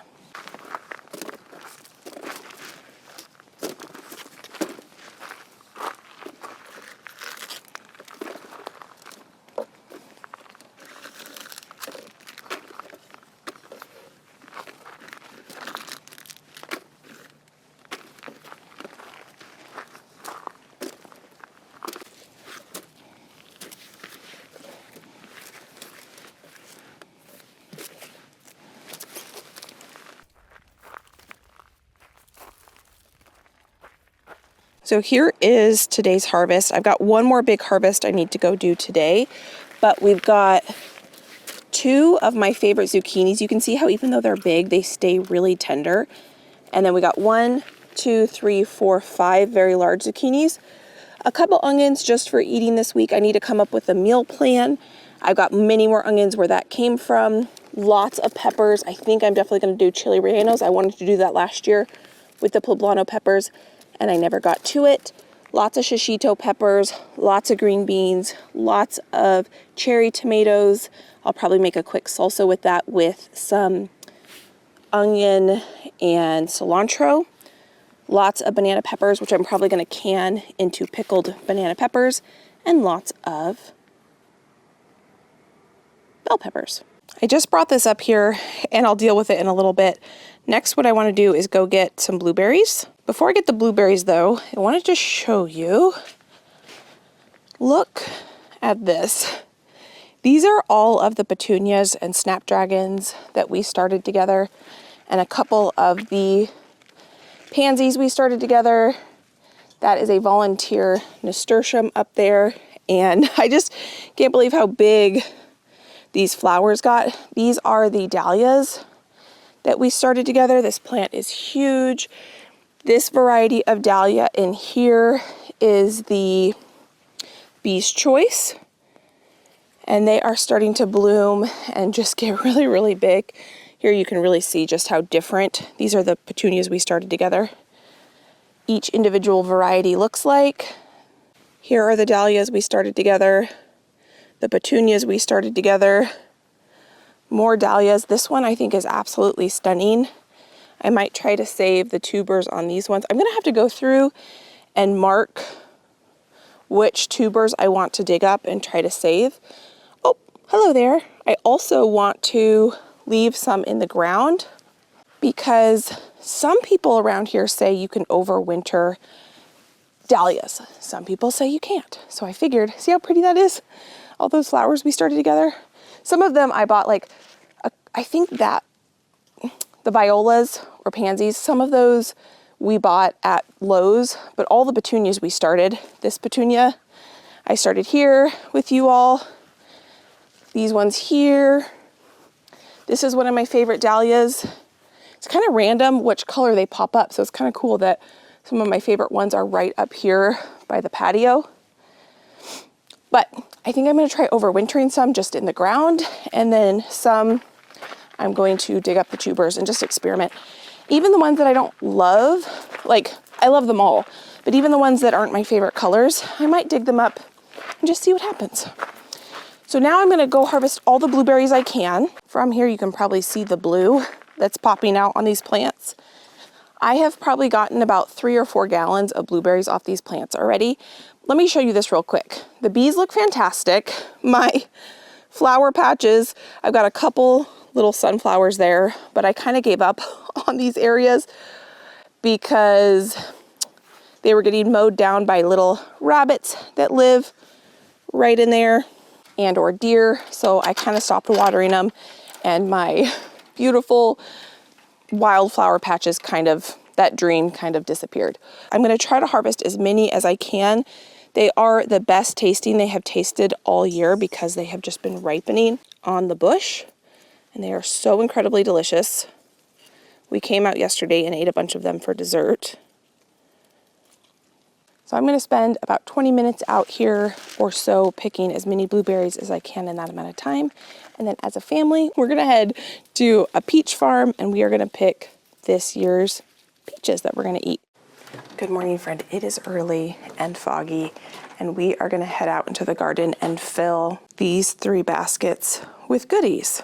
It has been a few days since I've done any harvesting, and I know there is a lot out there. So today's goal is to fill these baskets and to give you a full garden tour because it has been a month since we've done a start to finish garden tour.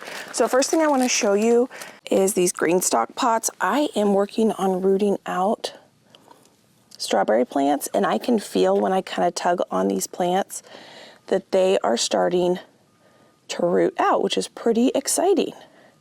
Yeah, like I can't even pull that up. If you saw my first attempt to root out strawberries, I completely messed that up because I cut the baby plants off the mother plants, which is not what you're supposed to do. And so this second experiment seems to be working out pretty well. It has been a few days since I have been out here, and so I know that there's going to be quite a few things to harvest, and there's going to be quite a bit of change since last time we were out here together. First thing is, we've got some harvesting to do.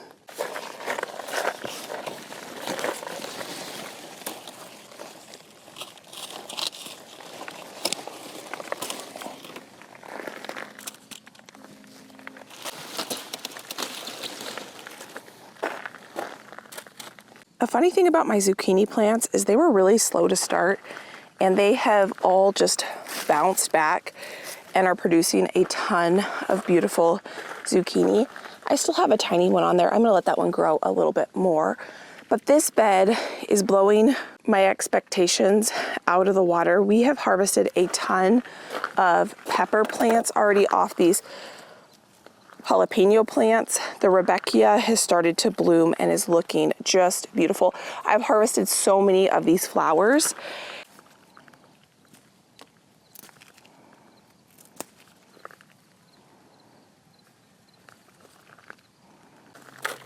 This bed is originally a pepper bed, and then we have our dragon tongue beans on the back. And then I had some volunteer tomato plants pop up. These are some sort of cross. I had tomatoes in this bed last year, and they are starting to produce a lot of tomatoes. I do think I want a separate basket for tomatoes and peppers. So here we're gonna put some tomatoes that I find. I see some more up here.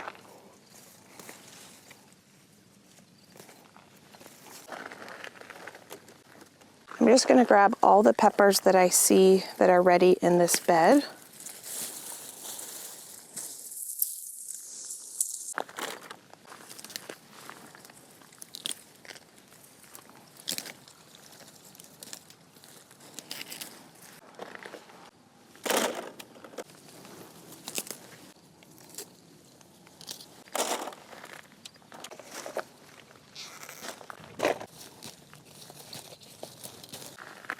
So the first peppers I harvested, these little tiny red ones, which it looks like I missed one here. These are a new pepper to me, and this is the name of them. I've never grown them, so I don't know if they're super hot.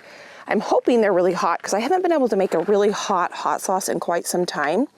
The orange ones are Sugar Rush peach peppers. They are about the hotness of a jalapeno. These are, I cannot pronounce the name. I will put it up here.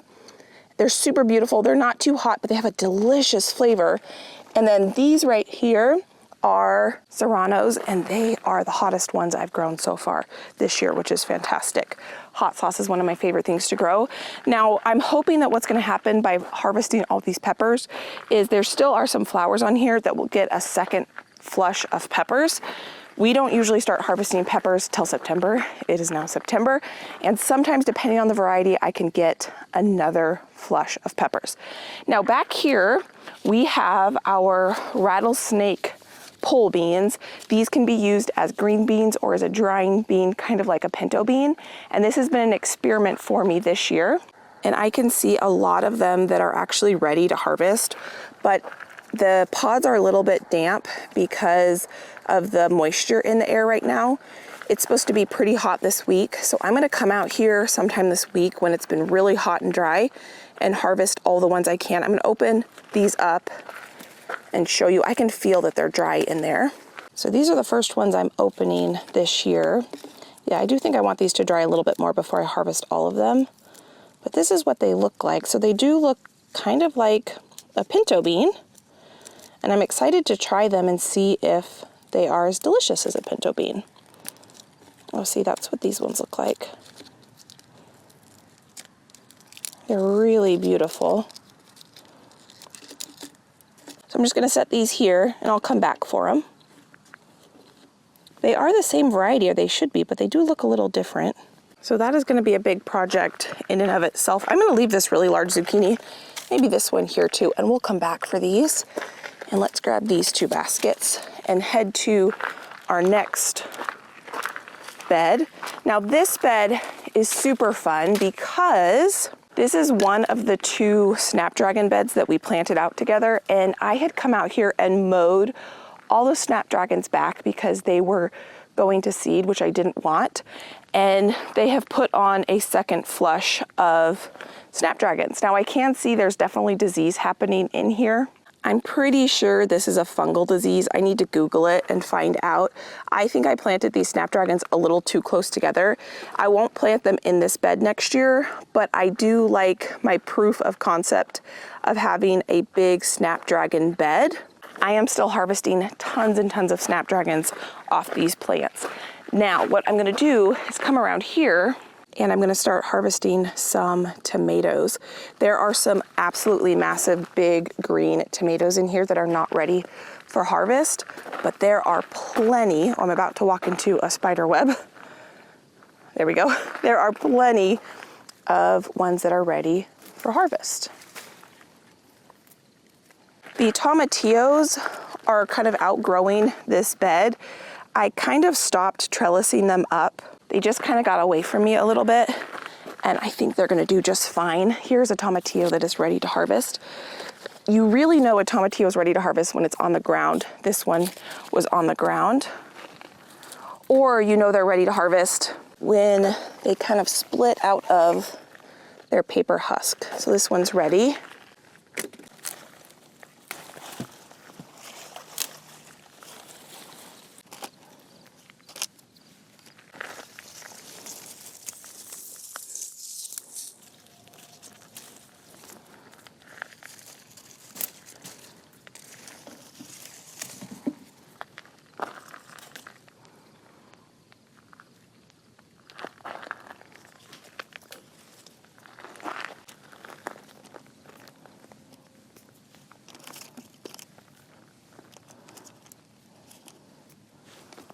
I have these 2 tomatoes here, and I'm gonna start a little area where I am gonna put cracked and damaged tomatoes. They're still totally fine to eat, but they have a blemish on them, so these today need to either go in the freezer or go in the refrigerator.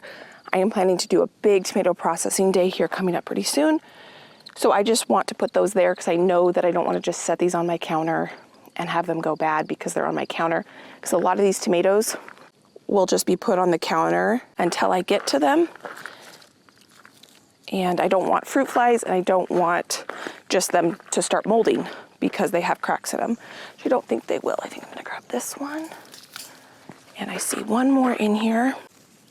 And I think I need to come in here and pull these snapdragons in the next couple days. Not all the varieties of snapdragons have that rust. I think it's some sort of fungal rust or something like that on them, but some of them do, and I think I just want to get them out of here. So onto this bed here, you can see fall is starting to show up. These are the pole bean black beans, And I think some of these are ready to harvest as well. Yes, I can feel that in there. Let's go ahead and take a look on the inside of this. Some of them are not. Like these ones are still very, very moist on the inside. The paper, this one feels pretty good too, actually. Let's try that one. Oh yeah, those look like black beans in there. So I'm really curious to see how well these produce. Per pod, these have probably twice as many black bean seeds in them, or beans, as my bush bean varieties. So I'm really curious to see, once we harvest all of those, how much we get from one row of black beans versus one entire bed of bush beans.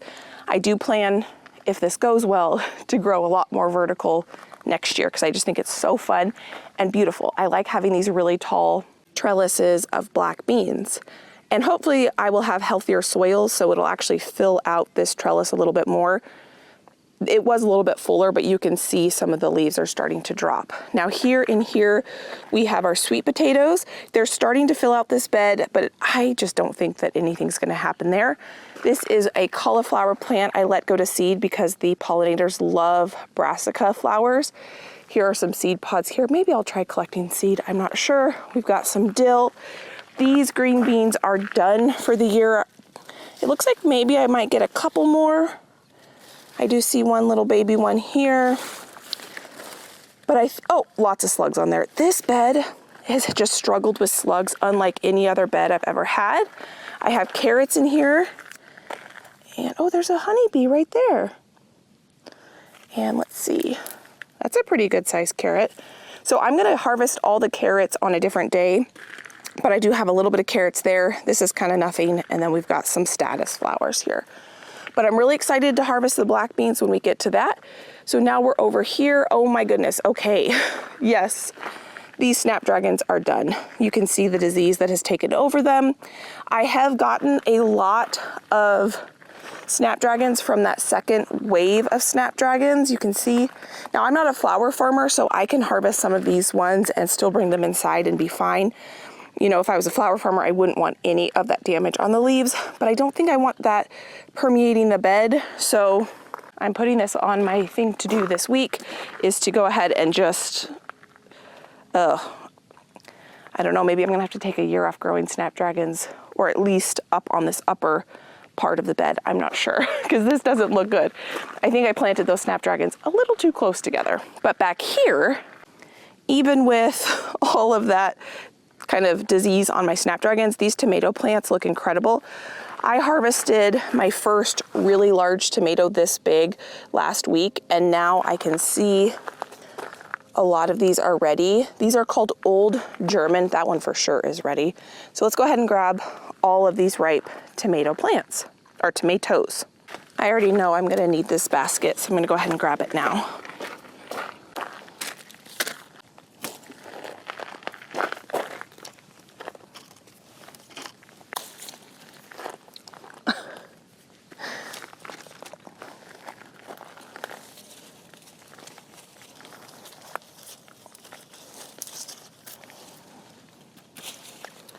So this one is cracked. It's still gonna be beautiful to eat or to turn into sauce. So I'm gonna put this with my cracked ones.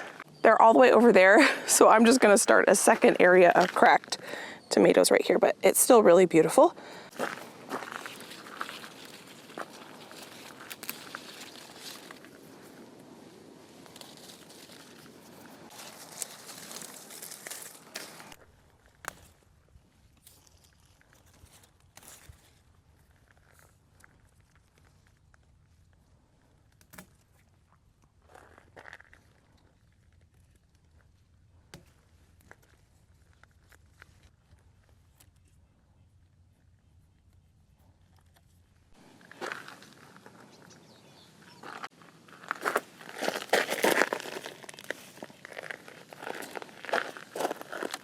This one's not totally ripe, but it's sitting on the dirt. So I'm gonna let this one ripen inside. Once a tomato starts to turn red, it ripens from the inside out. So if there's any sort of blushing like this on the tomato, even though that's mostly green, you can pick that, set it on your counter, and it'll ripen on its own, no problem. That tomato has a bad spot that's gonna mold. I'm just gonna throw that on the ground. These are my San Marzanos, which I am loving how prolific these San Marzanos are. And I wanted to test growing these versus my Roma tomatoes that I've loved growing for years. Earlier, I was thinking I might grow these instead of Roma tomatoes because I feel like for this one plant, or maybe there's two plants here, there's a lot more fruit on it than what you get when you're growing a Roma tomato plant. The one thing is these are an indeterminate variety, which means they're a vining type. This is all new growth. These are new tomatoes here. So you're not gonna get one big flush of Roma tomatoes. They're gonna come on throughout the growing season. So you're gonna have to either freeze or do something with them and wait until you have enough to do a big batch, or you're gonna be doing a bunch of little batches. Now, that is contrast with my Roma varieties, where I get one huge flush over about a 2-week period. I have about 30 pounds of tomatoes in my house right now that are Romas that I'm gonna process this week, and you're gonna see we're gonna harvest in just a little bit, probably another 100 pounds of Romas. So over the span of about 2 weeks, I'm gonna get the majority of them. I can keep them fine on the counter or in the refrigerator. I'm trying to keep them on the counter, not in the fridge, until I can do all of them at one time, which is kind of something that I prefer, but something that I'm gonna think about over the next winter when I decide how I wanna grow my tomatoes next year. So this right here are the tomatoes that I got, these San Marzanos and all of these just from this little trellis right here, which is crazy how productive. Now this bed is super fun. This is one of my other drying beans that I'm growing. Let's take a look and see what these look like inside. These are called a scarlet runner bean. Oh my goodness, look how beautiful these are. Can you see that? These are a drying bean that you eat. So these, quite a few of them are ready. I'm gonna set these here for now. I've got a whole collection that I'm gonna have to find after we're done with this harvest and full tour, but that is okay. There are a lot on here though that are not ready. This has been one of the most beautiful trellises I've ever grown because it had these beautiful peach flowers, and now it's producing all these beautiful beans. So I'm not quite ready to harvest these yet.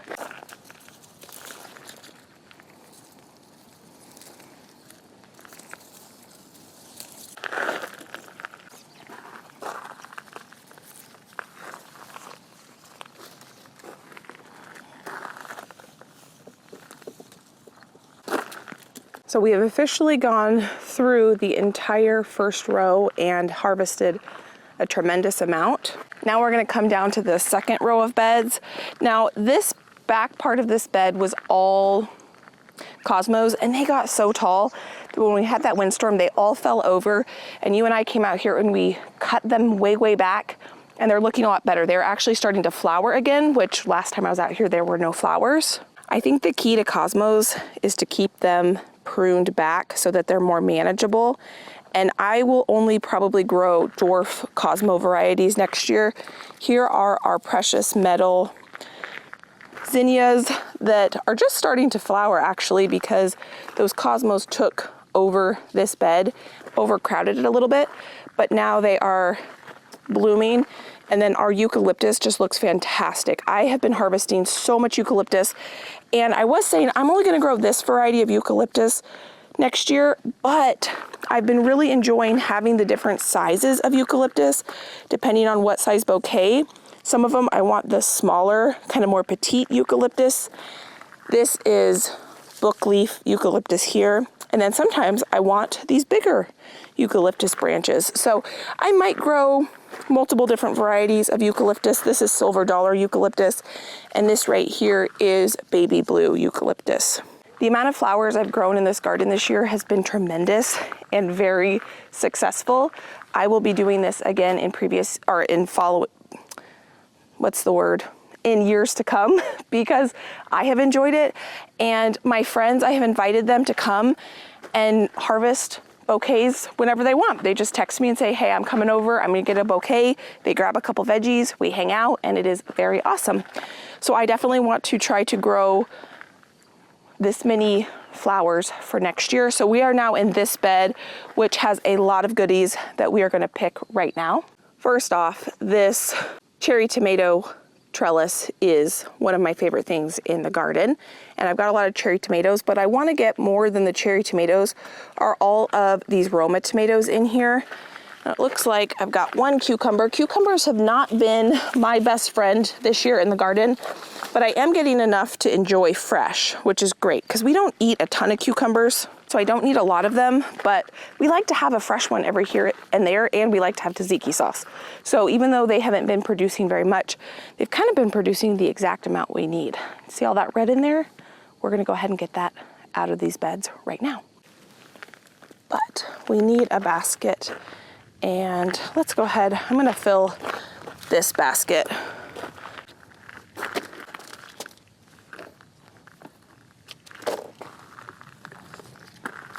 I just ran inside to grab some more bowls because I know we're gonna need them, and to put gloves on because tomatoes plants actually really bother my skin, and we're gonna be digging in these tomato plants here, so gloves were gonna be needed.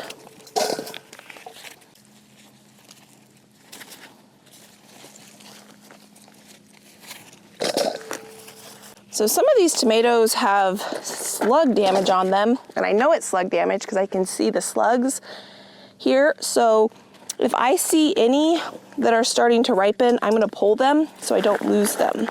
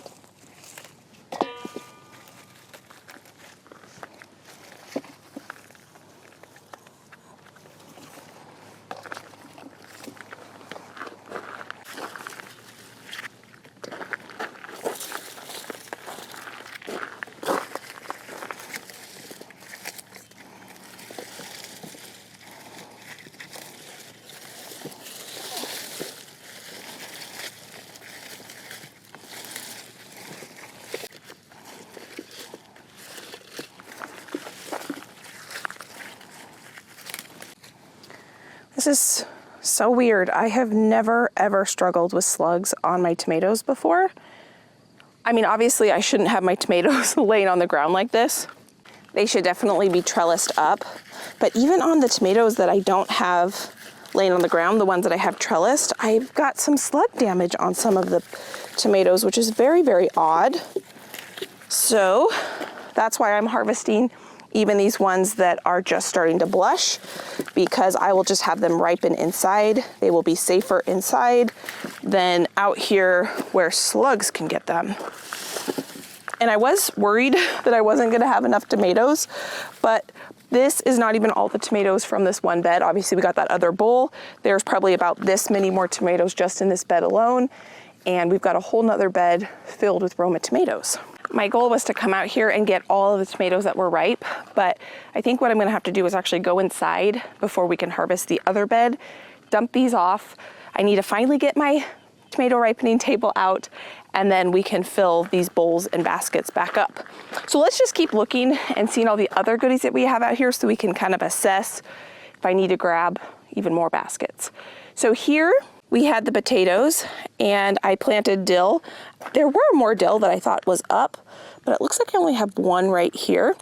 Lots of radishes, kale finally popping up. I did a second planting of kale. No, I didn't put anything here. I was going to, in about 2 weeks, plant more spinach. Looks like we've got some spinach here. We have This is supposed to be kale in here, but I can see that there's some slug damage. We have some mushrooms popping up, and this spinach looks beautiful. So I have already planned my menu for this week. One of the recipes calls for spinach, which is perfect because I now have spinach. Now here is our second Roma bed, and these look really good. You can see the cilantro is growing up quite a bit. Once I dump out that big bowl of tomatoes, I'll come out and grab all of these tomatoes. Now I'm not seeing any slug damage on these ones. These ones look really, really good. And we've got more ripe ones, it looks like, in this bed. It's a little harder to see because the cilantro is kind of growing over that. Let's look at it from the other angle. Look at that. Lots and lots of red tomatoes that are going to be harvested here in just a bit. Now here we have more dragon tongue beans that I am harvesting, actually the green beans for them, because they are absolutely delicious. Since I hadn't been in here harvesting in a while, some of them got a little bit mature, which is fine. Whatever is too mature to eat as a green bean, I'll just leave on here and let it turn into a drying bean. But this arch trellis with these beans is proving to be very successful. So for some of the drying beans that I want to grow next year that are a pole bean variety, I am going to grow them on these arch trellises so I can actually cover the arch trellis and have it meet in the middle, which I think would be beautiful. Speaking of beauty, this is the floret zinnia bed, and we have gotten hundreds and hundreds of blooms off this bed. Totally successful, and we'll do this again next year where I have one bed dedicated to zinnias. They're absolutely beautiful. My echinacea fell over. I think I'm going to transplant that, which I've mentioned before. And coming from this bed here, down here, this is very exciting. There's a couple new things in here that I haven't showed you yet. This is a pumpkin plant that is in with the onions, and it wasn't doing anything forever, and then all of a sudden it took off and it started producing these little tiny decoration pumpkins, which is fantastic. So I've got so many little tiny white pumpkins in here. I was thinking I wasn't going to get any, and then this one took off and one at the other end took off, which I'll show you in just a minute. Our second planting of peas is starting to take off, which is great. And here is the other pumpkin plant that has lots and lots of little pumpkins on it. Pumpkins are one of my favorite things to grow. What I think I'm going to do is actually turn my irrigation off for the next probably 4 or 5 days. It's supposed to be, I think, at like 85 today and then in the 70s, but I want these onions to dry out a little bit because I want to harvest these onions this week. You can see how a lot of them have fallen over. Almost all of this variety is called Patterson, which is a storage onion variety, and my onions have done fantastic. And then not all of those red ones have fallen over, but I think I'm probably going to harvest them at the same time, and I would like them to be dry before I harvest them. So that's why I'm going to turn my irrigation off. So from this bed, we have this bed, and here are zucchini plants, and oh my goodness, I haven't harvested zucchini in about 5 days. And that is definitely showing that I have not done it. I haven't gotten very many of these huge zucchinis, and I'm okay with that because I want to freeze dry them. These really large zucchinis are really good for zucchini bread as well, and I have not made any zucchini bread either. So what I'm going to do is go ahead and just harvest all of these zucchinis that are in here, whether they're big or small, so we can have some smaller tender ones to eat fresh. And then I can have some of these really large ones to shred and turn into zucchini flour and to turn into zucchini bread.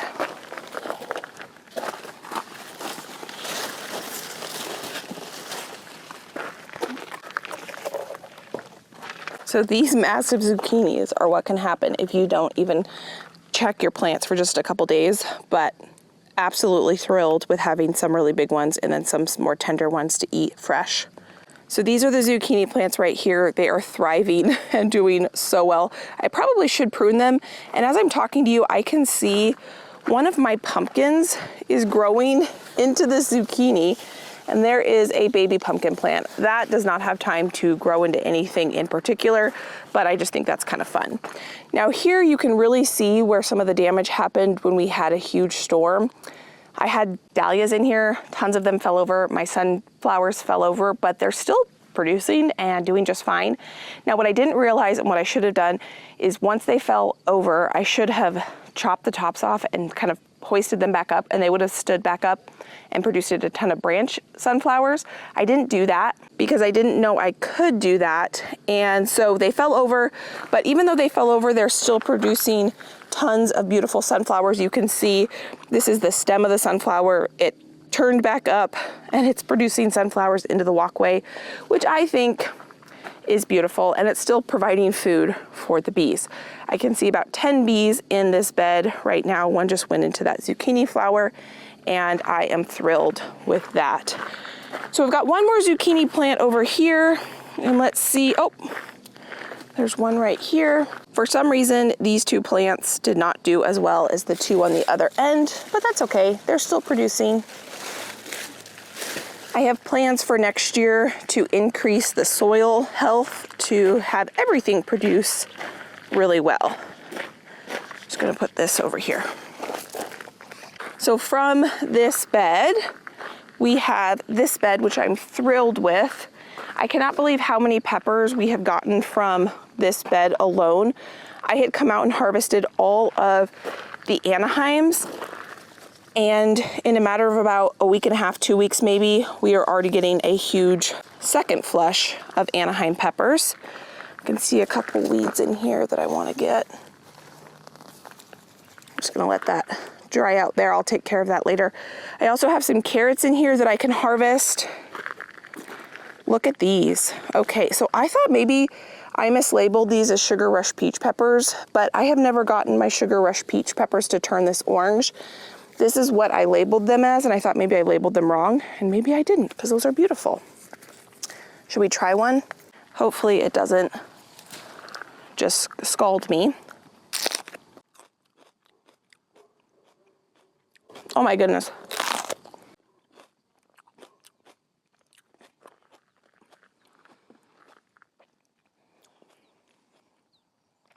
That is one of the most unique peppers I've ever tried. It was so sweet, my first bite. And now it is very, very, very hot. That, I'm gonna let all of those ripen, and I'm gonna make a hot sauce out of that. That is delicious. My mouth is on fire. So that is what these three plants are, and this plant, and then I have poblanos. I harvested all my poblanos, and I'm starting to get second rush of poblanos. I've got some of these red peppers I'm gonna go ahead and pick. These are so good. This is the variety, I'm not sure how to pronounce that, but they're sweet and delicious, and we've just been kind of frying them up and eating them as like a vegetable side. Here I have more dragon tongue beans. These are drying out, so I'm just gonna let those dry. I've got so many beans on these plants, and that's gonna be fun to harvest those when we get to harvest them. That pepper is so good. I will be growing that pepper again. I love peppers. I love hot peppers. I love sweet peppers. I love all kinds of peppers. So now we're coming into this next bed.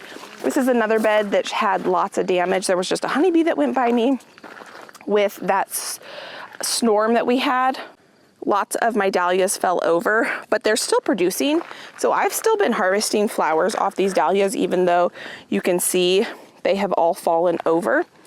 And so what I need to do next year, I think, is actually support them. Here are some green beans. I thought that these plants were completely done. I haven't checked them in a few days. And look at all those green beans in there. Oh my goodness. Whoa, okay. So that is exciting. I didn't even look at the green beans on the other side of this bed because I thought that they were done. So let's go take a look over there. Oh my goodness. Look at all of them. And look at all of the white flowers. That means that it's still producing flowers, so it's still producing. Look at all these.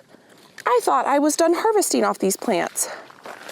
Oh my gosh, that is so exciting. I have not really had to buy any produce for months now. I have been kind of in this like pseudo pantry challenge where I've been trying to base every meal around items I already have on hand.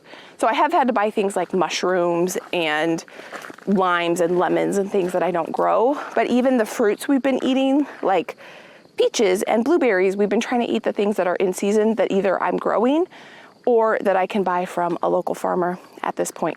So that is exciting to see that there's more green beans there that I can harvest and we can enjoy. And then here are more onions and carrots. And I forgot to mention, in that carrot bed or the onion bed over on the other end of the garden, I have tons of carrots and I need to harvest these. It looks like something munched on that carrot right there. Oh shoot. I'm just gonna bury that a little bit. I'm gonna do a big harvest of onions and carrots this week. This celeriac that we're growing looks so amazing. I don't know when I need to harvest that. I need to look that up, but I think they're getting pretty close to harvest. So lots and lots of big harvests in the next week or two. Here is my one pumpkin bed that's kind of a dud of a pumpkin bed. I think most of these pumpkins are just gonna go to the chickens. So I guess that's not a total loss. That's food for them that I can grow. But as far as decoration and or putting up pumpkin for us to eat, most of these are not doing fantastic. I've had damage on them from, I think this is a bunny or something that's been eating them. There has been bug damage. This pumpkin actually looks pretty good. So I might get to be able to harvest this pumpkin. This might be one of the few pumpkins, and then there's one in there that looks pretty good. I have a couple growing on this trellis that I might be able to harvest. Ooh, spider web. Almost just walked right into that. It is pretty. In here, we have Victorian wedding zinnias, and these are super cute and pretty. We've harvested a lot of them. It's so interesting how different the zinnias are from floret. These are all the same variety of zinnia, and you can see the difference. But most of these pumpkins here, they are just gonna be going to the chickens. So I guess that's successful because I grew chicken feed and I'm happy about that. Here is another trellis with cherry tomatoes. I have so many cherry tomatoes on here. I have found a new way I love cherry tomatoes, and that is to marinate them in red wine vinegar, salt, pepper, and a really good olive oil. And I basically put that as a condiment on almost every single meal. And so it's been so fun getting so many cherry tomatoes. Now this is something I don't think you saw me harvest yet. I harvested this year's black bean bush bean variety, and they are curing now in the basement. Looks like I forgot one here and here. I went ahead and put the plants back in the bed as just kind of like living mulch. I'm gonna let it compost in place. It's gonna protect the soil from hopefully getting more weeds. I am gonna cover each one of these beds before winter comes. And this is just kind of like a light protection until that happens, because I'm just letting these sunflowers live out their best life here. And so I don't really wanna put landscape fabric on this bed until I'm done enjoying these sunflowers. Now over here, we have radishes that look like some of them are ready to harvest here shortly. Another round of spinach. This is the most beautiful spinach I have ever grown. So we are going to enjoy a lot of this in dinners this week. How I'm going to harvest these is just kind of take off the outside leaves and they will continue to produce. I haven't grown spinach in 2 years. So good.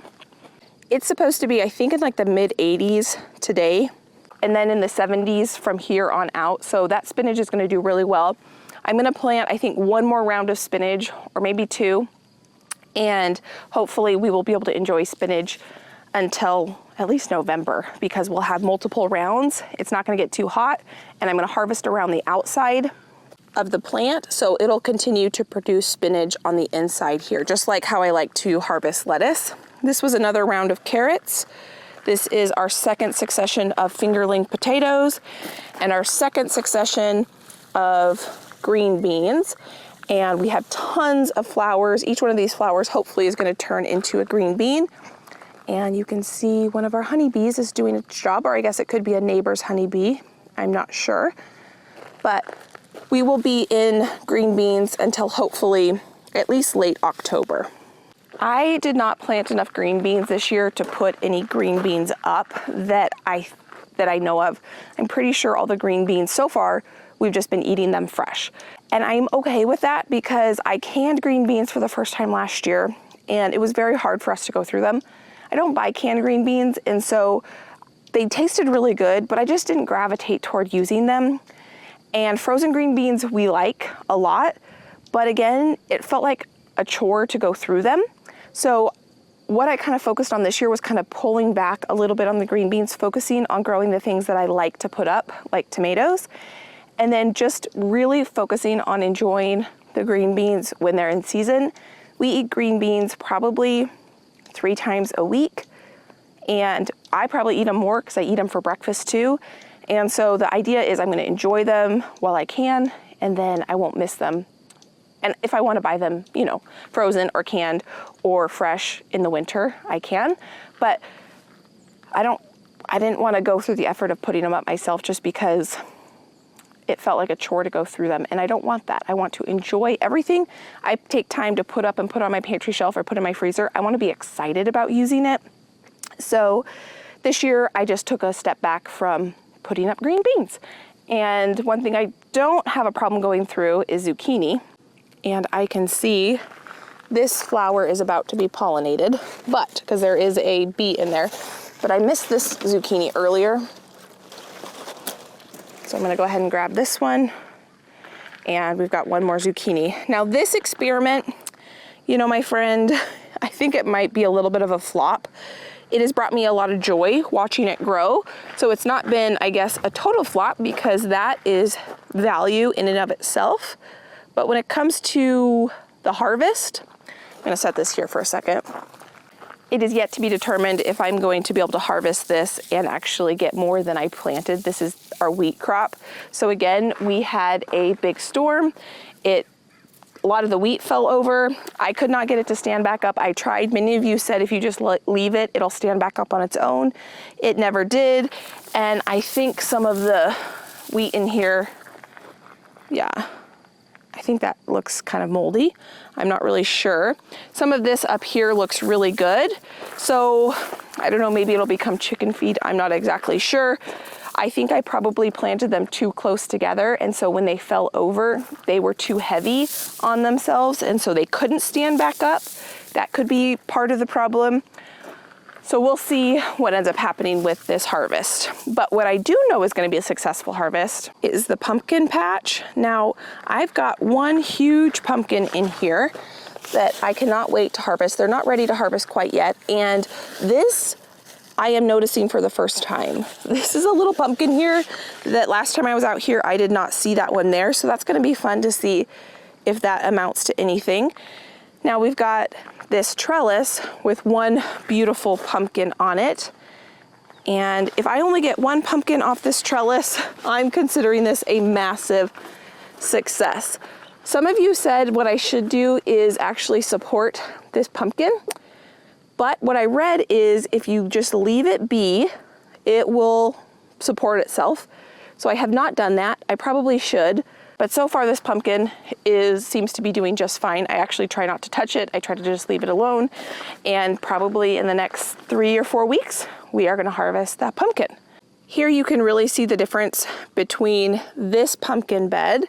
This has pumpkins in it just like that bed down there. You can even see from here that the plants are kind of yellowy. They don't look great, kind of spindly, as opposed to over here, the plants.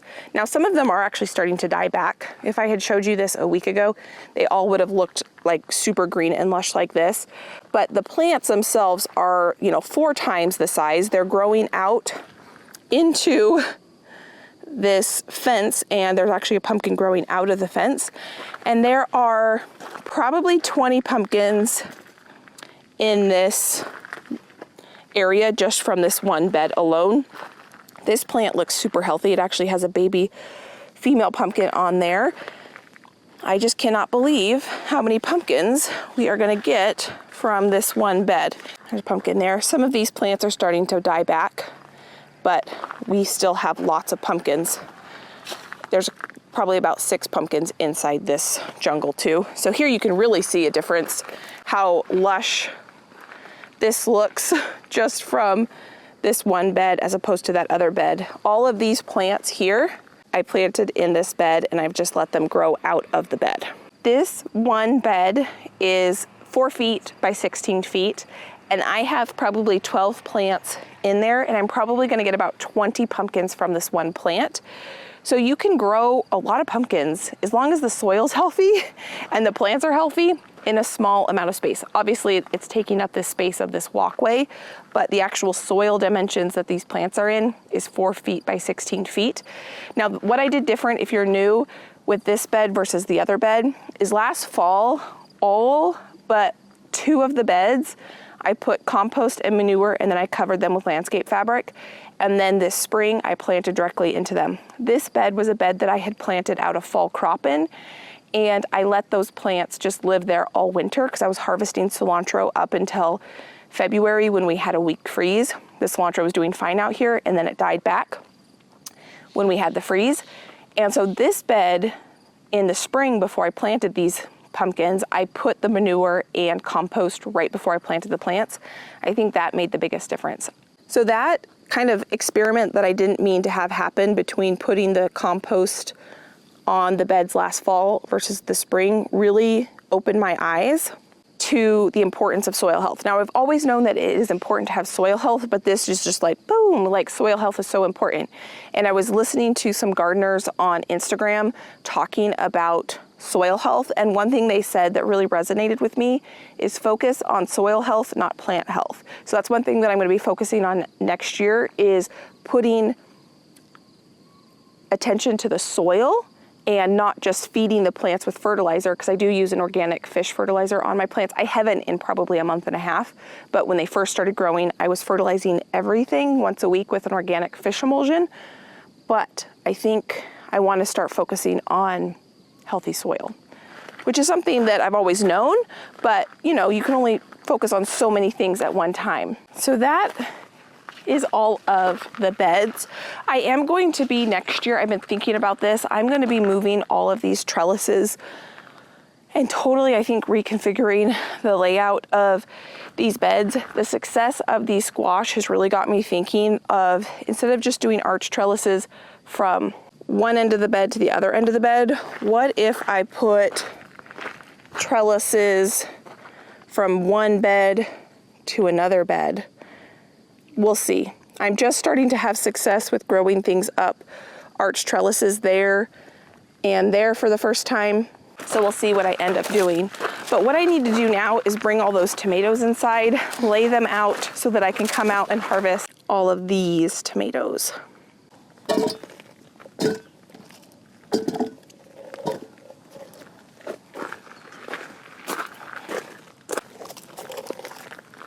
So here is today's harvest, minus all the tomatoes I still need to go out there and get, but I need this bowl to do that. Or I could use this bowl as well. So these are the tomatoes that I already had harvested in my house, and let me show you how many there are of these. These were ones that needed to be harvested about a week ago. What I like to do when I am starting to manage this amount of tomatoes, and I was worried this wasn't gonna happen this year, is I get out a folding table, I put a couple tablecloths on it, and then I lay my tomatoes out on the table, and it's a lot easier to manage this amount of tomatoes this way as opposed to having them in a big bowl like this, because I can't inspect each individual one easily. This one has a little blemish on it, so I'm actually gonna pop that one in the fridge. I'm gonna inspect each one of these because they've been sitting in this bowl for a little bit. And I'm gonna inspect each one as I bring them in from outside. This is gonna give me another bowl, and then I can go out and harvest that other bed of Roma tomatoes. To be completely transparent with you, I'm gonna put my slicing tomatoes over here, a little worried that I was gonna need to go buy tomatoes this year. And looking at just what I've brought in today, plus what I already had in this bowl, I think that that was a silly thought. I think I'm gonna be able to have plenty of tomatoes for our needs for an entire year. The biggest reason I want a lot of tomatoes is because I want to make a ton of marinara sauce. I have just crushed tomatoes in my pantry, so I don't need to make just plain crushed tomatoes. And I already have bruschetta in my pantry, on the pantry shelf. I don't have any diced tomatoes though. So I would like to get some more diced tomatoes on my pantry shelf. I used all of those already. So now I have one more bowl. I might have to get a second table out. So all of these tomatoes are definitely gonna have to be washed before we use them. Ugh. There's a slug on that tomato, which is gross.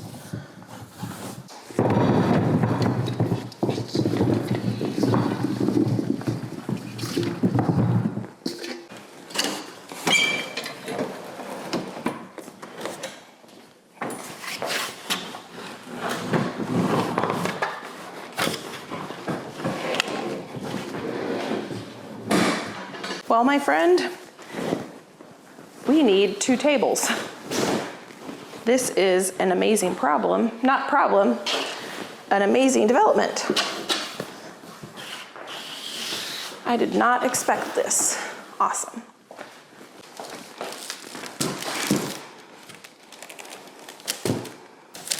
These slicing tomatoes I'm gonna all put in one spot so I can manage these. The goal is gonna be to try to eat these. Well, obviously we can't go through this many slicing tomatoes, but we're gonna eat as many of them fresh as we can, and then I will put up the rest. My cracked ones I still am keeping separate. I'm gonna pop those in the freezer. So here is today's bounty and some from over the week. We've got it flowing onto the second table. Some cherry tomatoes, Roma tomatoes, San Marzanos, all these peppers. What I'm gonna do with all these peppers is wash them, top them, throw them in the freezer, and I will do something with them when I have harvested all of the peppers. I think I'm gonna invite some friends over this weekend, and I'm gonna try making baba ganoush and some other dishes that are gonna be inspired by these eggplants. I've got a few green beans. So what I'm gonna do now that I have a couple empty baskets and bowls is I'm gonna head out and I'm gonna grab the rest of those Roma tomatoes from the other plants or the other bed. And I'm gonna grab the green beans that I see out there.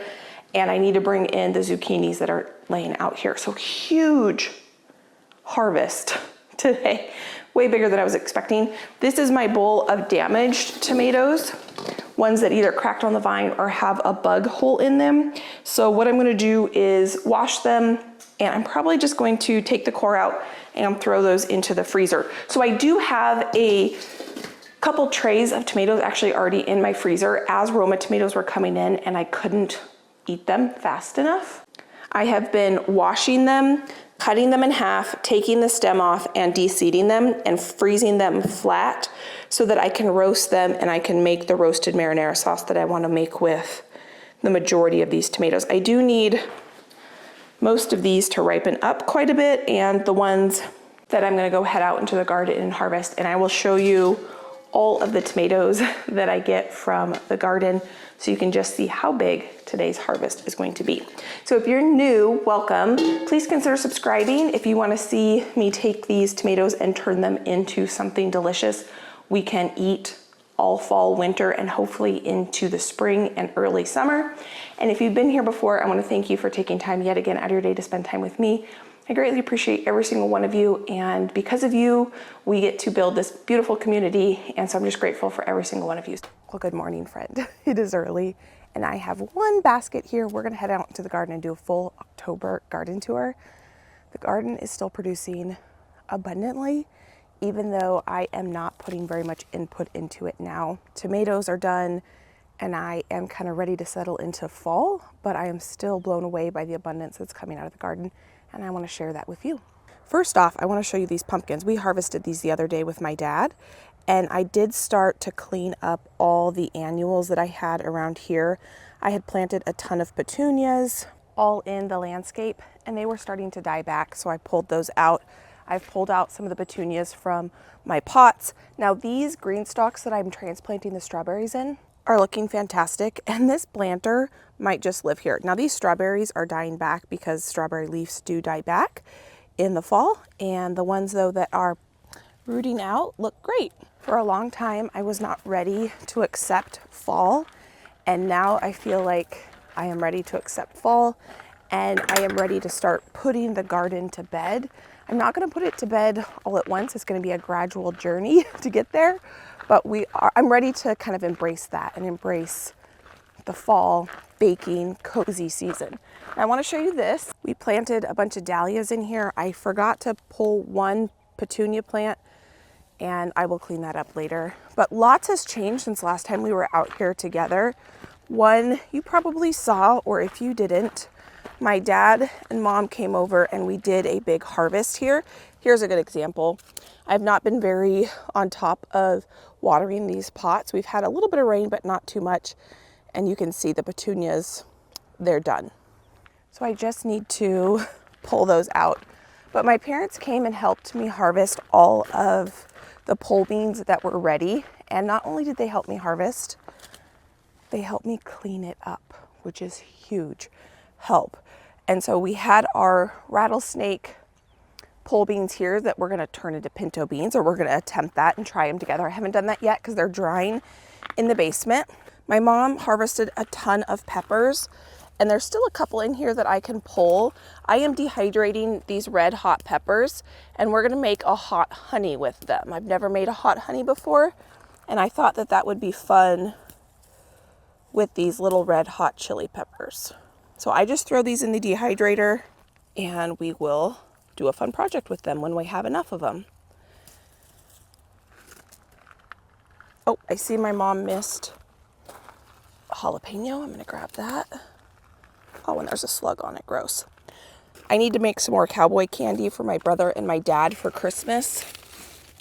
The zucchini plant is hanging on really well. I'm starting to get some powdery mildew on there. And so at some point I'll pull that plant, but I'll leave those there for a minute. While it's still producing, I'll just let it do its thing. So most of these peppers in this bed have been harvested. There's a few that are holding on. I thought these were going to be huge. These are teeny tiny peppers. Serranos, I'm going to grow a lot more serranos. You can see they're putting on flowers, but I don't think we're going to get them to produce anything before frost. And then I'm letting these sugar rush peach peppers ripen a little bit more before I harvest those. So probably in about a week or two. Here, the snapdragons, this is on my list. I need to just come rip all of these out. All the tomatoes that are ripe, that we're not eating fresh, I'm gifting to friends. Mostly my sister, but I've got a couple other people that are taking quite a bit of them. Tomatillos, I'm just collecting. And when I have enough to process, I'll process them.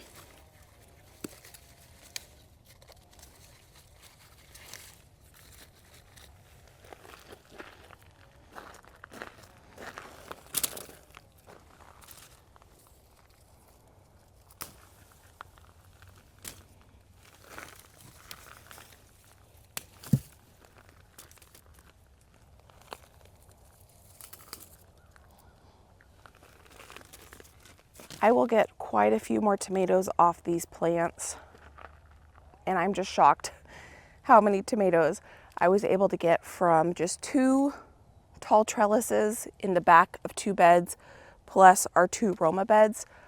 Hundreds and hundreds of pounds of tomatoes, which is incredible. But here you can see these snapdragons are done and need to be pulled out.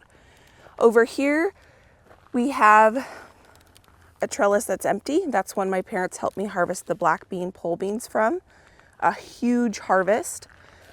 Sweet potatoes, I will harvest once we have our first frost. I don't know if they're going to produce anything, but time will tell. We'll do that together. Have some dill that's gone to seed. I did plant some cilantro here, but I don't see any popping up yet. Carrots I need to harvest, and just some flowers. Now over here you can really see, wow, these snapdragons really need to go. Just full of disease and completely done. I way overcrowded this bed with snapdragons. I have snapdragons in other areas of the garden and in my landscape, and they are still holding on because I did not overcrowd them. The one thing when you're gardening, if you overcrowd or do like a monocrop, which is basically kind of what I did, even though there's tomatoes in the back, this whole front bed is basically one crop, snapdragon, same with the other one. When you do that, is that once disease hits, it spreads like wildfire. Versus if you have things intermixed and interplanted, if one part of the garden or one part, that plant gets disease in that area, not necessarily it's going to wipe out everything else, because everywhere else I have snapdragons, they're doing just fine and they will probably hold on because they are not disease ridden until our first frost. So this was an experiment. It was absolutely stunning. It was probably one of my most favorite things I had in the garden while it was looking beautiful. But there is a downside that if it gets disease, it's going to wipe the whole thing out really quickly. So I don't know if I'm going to do that again next year or if I'm just going to plant them, give them much more space between the plants so that they don't, so they can dry out a little bit better so that they don't get as disease ridden as quickly. But time will tell on that. So this is the same bed, but the back side of the bed, look at all these green tomatoes. Doesn't look like there's many that are ripe. I am starting to get some disease on some of them. And this plant is incredible. This is the San Marzanos. When I planted these, you all told me I was going to love them. I absolutely love them. The thing I don't like about them is they don't all ripen at the same time. These started ripening about a month ago, maybe 6 weeks ago, and they're just very slow. So I like my Roma tomatoes in that they kind of all come on at once. I can harvest them within about 2 weeks and I can process them in that amount of time. And I'm not kind of just slowly getting a small trickle of San Marzanos. I like the San Marzanos because they're even drier and meatier than the Romas. But I have to decide if I want to grow these next year. I'm not sure. I like the tomato better, but I don't necessarily like how they produce the fruit better. I will come and I will harvest all of those blushing tomatoes today, and I will gift those to my sister. Now over here we have, look at this. We have these beautiful purple flowers. These are eggplant flowers. This eggplant doesn't look very good, but this one does. We don't have time for it to actually produce eggplant before a frost, but I think those flowers are really beautiful. I'm pretty sure that's not the eggplant flower. Oh my goodness. That is some other flower over here that I did not plant. That's hilarious. All right, so this is what an eggplant flower looks like. It is purple, but this is a flower that might be a weed, honestly. I'm gonna pull that because I don't remember planting that. And if that's a weed, I don't want it to go to seed. But maybe that's from last year. I had aster in this bed last year. Is that aster? I don't know. That's hilarious. I thought that was eggplant. A bunch of these beans are ready to harvest, so I need to come out here and harvest those. But what's really ready to harvest are these yellow monster bell peppers. They haven't turned yellow. They are green, but some of them have some holes in them. So I need to come out here and grab all of these. These snapdragons are done, but look at all of these bell peppers. These bell peppers were a recommendation of Jessica from Three Rivers, and they are the first time I'm growing them this year. And they have produced an abundance of peppers. And then here, more peppers, and my tomatillo plant in here that was a volunteer is so loaded with tomatillos, it is hanging on the ground. So I need to grab those as well. And the banana peppers are producing their third rush of banana peppers. The banana peppers themselves are actually getting smaller with each time it puts on fruit, but they are still producing. And then over here, I have this little pumpkin plant, and it wasn't doing anything for about 2.5 months of the growing season. And then recently it just exploded. And now we have quite a few little orange baby pumpkins that I want to decorate with. I'm having friends over for a Friendsgiving. I'm grabbing my basket because I'm going to grab these peppers and tomatillos. I'm having friends over for a Friendsgiving, and I want to decorate the table with those mini pumpkins.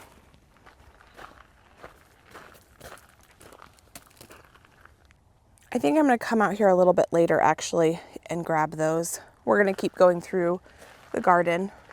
So from here we have this bed.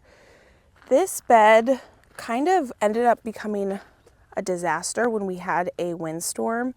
All of the cosmos fell over and I came in and I cut them way back and they actually look a lot better now.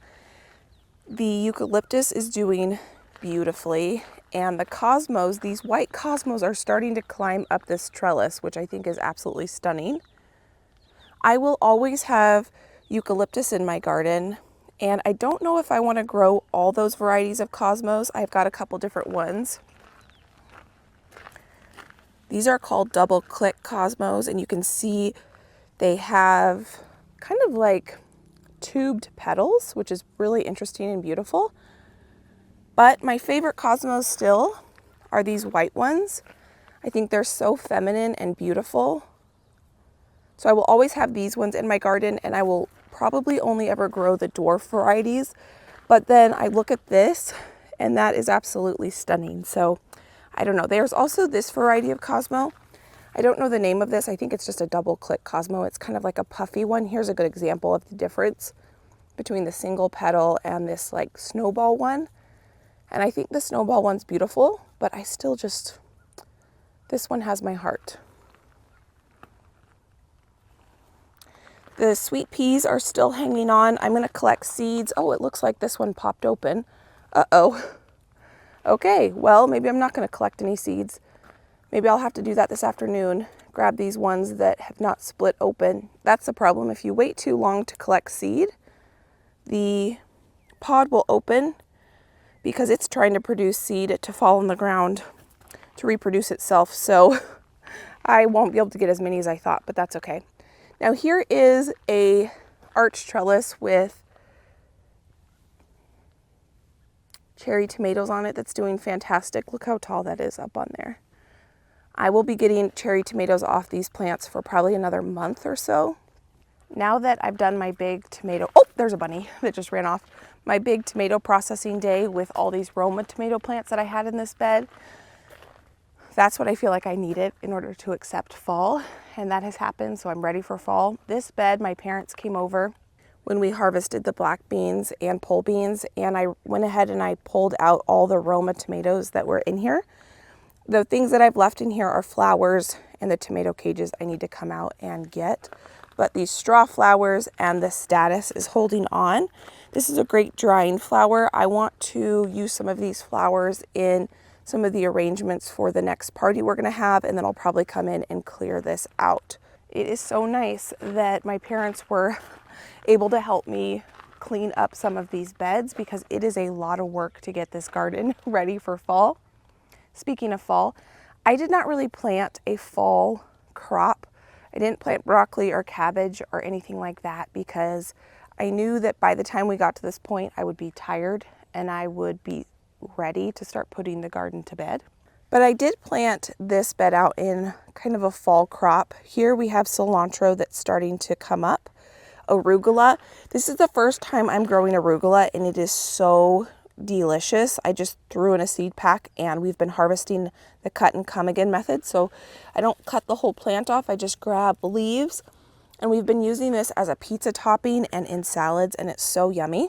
We've got some kale here, a second succession or third succession of spinach, a kale plant, kale, tons of spinach, which I've harvested a ton off of. I have not grown spinach and arugula. Well, I've never grown arugula, but I have not grown spinach in years and I love it. I should grow it and it grows really well this time of year. So that's something to note that maybe next year that'll be just kind of a thing I do. Once I harvest potatoes, I throw in spinach and kale, arugula, and probably I should throw in some lettuce too because I have not grown very much lettuce this year. But that is this bed. So this is kind of one of two kind of fall-ish crops. This bed is almost done for the year. The zinnias are holding on. This was the Roma bed, which we harvested the Romas, except for the ones that are on the ground. Those had a bunch of damage to them, so they're just composting in place. We have zinnias, and then some basil. The basil got way overcrowded, so it didn't produce much, but now that it has sun, I think it's gonna grow up. So I'm just gonna leave the basil there. And then these zinnias are the zinnias that I saved the seed and planted. They look absolutely nothing like what I had saved. And you can see some of these are dying back and ready to harvest for seed. I heard, I don't know if this is true or not, but that Florette is not going to be selling her zinnia seeds next year. These are the only zinnias that I planted that were not Florette seeds. Here are more dragon tongue beans. This trellis has done very, very well. I will be doing pole beans on these arch trellises next year because of how well they did. But these right here are the only zinnias that were not Florette zinnias. The rest of the zinnias in my garden are all Florette. This is Alpine Glow. We have Unicorn Mix and then Golden Hour. And some of them are starting to die back. And then some of them are producing still like crazy. Zinnias will always be in my garden for a couple reasons. One, they are very easy to grow compared to some of the other flowers I have attempted to grow.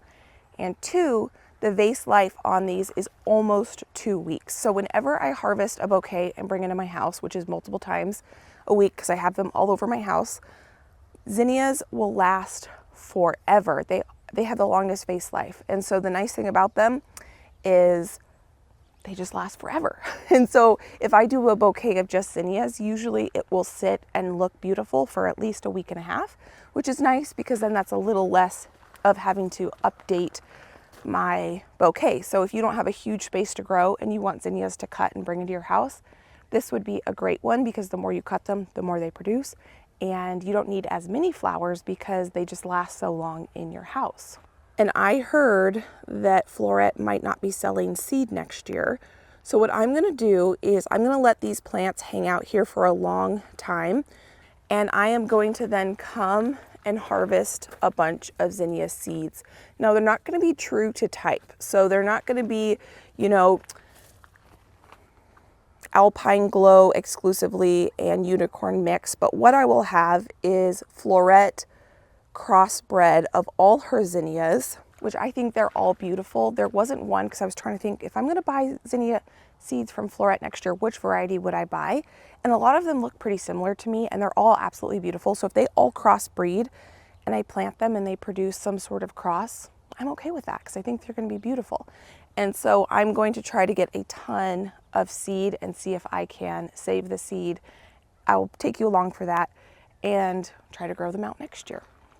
And then I wanted to show you this because I think it's funny. This is a zinnia that I did not plant and it's actually flowering and it's producing more than one side shoot. And this is a zinnia plant that's growing out of the gravel. I don't know how that ended up there. So now moving on to over here, I planted a second succession of sugar snap peas. And these ones right here are doing really well. They're producing tons of flowers and actually have quite a few baby peas on here. I did not have very good germination. I planted the peas all along this whole trellis, but I've got quite a bit right here and that will be plenty for us for snacking. So that is another crop that I guess is technically kind of a fall crop that we will be able to enjoy into the fall, which I can see one right here that looks really good. I think these ones are Oregon snow peas. So good. This is the first time I've ever planted a fall crop of peas and I'm really excited about it because it's one of my favorite snacks to snack on in the garden. Now here is another plant. There's actually two plants here and these are some mini white pumpkins and these, the same as those orange ones, they weren't doing anything for a long time. And then all of a sudden they just exploded. So I'm gonna harvest these little white pumpkins and those are gonna be table decor and fall decor. So here's an example. This is, well, it looks like it's just starting to get a little disease on it right here. This is a snapdragon that clearly looks a lot better than the other snapdragons. I have carrots in here, which I need to harvest. Look at this carrot. Holy cow. This is huge. Absolutely huge. This bed was onions and carrots, and I've always had very good luck growing my onions with my carrots. It's a way to maximize my garden space. I can grow 2 crops in the same amount of space. And you can see there that that carrot is not suffering, even though it grew basically almost its whole entire growing season in with onions. And this is the largest carrot I think I've ever grown. So I have lots of carrots to harvest. Over here, I have more of these mini pumpkins. You can see there, even that one just was pollinated right there. So there's probably about 8 white mini pumpkins on that one plant alone. Zucchini is still producing like crazy. I am giving away a lot of zucchini. I harvested 4 of them yesterday, and look at this one right here, or maybe 5.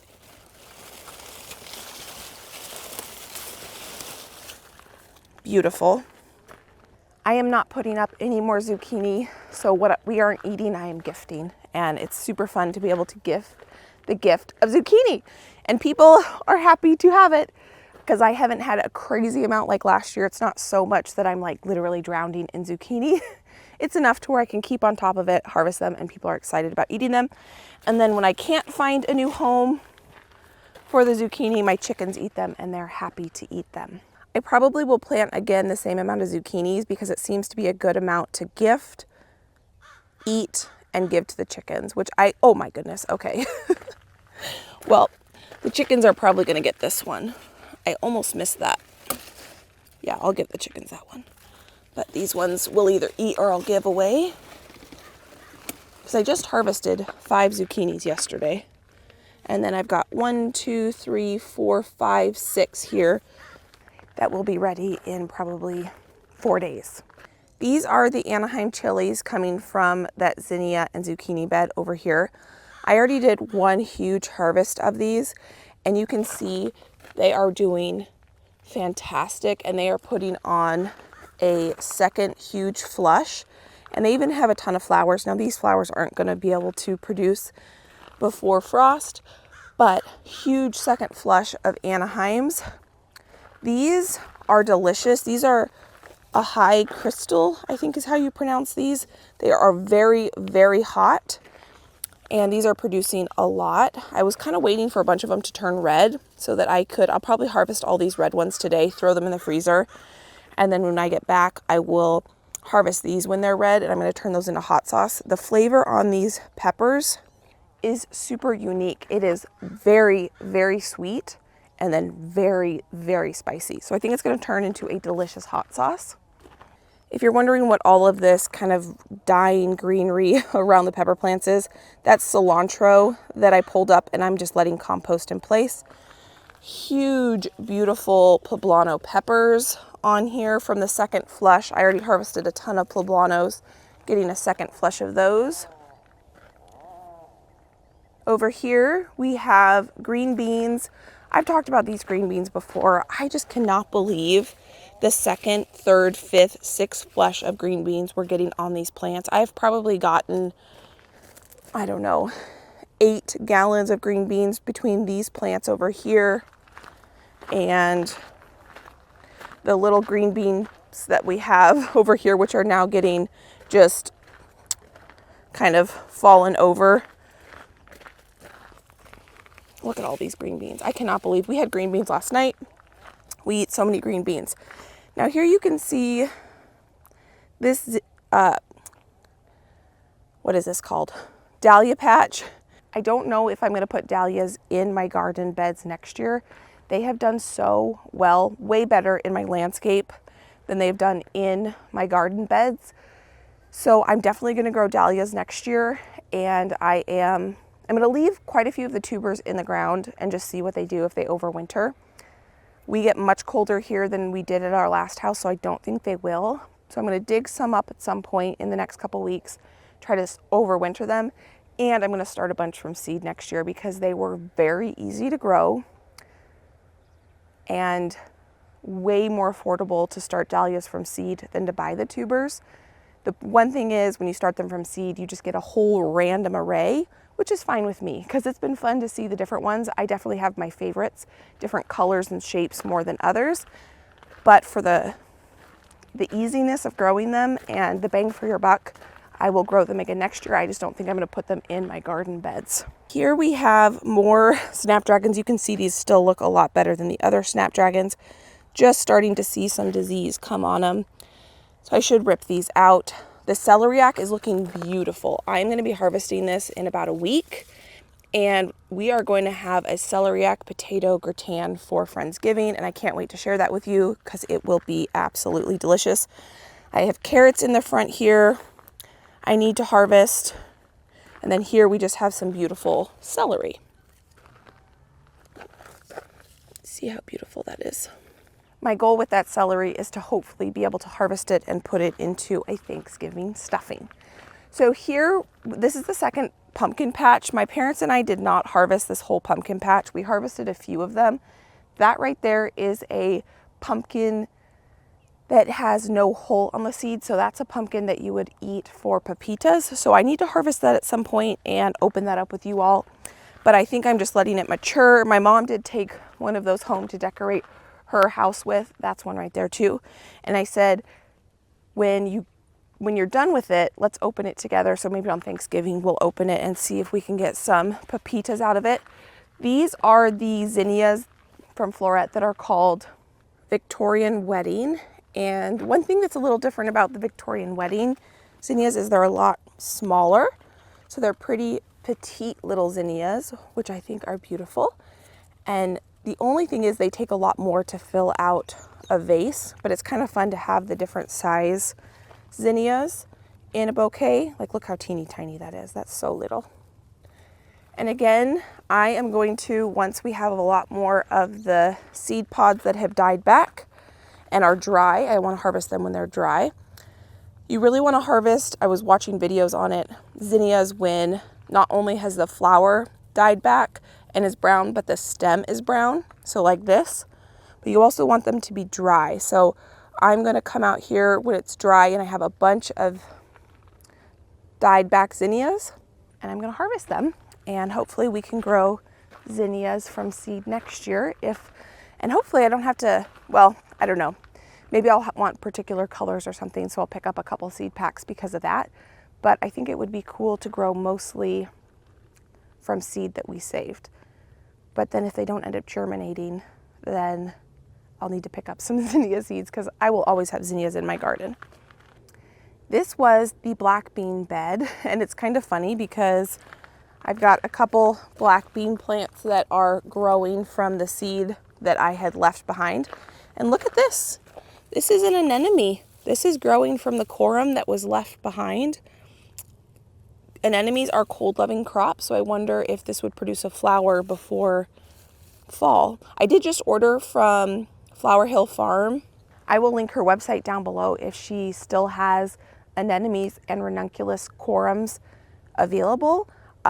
She posted it on Instagram and I posted it on my Instagram to let people know that she was selling them. So if they're still available, I will put the link down below. And I ordered a lot of anemones and ranunculus corums from her. And I need to do more research, but I'm pretty sure I'm supposed to plant them in the fall for where I live, but I need to do more research. So we'll see if I plant them in the fall or if I plant them in the spring. Last year, I know I planted them way too late. I planted them in February. So I have a bunch of other little black beans that are sprouting up. Those aren't going to do anything. This is the plants that I just are letting compost in place. And then you can see these sunflowers are holding on. I have been harvesting the flower heads that have gone to seed. Here you can see birds have been eating on that one. But as they've been maturing and kind of dying back, I have been harvesting the flowers and giving them to my chickens. And they have been loving picking out the sunflower seeds. Now this one, you can see the birds have been eating that one. And I don't mind feeding the birds and feeding my chickens. Here are more of my favorite cosmos. And then this is another kind of fall bed here. We have radishes that have been doing fantastic.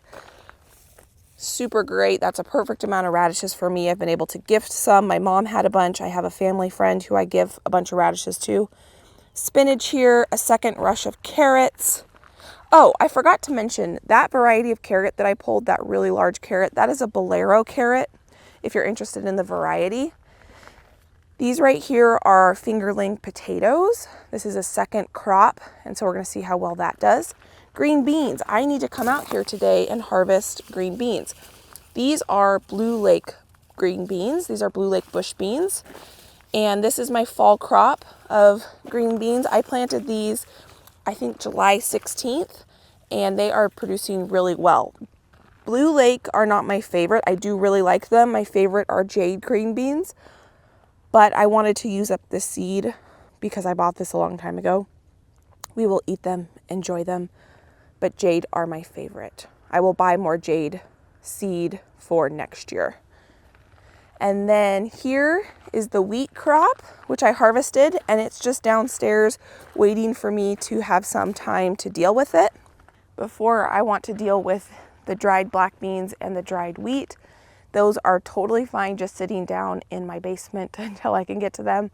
The things that I needed to get to first are the things like the potatoes and the peppers, the things that are perishable and will go bad if I don't deal with them. So that's what is priority. And then here is the last bed in this garden. This was our pumpkin patch, and we probably grew, I didn't count, but there was probably about 20 pumpkins that came out of this 116 by 4 foot bed. There are a couple volunteer potatoes in here because I had potatoes in here last year. I've got some, that's calendula, and then these are some zinnias. They're very leggy because I planted them too late and the pumpkins took over. So I'm just leaving these in here because now they're actually doing pretty well since I took out the pumpkin plants. Here's a really beautiful pink one. This is comfrey. This comfrey plant was huge. Yesterday I came out here and I just cut it back and I'm just letting this compost here. Here you can see we've lost a lot of soil. Well, we haven't actually lost it. It's just kind of compacted.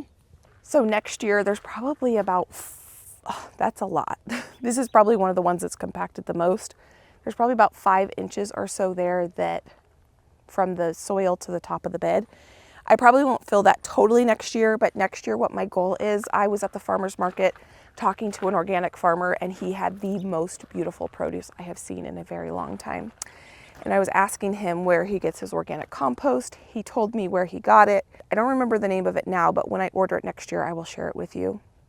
And it's an organic compost and he orders it in bulk. You saw this last fall and this spring, I put bags of compost in here because it was easy for me to carry bags of compost. But I think next year, I just want to order it in bulk so I'm not dealing with the bags that then have to be thrown away.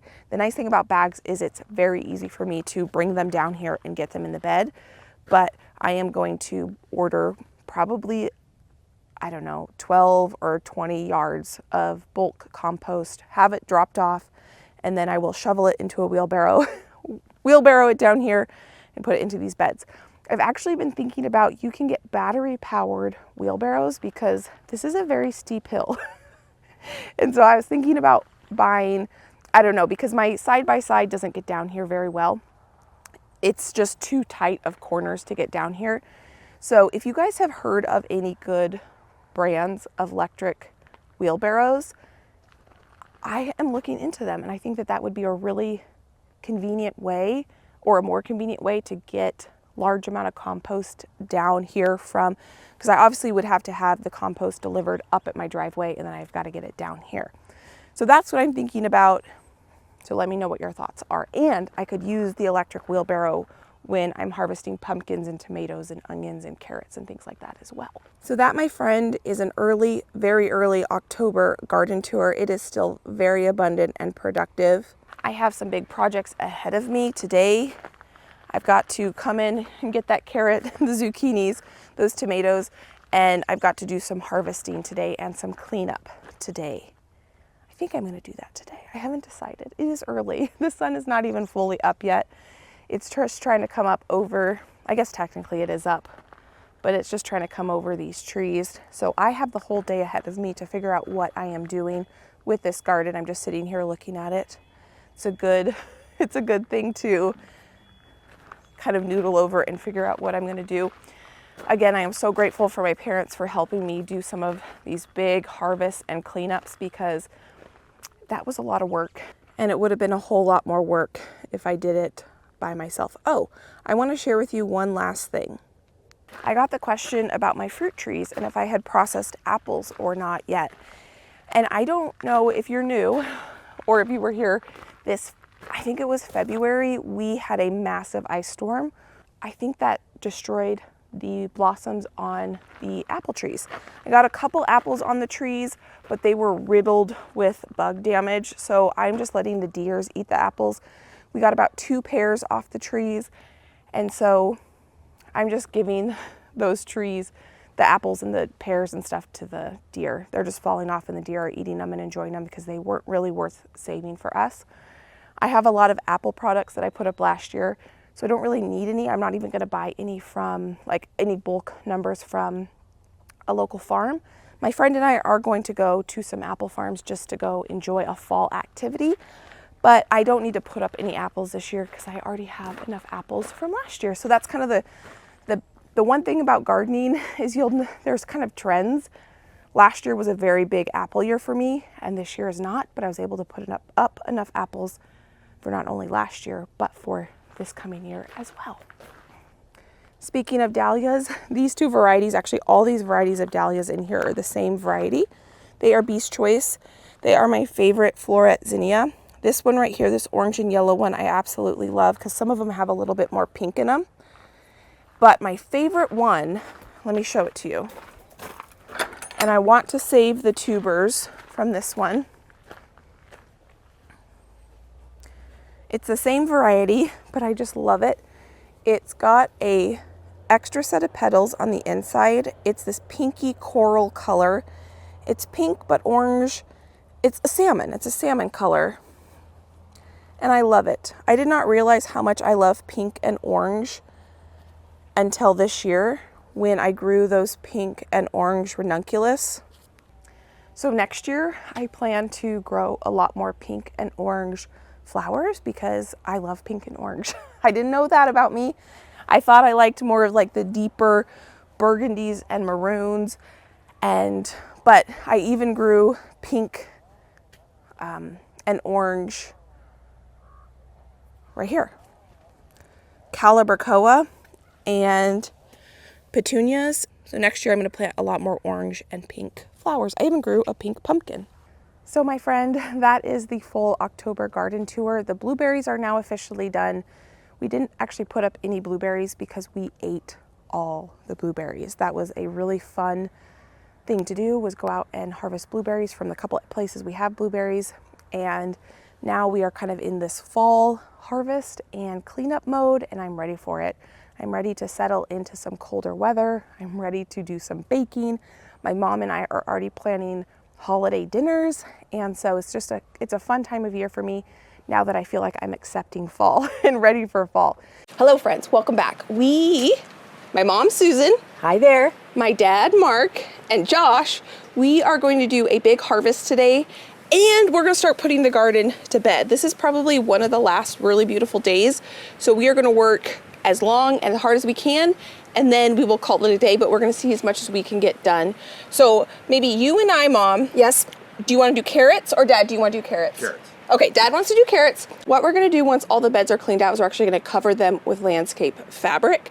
So Josh, in the shed, there's probably about 19 or so folded pieces of landscape fabric from last year. Would you be willing to grab those and grab all the staples that are in the grow room? They're in the second drawer down. Yeah, I'll do that. Awesome, thank you. Okay, so let's go start harvesting some carrots, and then we've got some other harvesting we need to do today. Do we have the wheelbarrow? We could put the carrots directly in the wheelbarrow? Yes. Because then we hose them over there. It is, I'm pretty sure it's out in the garden. Okay. And your rhubarb's gorgeous. Thank you. That's still good to eat, isn't it? Oh yeah, definitely. You're gonna put that up? I don't think so. Every time I put it up, we don't end up eating it, but we've eaten on it. If you do, I can make a rhubarb pie for Christmas. Okay, if you're Just wanting to do enough that. for one Yeah, pie? which Yeah. I just found out that rhubarb pie is my brother's favorite pie, so that would be perfect. So this bed right here is the first bed we're gonna tackle. Oh, look at what I see. I know. Oh, 2 of them. Do you want them off? Yes, those are gonna go to the chickens. So Man, look at that. that's beautiful, Mom. So those, if you can break and make sure you get the stem as well, that would be Oh, great. there's 3. Because I'm gonna put them in the fridge, and over the next, month or so, once a week, I'm going to give them those zucchini. Oh, they will love them. Yes. Fresh. Oh, So- there's another one down there. So that one has a Whoops. bad spot, so we'll just give that one to the chickens today. And then this bed, Dad, when we're done here. harvesting, Okay. we're gonna just clean this out completely. We'll cut everything. This bed right here. Yes, we'll cut everything out. Beautiful, Mom. 3. Perfect. Well, 3.5. Yeah. So this here. I'm gonna leave that Are we right there. harvesting anything out of this one? Nope, it's all. That's just. it's all that's done. Just going to We also today need to harvest seeds. Don't let me forget, because it's going to be raining, and these are zinnia seeds. So any of these dead heads, we need to just pluck off Okay. and save those for next year. See, like right here, those are Oh, perfect yes. mature seeds. Do we have Okay. Clippers to do that? Yep. Well, actually, we won't need clippers. We'll just go. Yeah, I think they just pull right off. Yep. Yep. Just like that. All right. Perfect.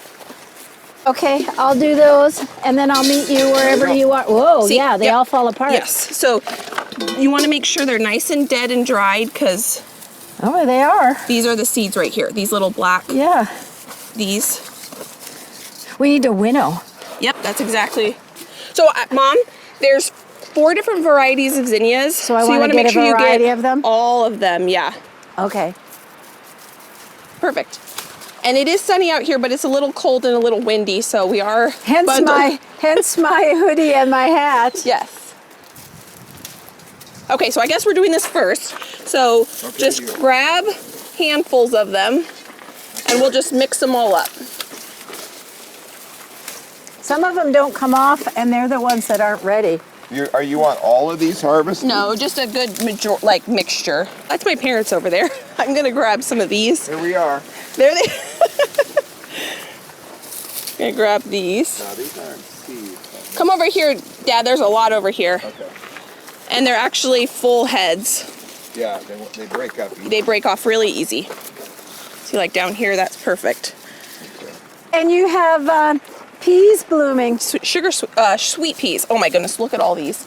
So these are not going to be true to type. This is just a mixture of all the floret seeds. They cross-pollinated. They did their thing, and we will plant them next year and get a brand new mixed variety.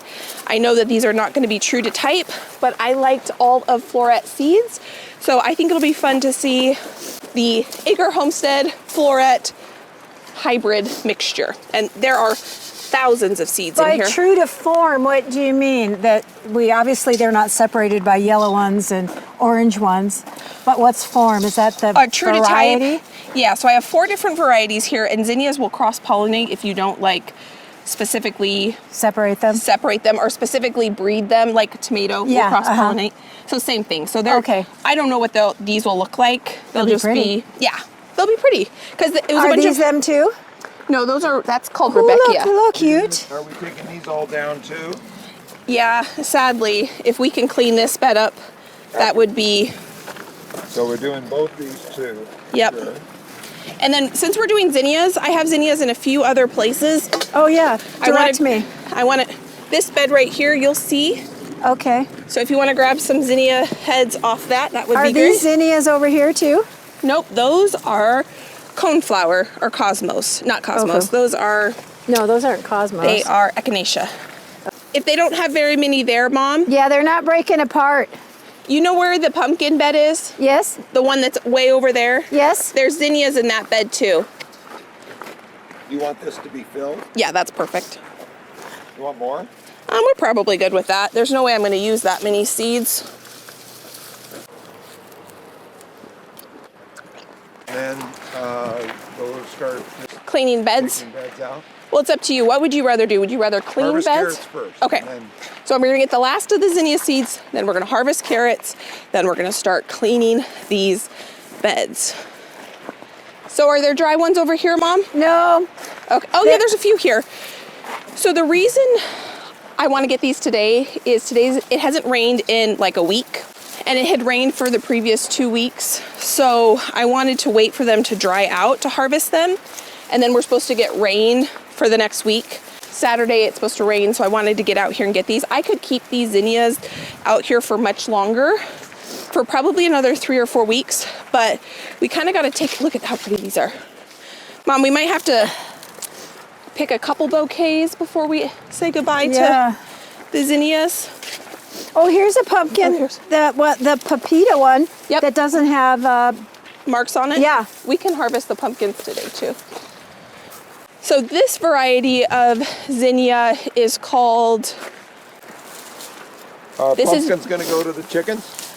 if they, They're kind of rotted on the. yeah, if they're rotted, they're gonna go to the chickens. This variety of zinnia is called Victorian Wedding. And we obviously are harvesting thousands of seeds. We're not gonna use all these, but. I stopped and sampled tomatoes. Oh, good. We'll harvest some today too if we get to it. But look how pretty these are. And this is all the same variety in this bed, and you can see how different they look. So that's why the Victorian Wedding ones are really small. So this is a very small, beautiful, petite flower. And so when I plant them next year, we're just gonna get a homestead mix of floret seeds, which will be kind of fun.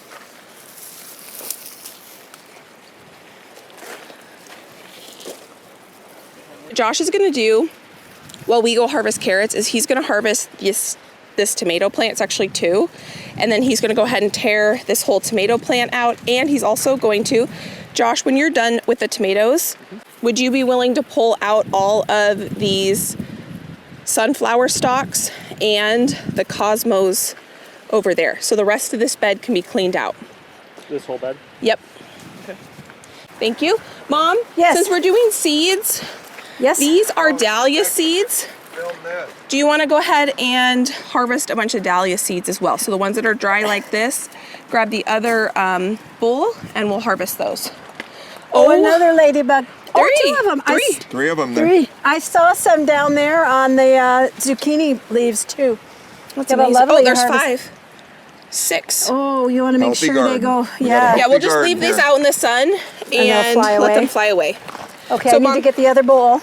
I'll go get it for you. Okay, so these are what you want me to do? Yep, these nice dry ones. Here you go, Mom. These blow in the breeze. If I take my hand off, they're gonna put themselves all over your yard, all over your garden.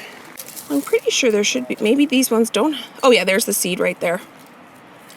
The right. little.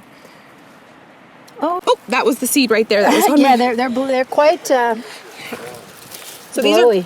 these are going to be all different colors. This variety is called Shooting Star. I didn't know you could plant dahlias from seeds. You can, but I've they're going only to. bought them as bulbs or tubers or whatever they are. The only thing about when you plant them from seed is you don't know what it's going to look like. So all of these dahlias in this bed were all the same variety seed, but they obviously all looked different because that's just how dahlias are. Well, let me tell you, remember you gave me some dahlias Yes. and they were just little that you had started, so we didn't know how big they were. And I had some existing dahlias that were about this tall. So I just planted them around. And so I have dahlias that are this tall, yours, and these.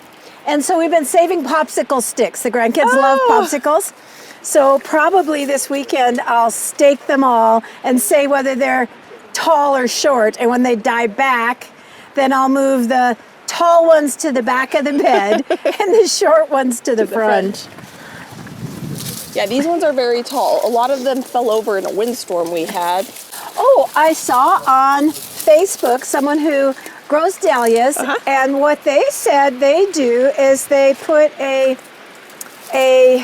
T-post Yeah. next, when they plant them, they put a T-post, and then they put a tomato cage, Oh, that's a good idea. and then it just grows up through it, and they always leave the T-post so they know where the bulb is. Do your dahlias come back every year? Mine have, Okay, those so- small ones. I think what I'm going to do is we will cut all these back And I'm just gonna leave these in this bed. If they come back, great. If they don't, I'll plant something else there. But we're gonna save seeds so we can plant them next year. I did want to make sure this was one of my favorite dahlias that I grew. And this is the same as all the other ones in this bed, but it was a double. And so I'm gonna save these seeds separate. The rest of them all kind of look the same. The problem is they kind of molded. This is probably the perfect one to save. I'm gonna put this in my pocket. And Just go let it go through the wash. yeah, seriously. And I will keep these separate.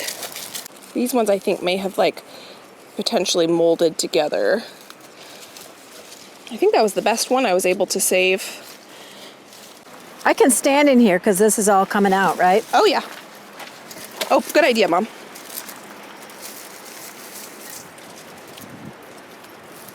I show a little before over here of the bed Josh is going to clean up. We could save these seeds as well. These are white cosmos, but I can get these for very, very affordable through MI Gardener, and I want to make sure my cosmos next year are the dwarf variety, so I'm not going to save those. So this is what this bed is looking like. Josh has gotten a bunch of tomatoes. He's going to pull that off. Josh, the tomatoes in this bed up here can also be harvested, and then those can all be pulled down as well. Okay. We're not going to save any green tomatoes. I have a ton of green tomatoes that Josh and I actually cleaned up the slicing tomatoes, and I'm ripening those inside. The cherry tomatoes, we're just going to say goodbye to them, minus the ones here. We have a ton in the freezer. We've enjoyed them, and we need to take advantage of this beautiful day and start. You know where the ladybugs are? Oh, They're in the bulbs. When you open it, I go like this, and they just fall into the bowl. because there's 6 ladybugs in this one too. Maybe do they winter there? Are they trying to find a place? I don't know their life cycle. I don't either. Do they winter and then come back in the spring? I've never had as many ladybugs as I have this year in my garden. Did you buy any? Nope. These They're are all just all natural? Yeah, I am super happy about it because it's, I think, a sign of a healthy garden. Yeah, because watch, you go like this. Oh, and that's where they are? Yeah, and it poop, they'll fall out if there's one in there. You can see them there. Oh, they're crawling. Oh, yeah. Oh, it's going up your shirt. There we That's go. probably enough, Mom. Okay. That's great. So we Oh, can, there's some green beans. yeah, we can harvest Some those. beans. Maybe 3. That's, Do we know? That's beautiful, Can Dad. we Thank tell you. them apart? Oh, Do you there's know tons. what's what? Oh, yeah, that's pretty easy to tell apart. See the, Okay. So carrots next. all right. Do you want them in the basket or straight in the wheelbarrow?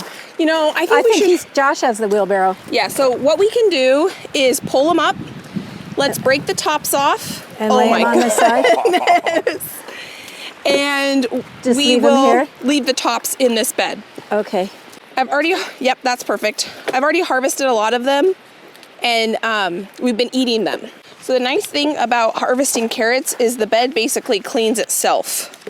So some of them, like this one, I on accident, look at that. That's gorgeous. And Mom, you can take as many carrots home as you'd like. I actually, when one of my granddaughters was over, she and I harvested the carrots and the onions, and I have a bowl the size of those bowls in my refrigerator Oh, full good. of carrots, so I don't need any at this point.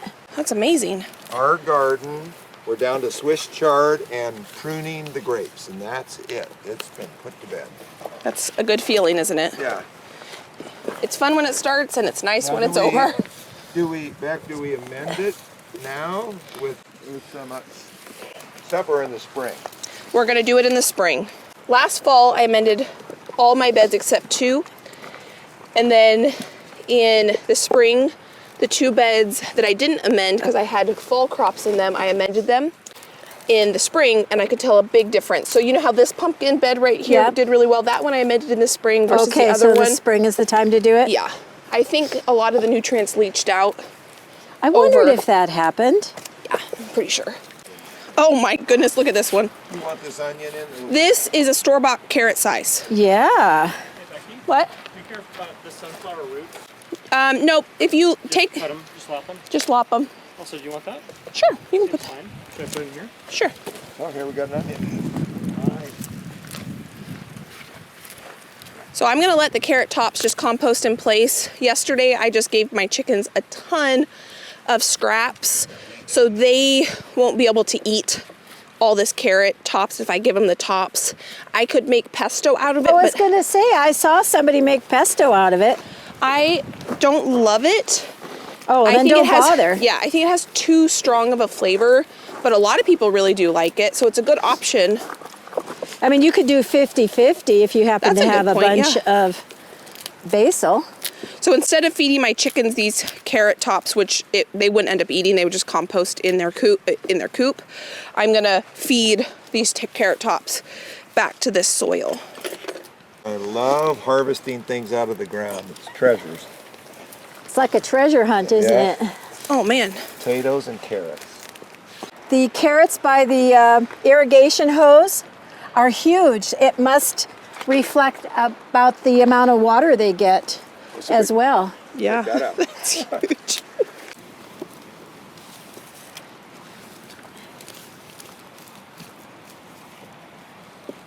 Oh, that's a weed. Yeah. Were these planted from carrot seeds or were they the pelleted ones? Pelleted seeds, yeah. This I sure variety, like those pelleted seeds. This variety is called Bolero carrots. And they are supposed to grow a blunted end like this, so not a very Yes. pointy end.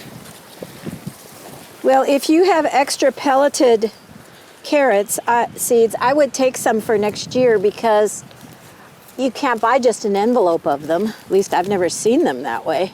And I don't need, you know, a 4-pound bag. No, I'll give you some pelleted carrot seeds next year. I think I used all the ones you gave me a couple of years ago. They don't last as long, the clay Oh. on the pellet. Ooh, look at that. So you kind of are supposed to buy them every year. Okay.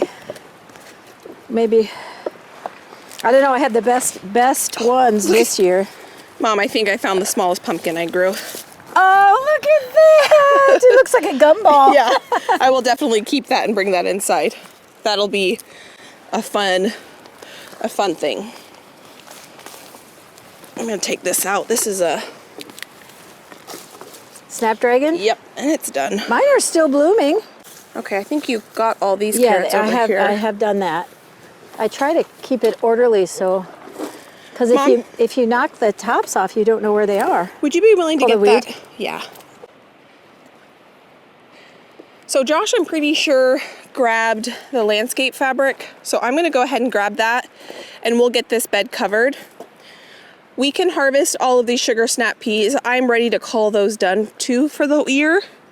So we can pull those. Okay. They're pretty tough. I sampled one. Are they not good?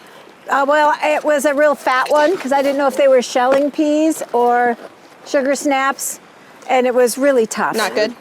Well, let's just pull those and then we're going to get this covered and call this bed done for the year. And then we do have more carrots after this. So Okay, you want me to that's- pull these down?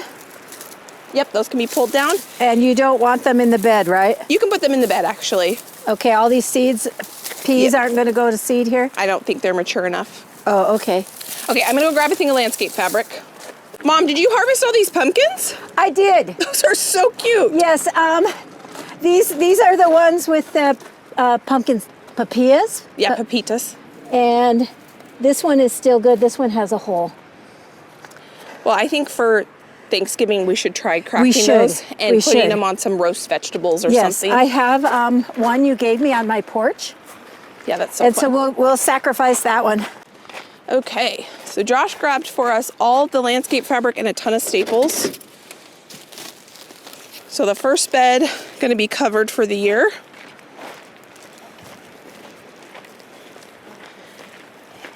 Okay. Do you want me to pull up these weeds that are like thistles and stuff? Yes, please. And you don't necessarily want those back in the bed, do you? No. And where should I pitch those over the fence? Yep, that would be perfect. I think while we're right here too, we could, oh, I see a carrot right here. Oh, good eye. If we leave one or two, that'll be fine. Oh, look at what I found. Let's see, Mom. So what I like to do is get it kind of started on one end, and then you can pull it taut. Yep. And you want to put more staples than you think, because I had 4 of these fly up last year and get all, so, yep. Yep. We'll put at least 5 in there. At least. So Mom, what'd you find? I found some, well, this one's for the chickens. This is a good size. Would be good, and this one's for the chickens. Yep. Or is it, oh, there's another one. Another big one in Oh, there? 2 more. 3 more. Oh, we just want to try to get the, Whoops. that's okay. I think these will last for up to a month in my fridge. yeah, for 'cause sure. They have hard skin. I've been letting them mature.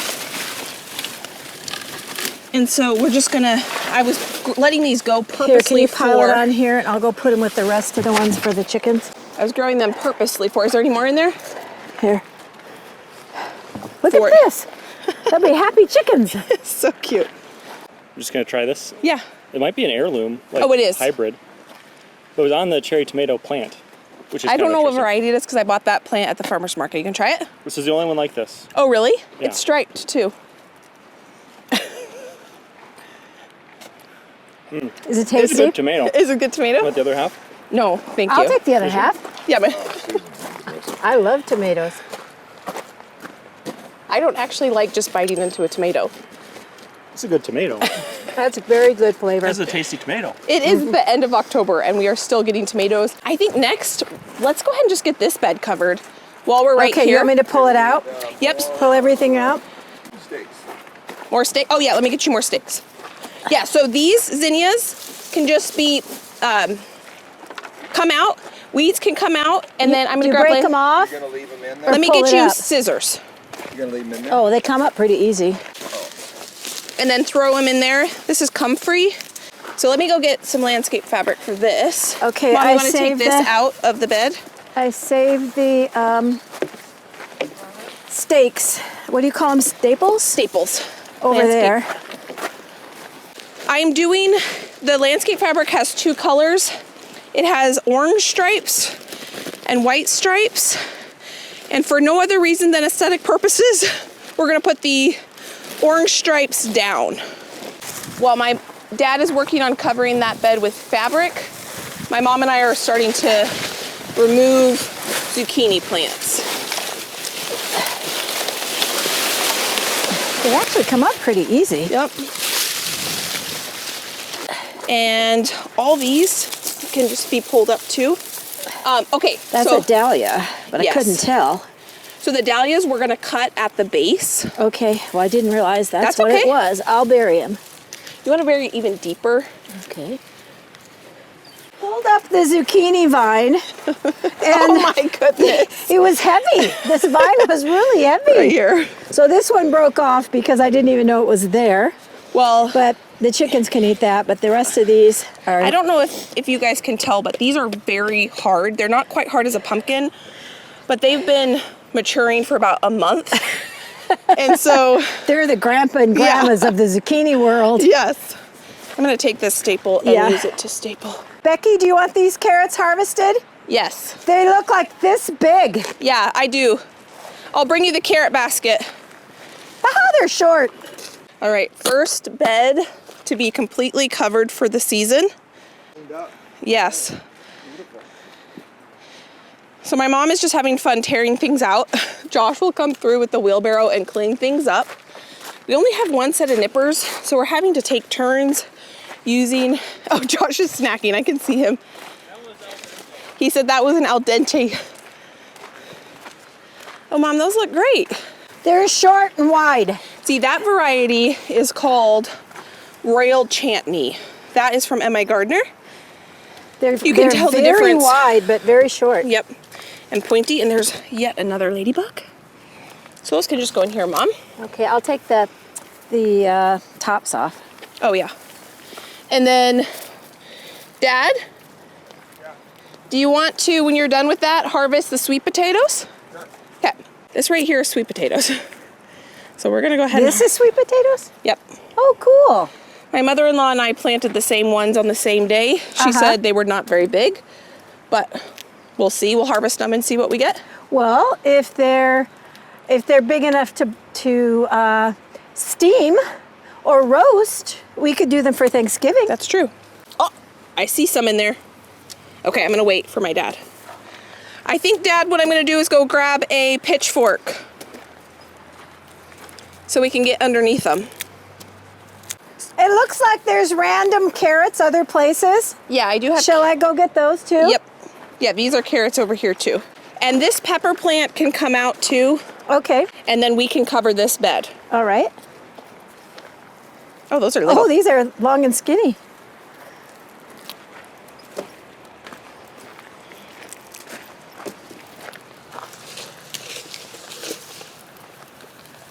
Oh yeah, these are little carrots.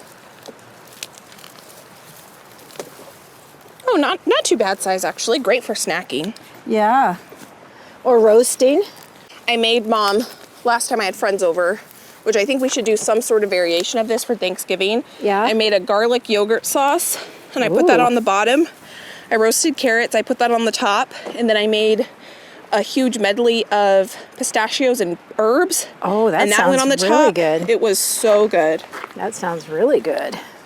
But you could do that with any vegetable like honey nut squash or not honey nut, butternut squash or honey nut squash. All right, another bed done. Mom just finished these carrots. We're gonna go harvest the sweet potatoes, but I need to get you a pitchfork to do that. Cool. This pepper plant can come up. This one? Yep, Both of them? yep. Or 3 of them, yep. So here's the after the bed Josh did. So I've got some tomatoes I'm gonna need to pick up, and we can get this bed covered. Yes, those are carrots. Potatoes here? Yeah, those are potatoes. I don't think they're ready. Do you want to try digging one up and just seeing? Okay, here's one with Oh, the... these are the after? These are the second. Yeah, second. Yeah, they're little. This was a big... Oh yeah, so we'll leave these carrots in, and we'll just let them overwinter, and I will harvest them. Here's the size. So that's not the potato I planted. I don't. Well, maybe it is. Here's one. Oh, should we harvest potatoes? Yeah, let's do it. Okay, let me go get a pitchfork and we will harvest. These are the fingerling potatoes. This is the second succession I planted. That's a good size. We will have these for Thanksgiving, Mom, if we have enough, because these are so delicious. You can keep using them. Yeah, we only have one set of clippers, so we're doing musical clippers around here. Okay, let me go grab a shovel or a pitchfork. One day I hope to be like my parents. They are so generous. It is so cute, their willingness to come out and help me work, which is so appreciated. So I am now looking for a pitchfork for my dad because he loves to dig potatoes. Tell me, how many of you guys garden in slippers? Because I do. Look at the progress that's already been made. Absolutely incredible. I found it. No. Oh, they're already digging. Oh, Mom, you got a bunch of sunflowers down too. Awesome. Well, not on purpose. No. They were tangled up with the Here you go, Dad. zucchini. Mom, you want to make sure you get those little bits of clover. There's 2, I can see 2 clover weeds in there. Or I can grab them. Yep, one. Because those, I think the roots, and right there, I can't quite reach. Thank you. Oh, yeah. All right. Okay, Yeah, I pulled the dandelion and thistle style ones. thank you. Tried that. Here, we could take this out, Dad. Get that out of your way.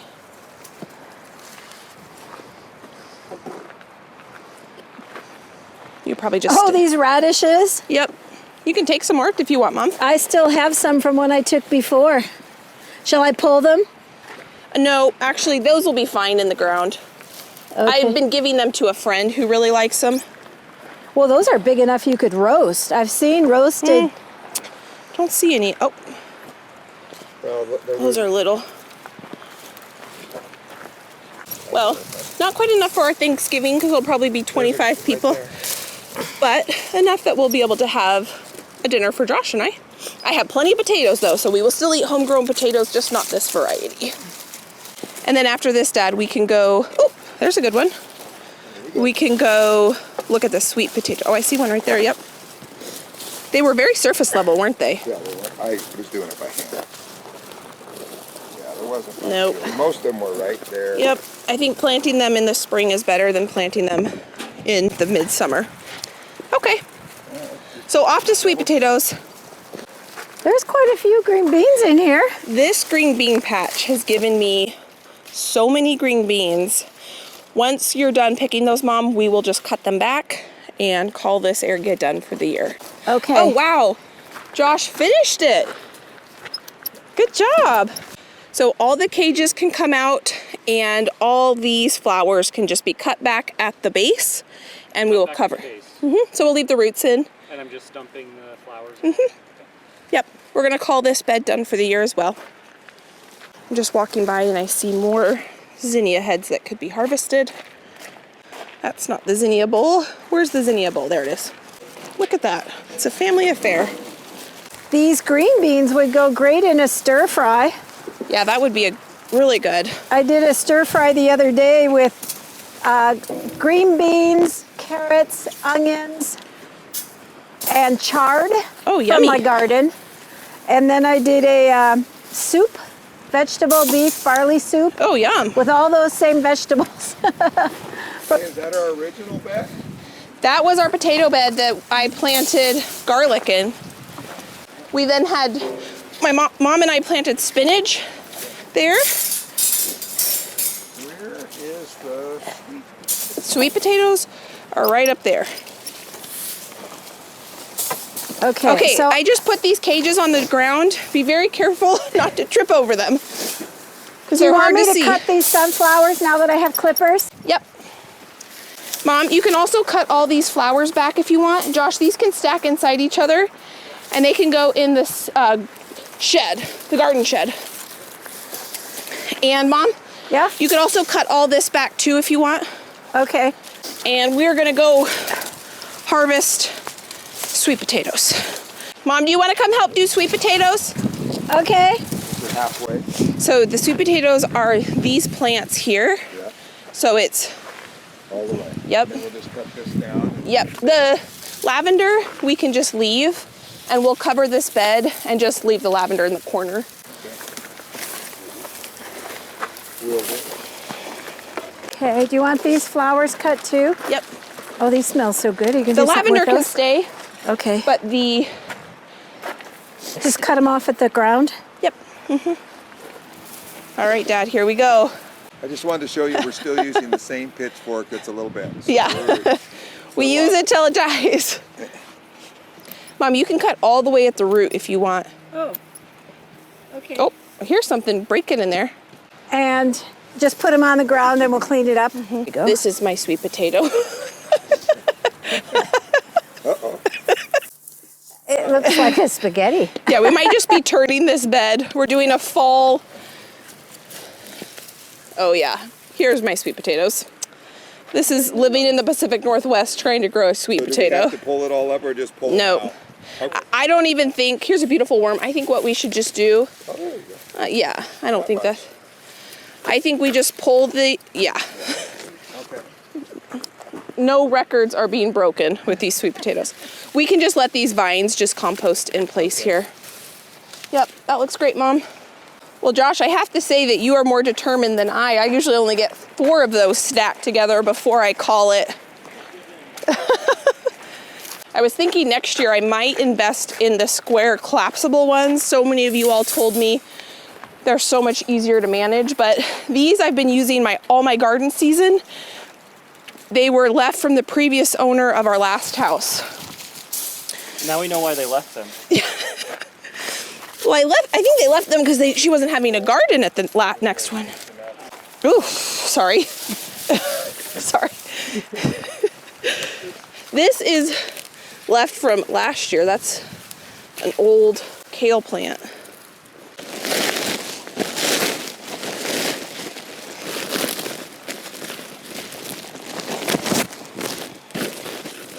Oh, some of them are orange on both sides.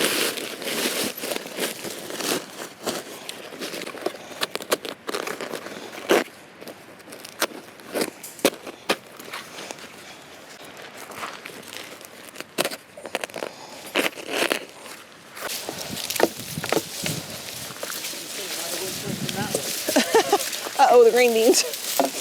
Okay, this is my favorite dahlia right here, so I'm gonna leave a little extra stem in case I decide to pull that.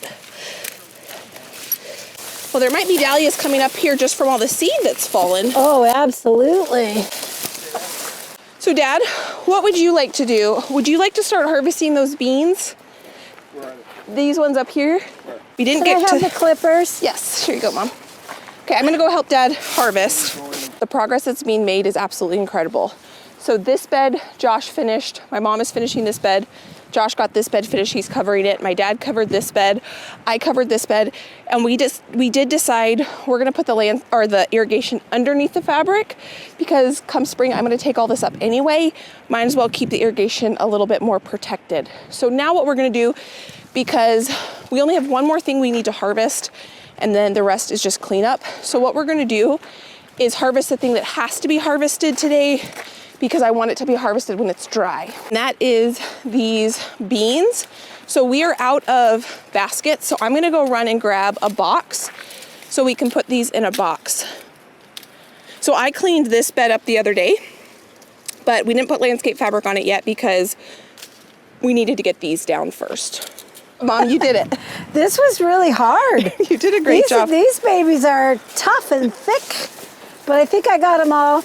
Do you need those like cut down lower? I kept that one high because I wanted Oh, that's the one you wanted to save. Yeah. I tried to cut them lower so they wouldn't make a hole in Yeah. the ground cover cloth. So this is what the before of this is looking like. You I'm know, gonna go grab Dad a... Look, I think these are dahlias coming up from the roots. Those are Because they're like coming calendula. Oh. Yeah. Okay, because they're like coming around from where they're planted. Yeah, I planted these and they got really leggy because obviously the They dahlias didn't took over. Yeah, they didn't have any sun. Yeah. Oh, well, that was a good theory, but wrong. Yeah, that's okay. So here are tons of dahlias. Well, these are papers, but I think there's a bunch of dahlia seeds in here. So yeah, like there's a do you want dahlia me to go seed. do that bed? So we might even have dahlias come up from seed. Do you want me to go do that bed? Yeah, Mom, if you want to. And then maybe Josh can... Demolition. Josh can come behind and pick up all these. Does that work for you, Josh? The stalks, Yeah, okay. We need a lot of this for turkey. I will bring it. So Mom, yes, you can cut all this back. And if you get done with that, you can also cut all that back. So this variety of dahlia is petite florette. So these were a lot smaller dahlias. And again, these dahlias were all the same color and everything. They just, because I planted them from seed, not tubers. Here's another really good zucchini. Oh, look. What'd you find? Another zucchini. Oh, I just found a zucchini too. These are good ones. Yeah, this one is a good one. It's a perfect size. Thank you, Mom. I think there's maybe 6 that size now. Oh, good. Well, do you want 3 or 4 of them? No, because we're leaving. Oh, that's right. And potatoes. You can certainly have as many potatoes as you want, Mom.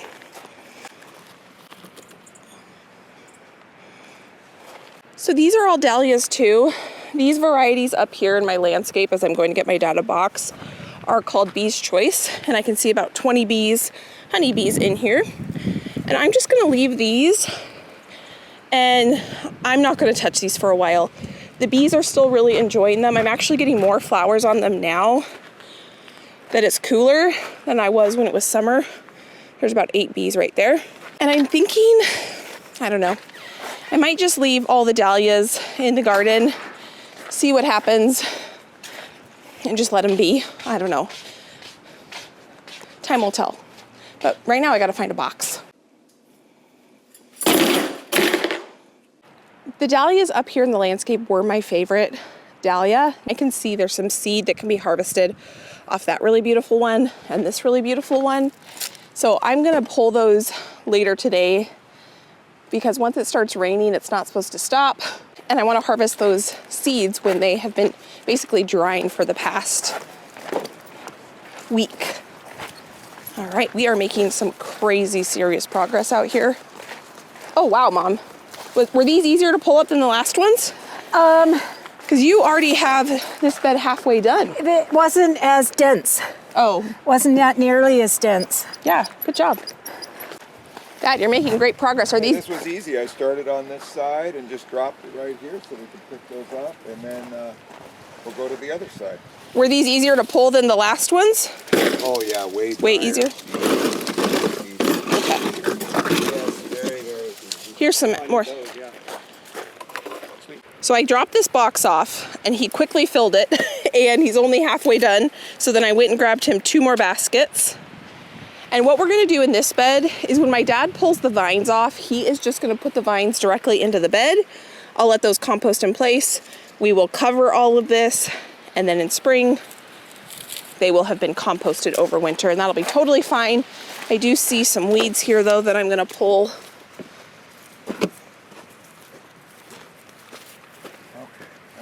Put out here or just left in the bed? Just left in the bed's fine. So my mom has already almost cleared another bed. So that was the dahlia bed. She's up here where the tomatoes were. She just got the zinnias out. So what I'm gonna do now, I grabbed a pair of scissors so I can help with that. I think I'm just gonna start picking the mess up because this is gonna be a big project. Yeah, that would be great if you pulled the blower out. My mom just had a great idea. Mom, why don't you tell us your great idea? Well, it wasn't my idea. I saw it on another gardening group. But like when you have 2 beds like this, you lay a big blue tarp down between them, and then you just pitch, and then you can pick up the 2 corners and drag it. Yeah, brilliant. Brilliant. While you're doing that, Mom, Yeah? I'm gonna go ahead and clean up these sugar sweet peas. Okay.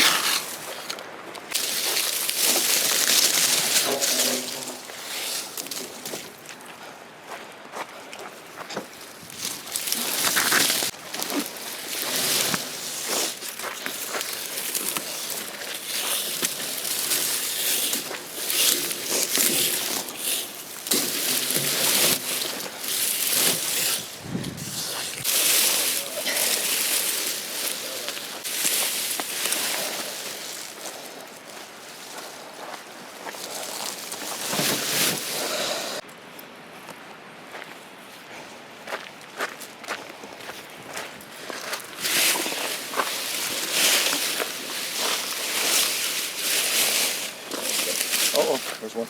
Nope. There we go. Let's see.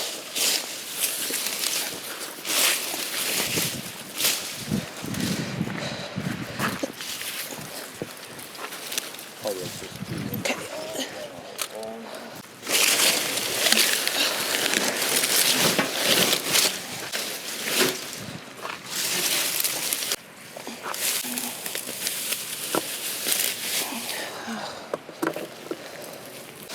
Ooh, there's a beautiful jalapeno. Gonna save that.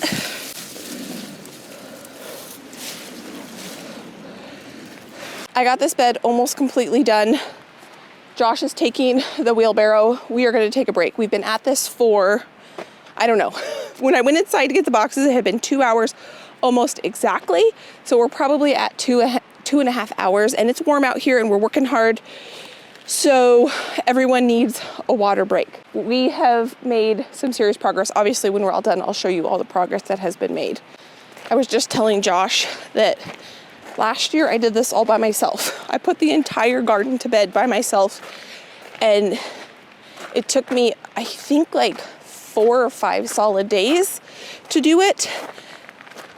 At least 4 or 5 solid days. And not only did I take everything out of the beds, but I put compost and manure down in each bed that I carried down. So I'm very, very grateful for the help, because I know what it takes to do it by yourself. So everyone needs water. We're gonna take a break. It's supposed to be the last sunny day, so we're gonna sit on the patio and enjoy the sunshine. Maybe the shade, I don't know. I'm probably gonna sit in the sun because I know it's going away for quite some time. So we're done with our break, and my mom just found Some more squash. some more pumpkins. Pumpkins. Amazing. So here's our haul here. These are the pumpkins, squash, zucchinis. These are good, right, to eat. Oh, These yeah. ones right here. Yeah, those are perfect. The rest are for the chickens. We got 2 boxes, or 1 basket and 2 boxes of these scarlet runner beans. They're so pretty. They're so pretty. They're purple speckly. They look like marble. And they're completely dry. So those are just gonna go downstairs. These are gonna be washed and put in Ziploc bags with a layer of towel on them, and they will last a very long time. We got one whole huge tub of zinnia seeds and obviously zinnia petals, so I'll work on getting most of the petals out. My mom and Josh started tearing this down or pulling it, and then my parents completely finished this. Do you want this one down, right? Yep, that's the next bed. We're gonna just cut that one down to the ground. And my dad got this scarlet runner bean and my mom got that completely done. And Dad, that bed, that can come down. We've got some green beans here that need to go into a basket. We've got some more carrots and tomatoes here. So I think I'm just gonna put these green beans here. So here's the before of this bed. That's all coming down. So Josh later today is going to blow all of the little petals that we won't rake up. Do you want to take a bouquet of flowers home? It's kind of sad, but I know it's just going to rain for the Yes, it is. foreseeable future. So it's kind of like a bittersweet goodbye. I'll tell you what, it's a lot easier to do when they're dry That's true. than when it's wet, because your hands are wet and cold. That's true. It's miserable. That's true. Okay. I wouldn't be volunteering. Okay, then we're doing it today. So I'm gonna set these carrots here in the shade. I'm gonna get some gloves on and I'm gonna help my mom.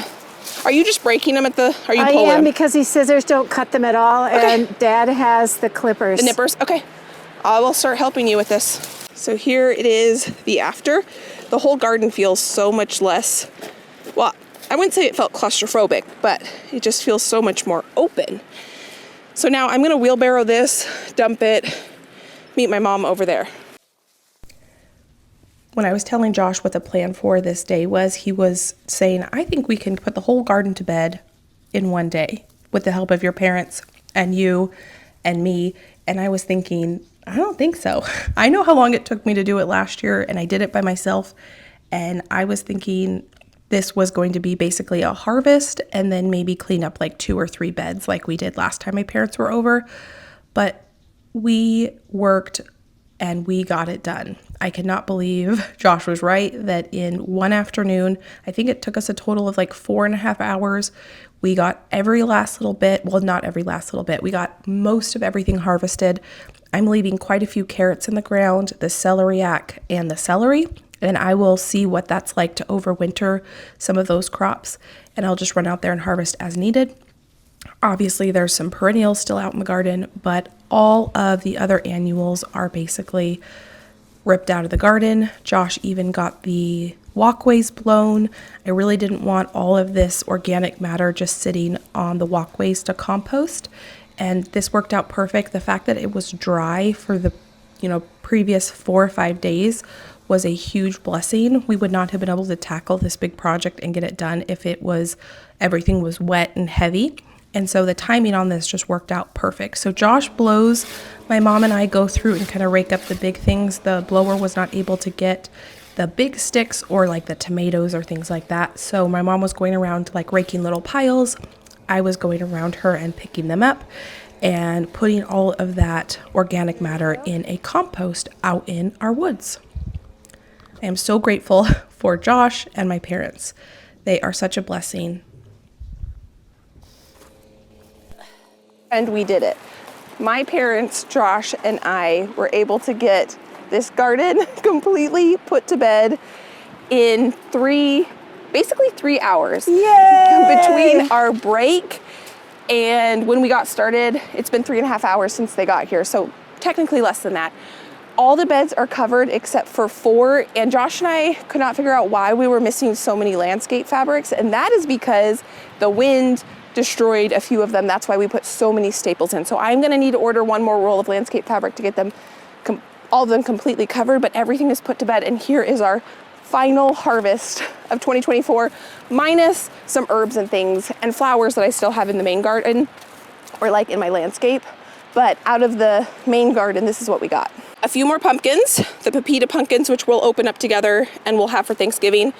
Almost all of these are going to the chickens. I'm gonna put them in my fridge, and once a week, I'll obviously start with these ones. Those are gonna go to the chickens. We got 2 huge things of the scarlet runner beans, a huge basket of carrots.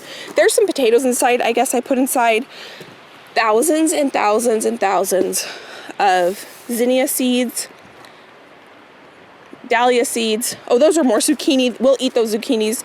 My mom's gonna, oh no, you didn't want those, but you want potatoes. So Yes, I do want potatoes. I'll give you the potatoes that we harvested. We are gonna carry this inside and we're gonna go to dinner. I did not make a dinner tonight, and so we're gonna go wash up. They brought a change of clothes so they can change, get clean. We're gonna go wash up. So friend, we wanna thank you for being here as we put this garden to bed. It has been a fantastic garden season. Probably one of the most productive garden seasons we've ever had, and a lot of it has gone to the help when it comes to harvest of my parents. So thank you so much for helping and being here. Our pleasure, so much fun. Joy. Well, friend, that was about, let's see, it is now mid-March right now, and we did that big cleanup in, I think, September. I don't actually remember. So you can see what it's looking like since we put it to bed. It's actually looking pretty good. I'm getting ready to harvest some carrots right here. And like I said at the very beginning, plant peas, lettuce, and ranunculus and anemone corums. So thank you so much for sitting back and enjoying the recap of 2024's garden. I cannot wait to see what 2025's garden has in store. I am going to be putting the very first seeds in the ground right now, and I cannot wait. If you enjoyed that and you want to watch 2025's garden progression, don't forget to subscribe if you're new and hit that bell notification. If you enjoyed this video, let me pop some more videos you can go enjoy between now and my next upload. I hope you're having a fantastic day, and I can't wait to see you next time. Bye, friend.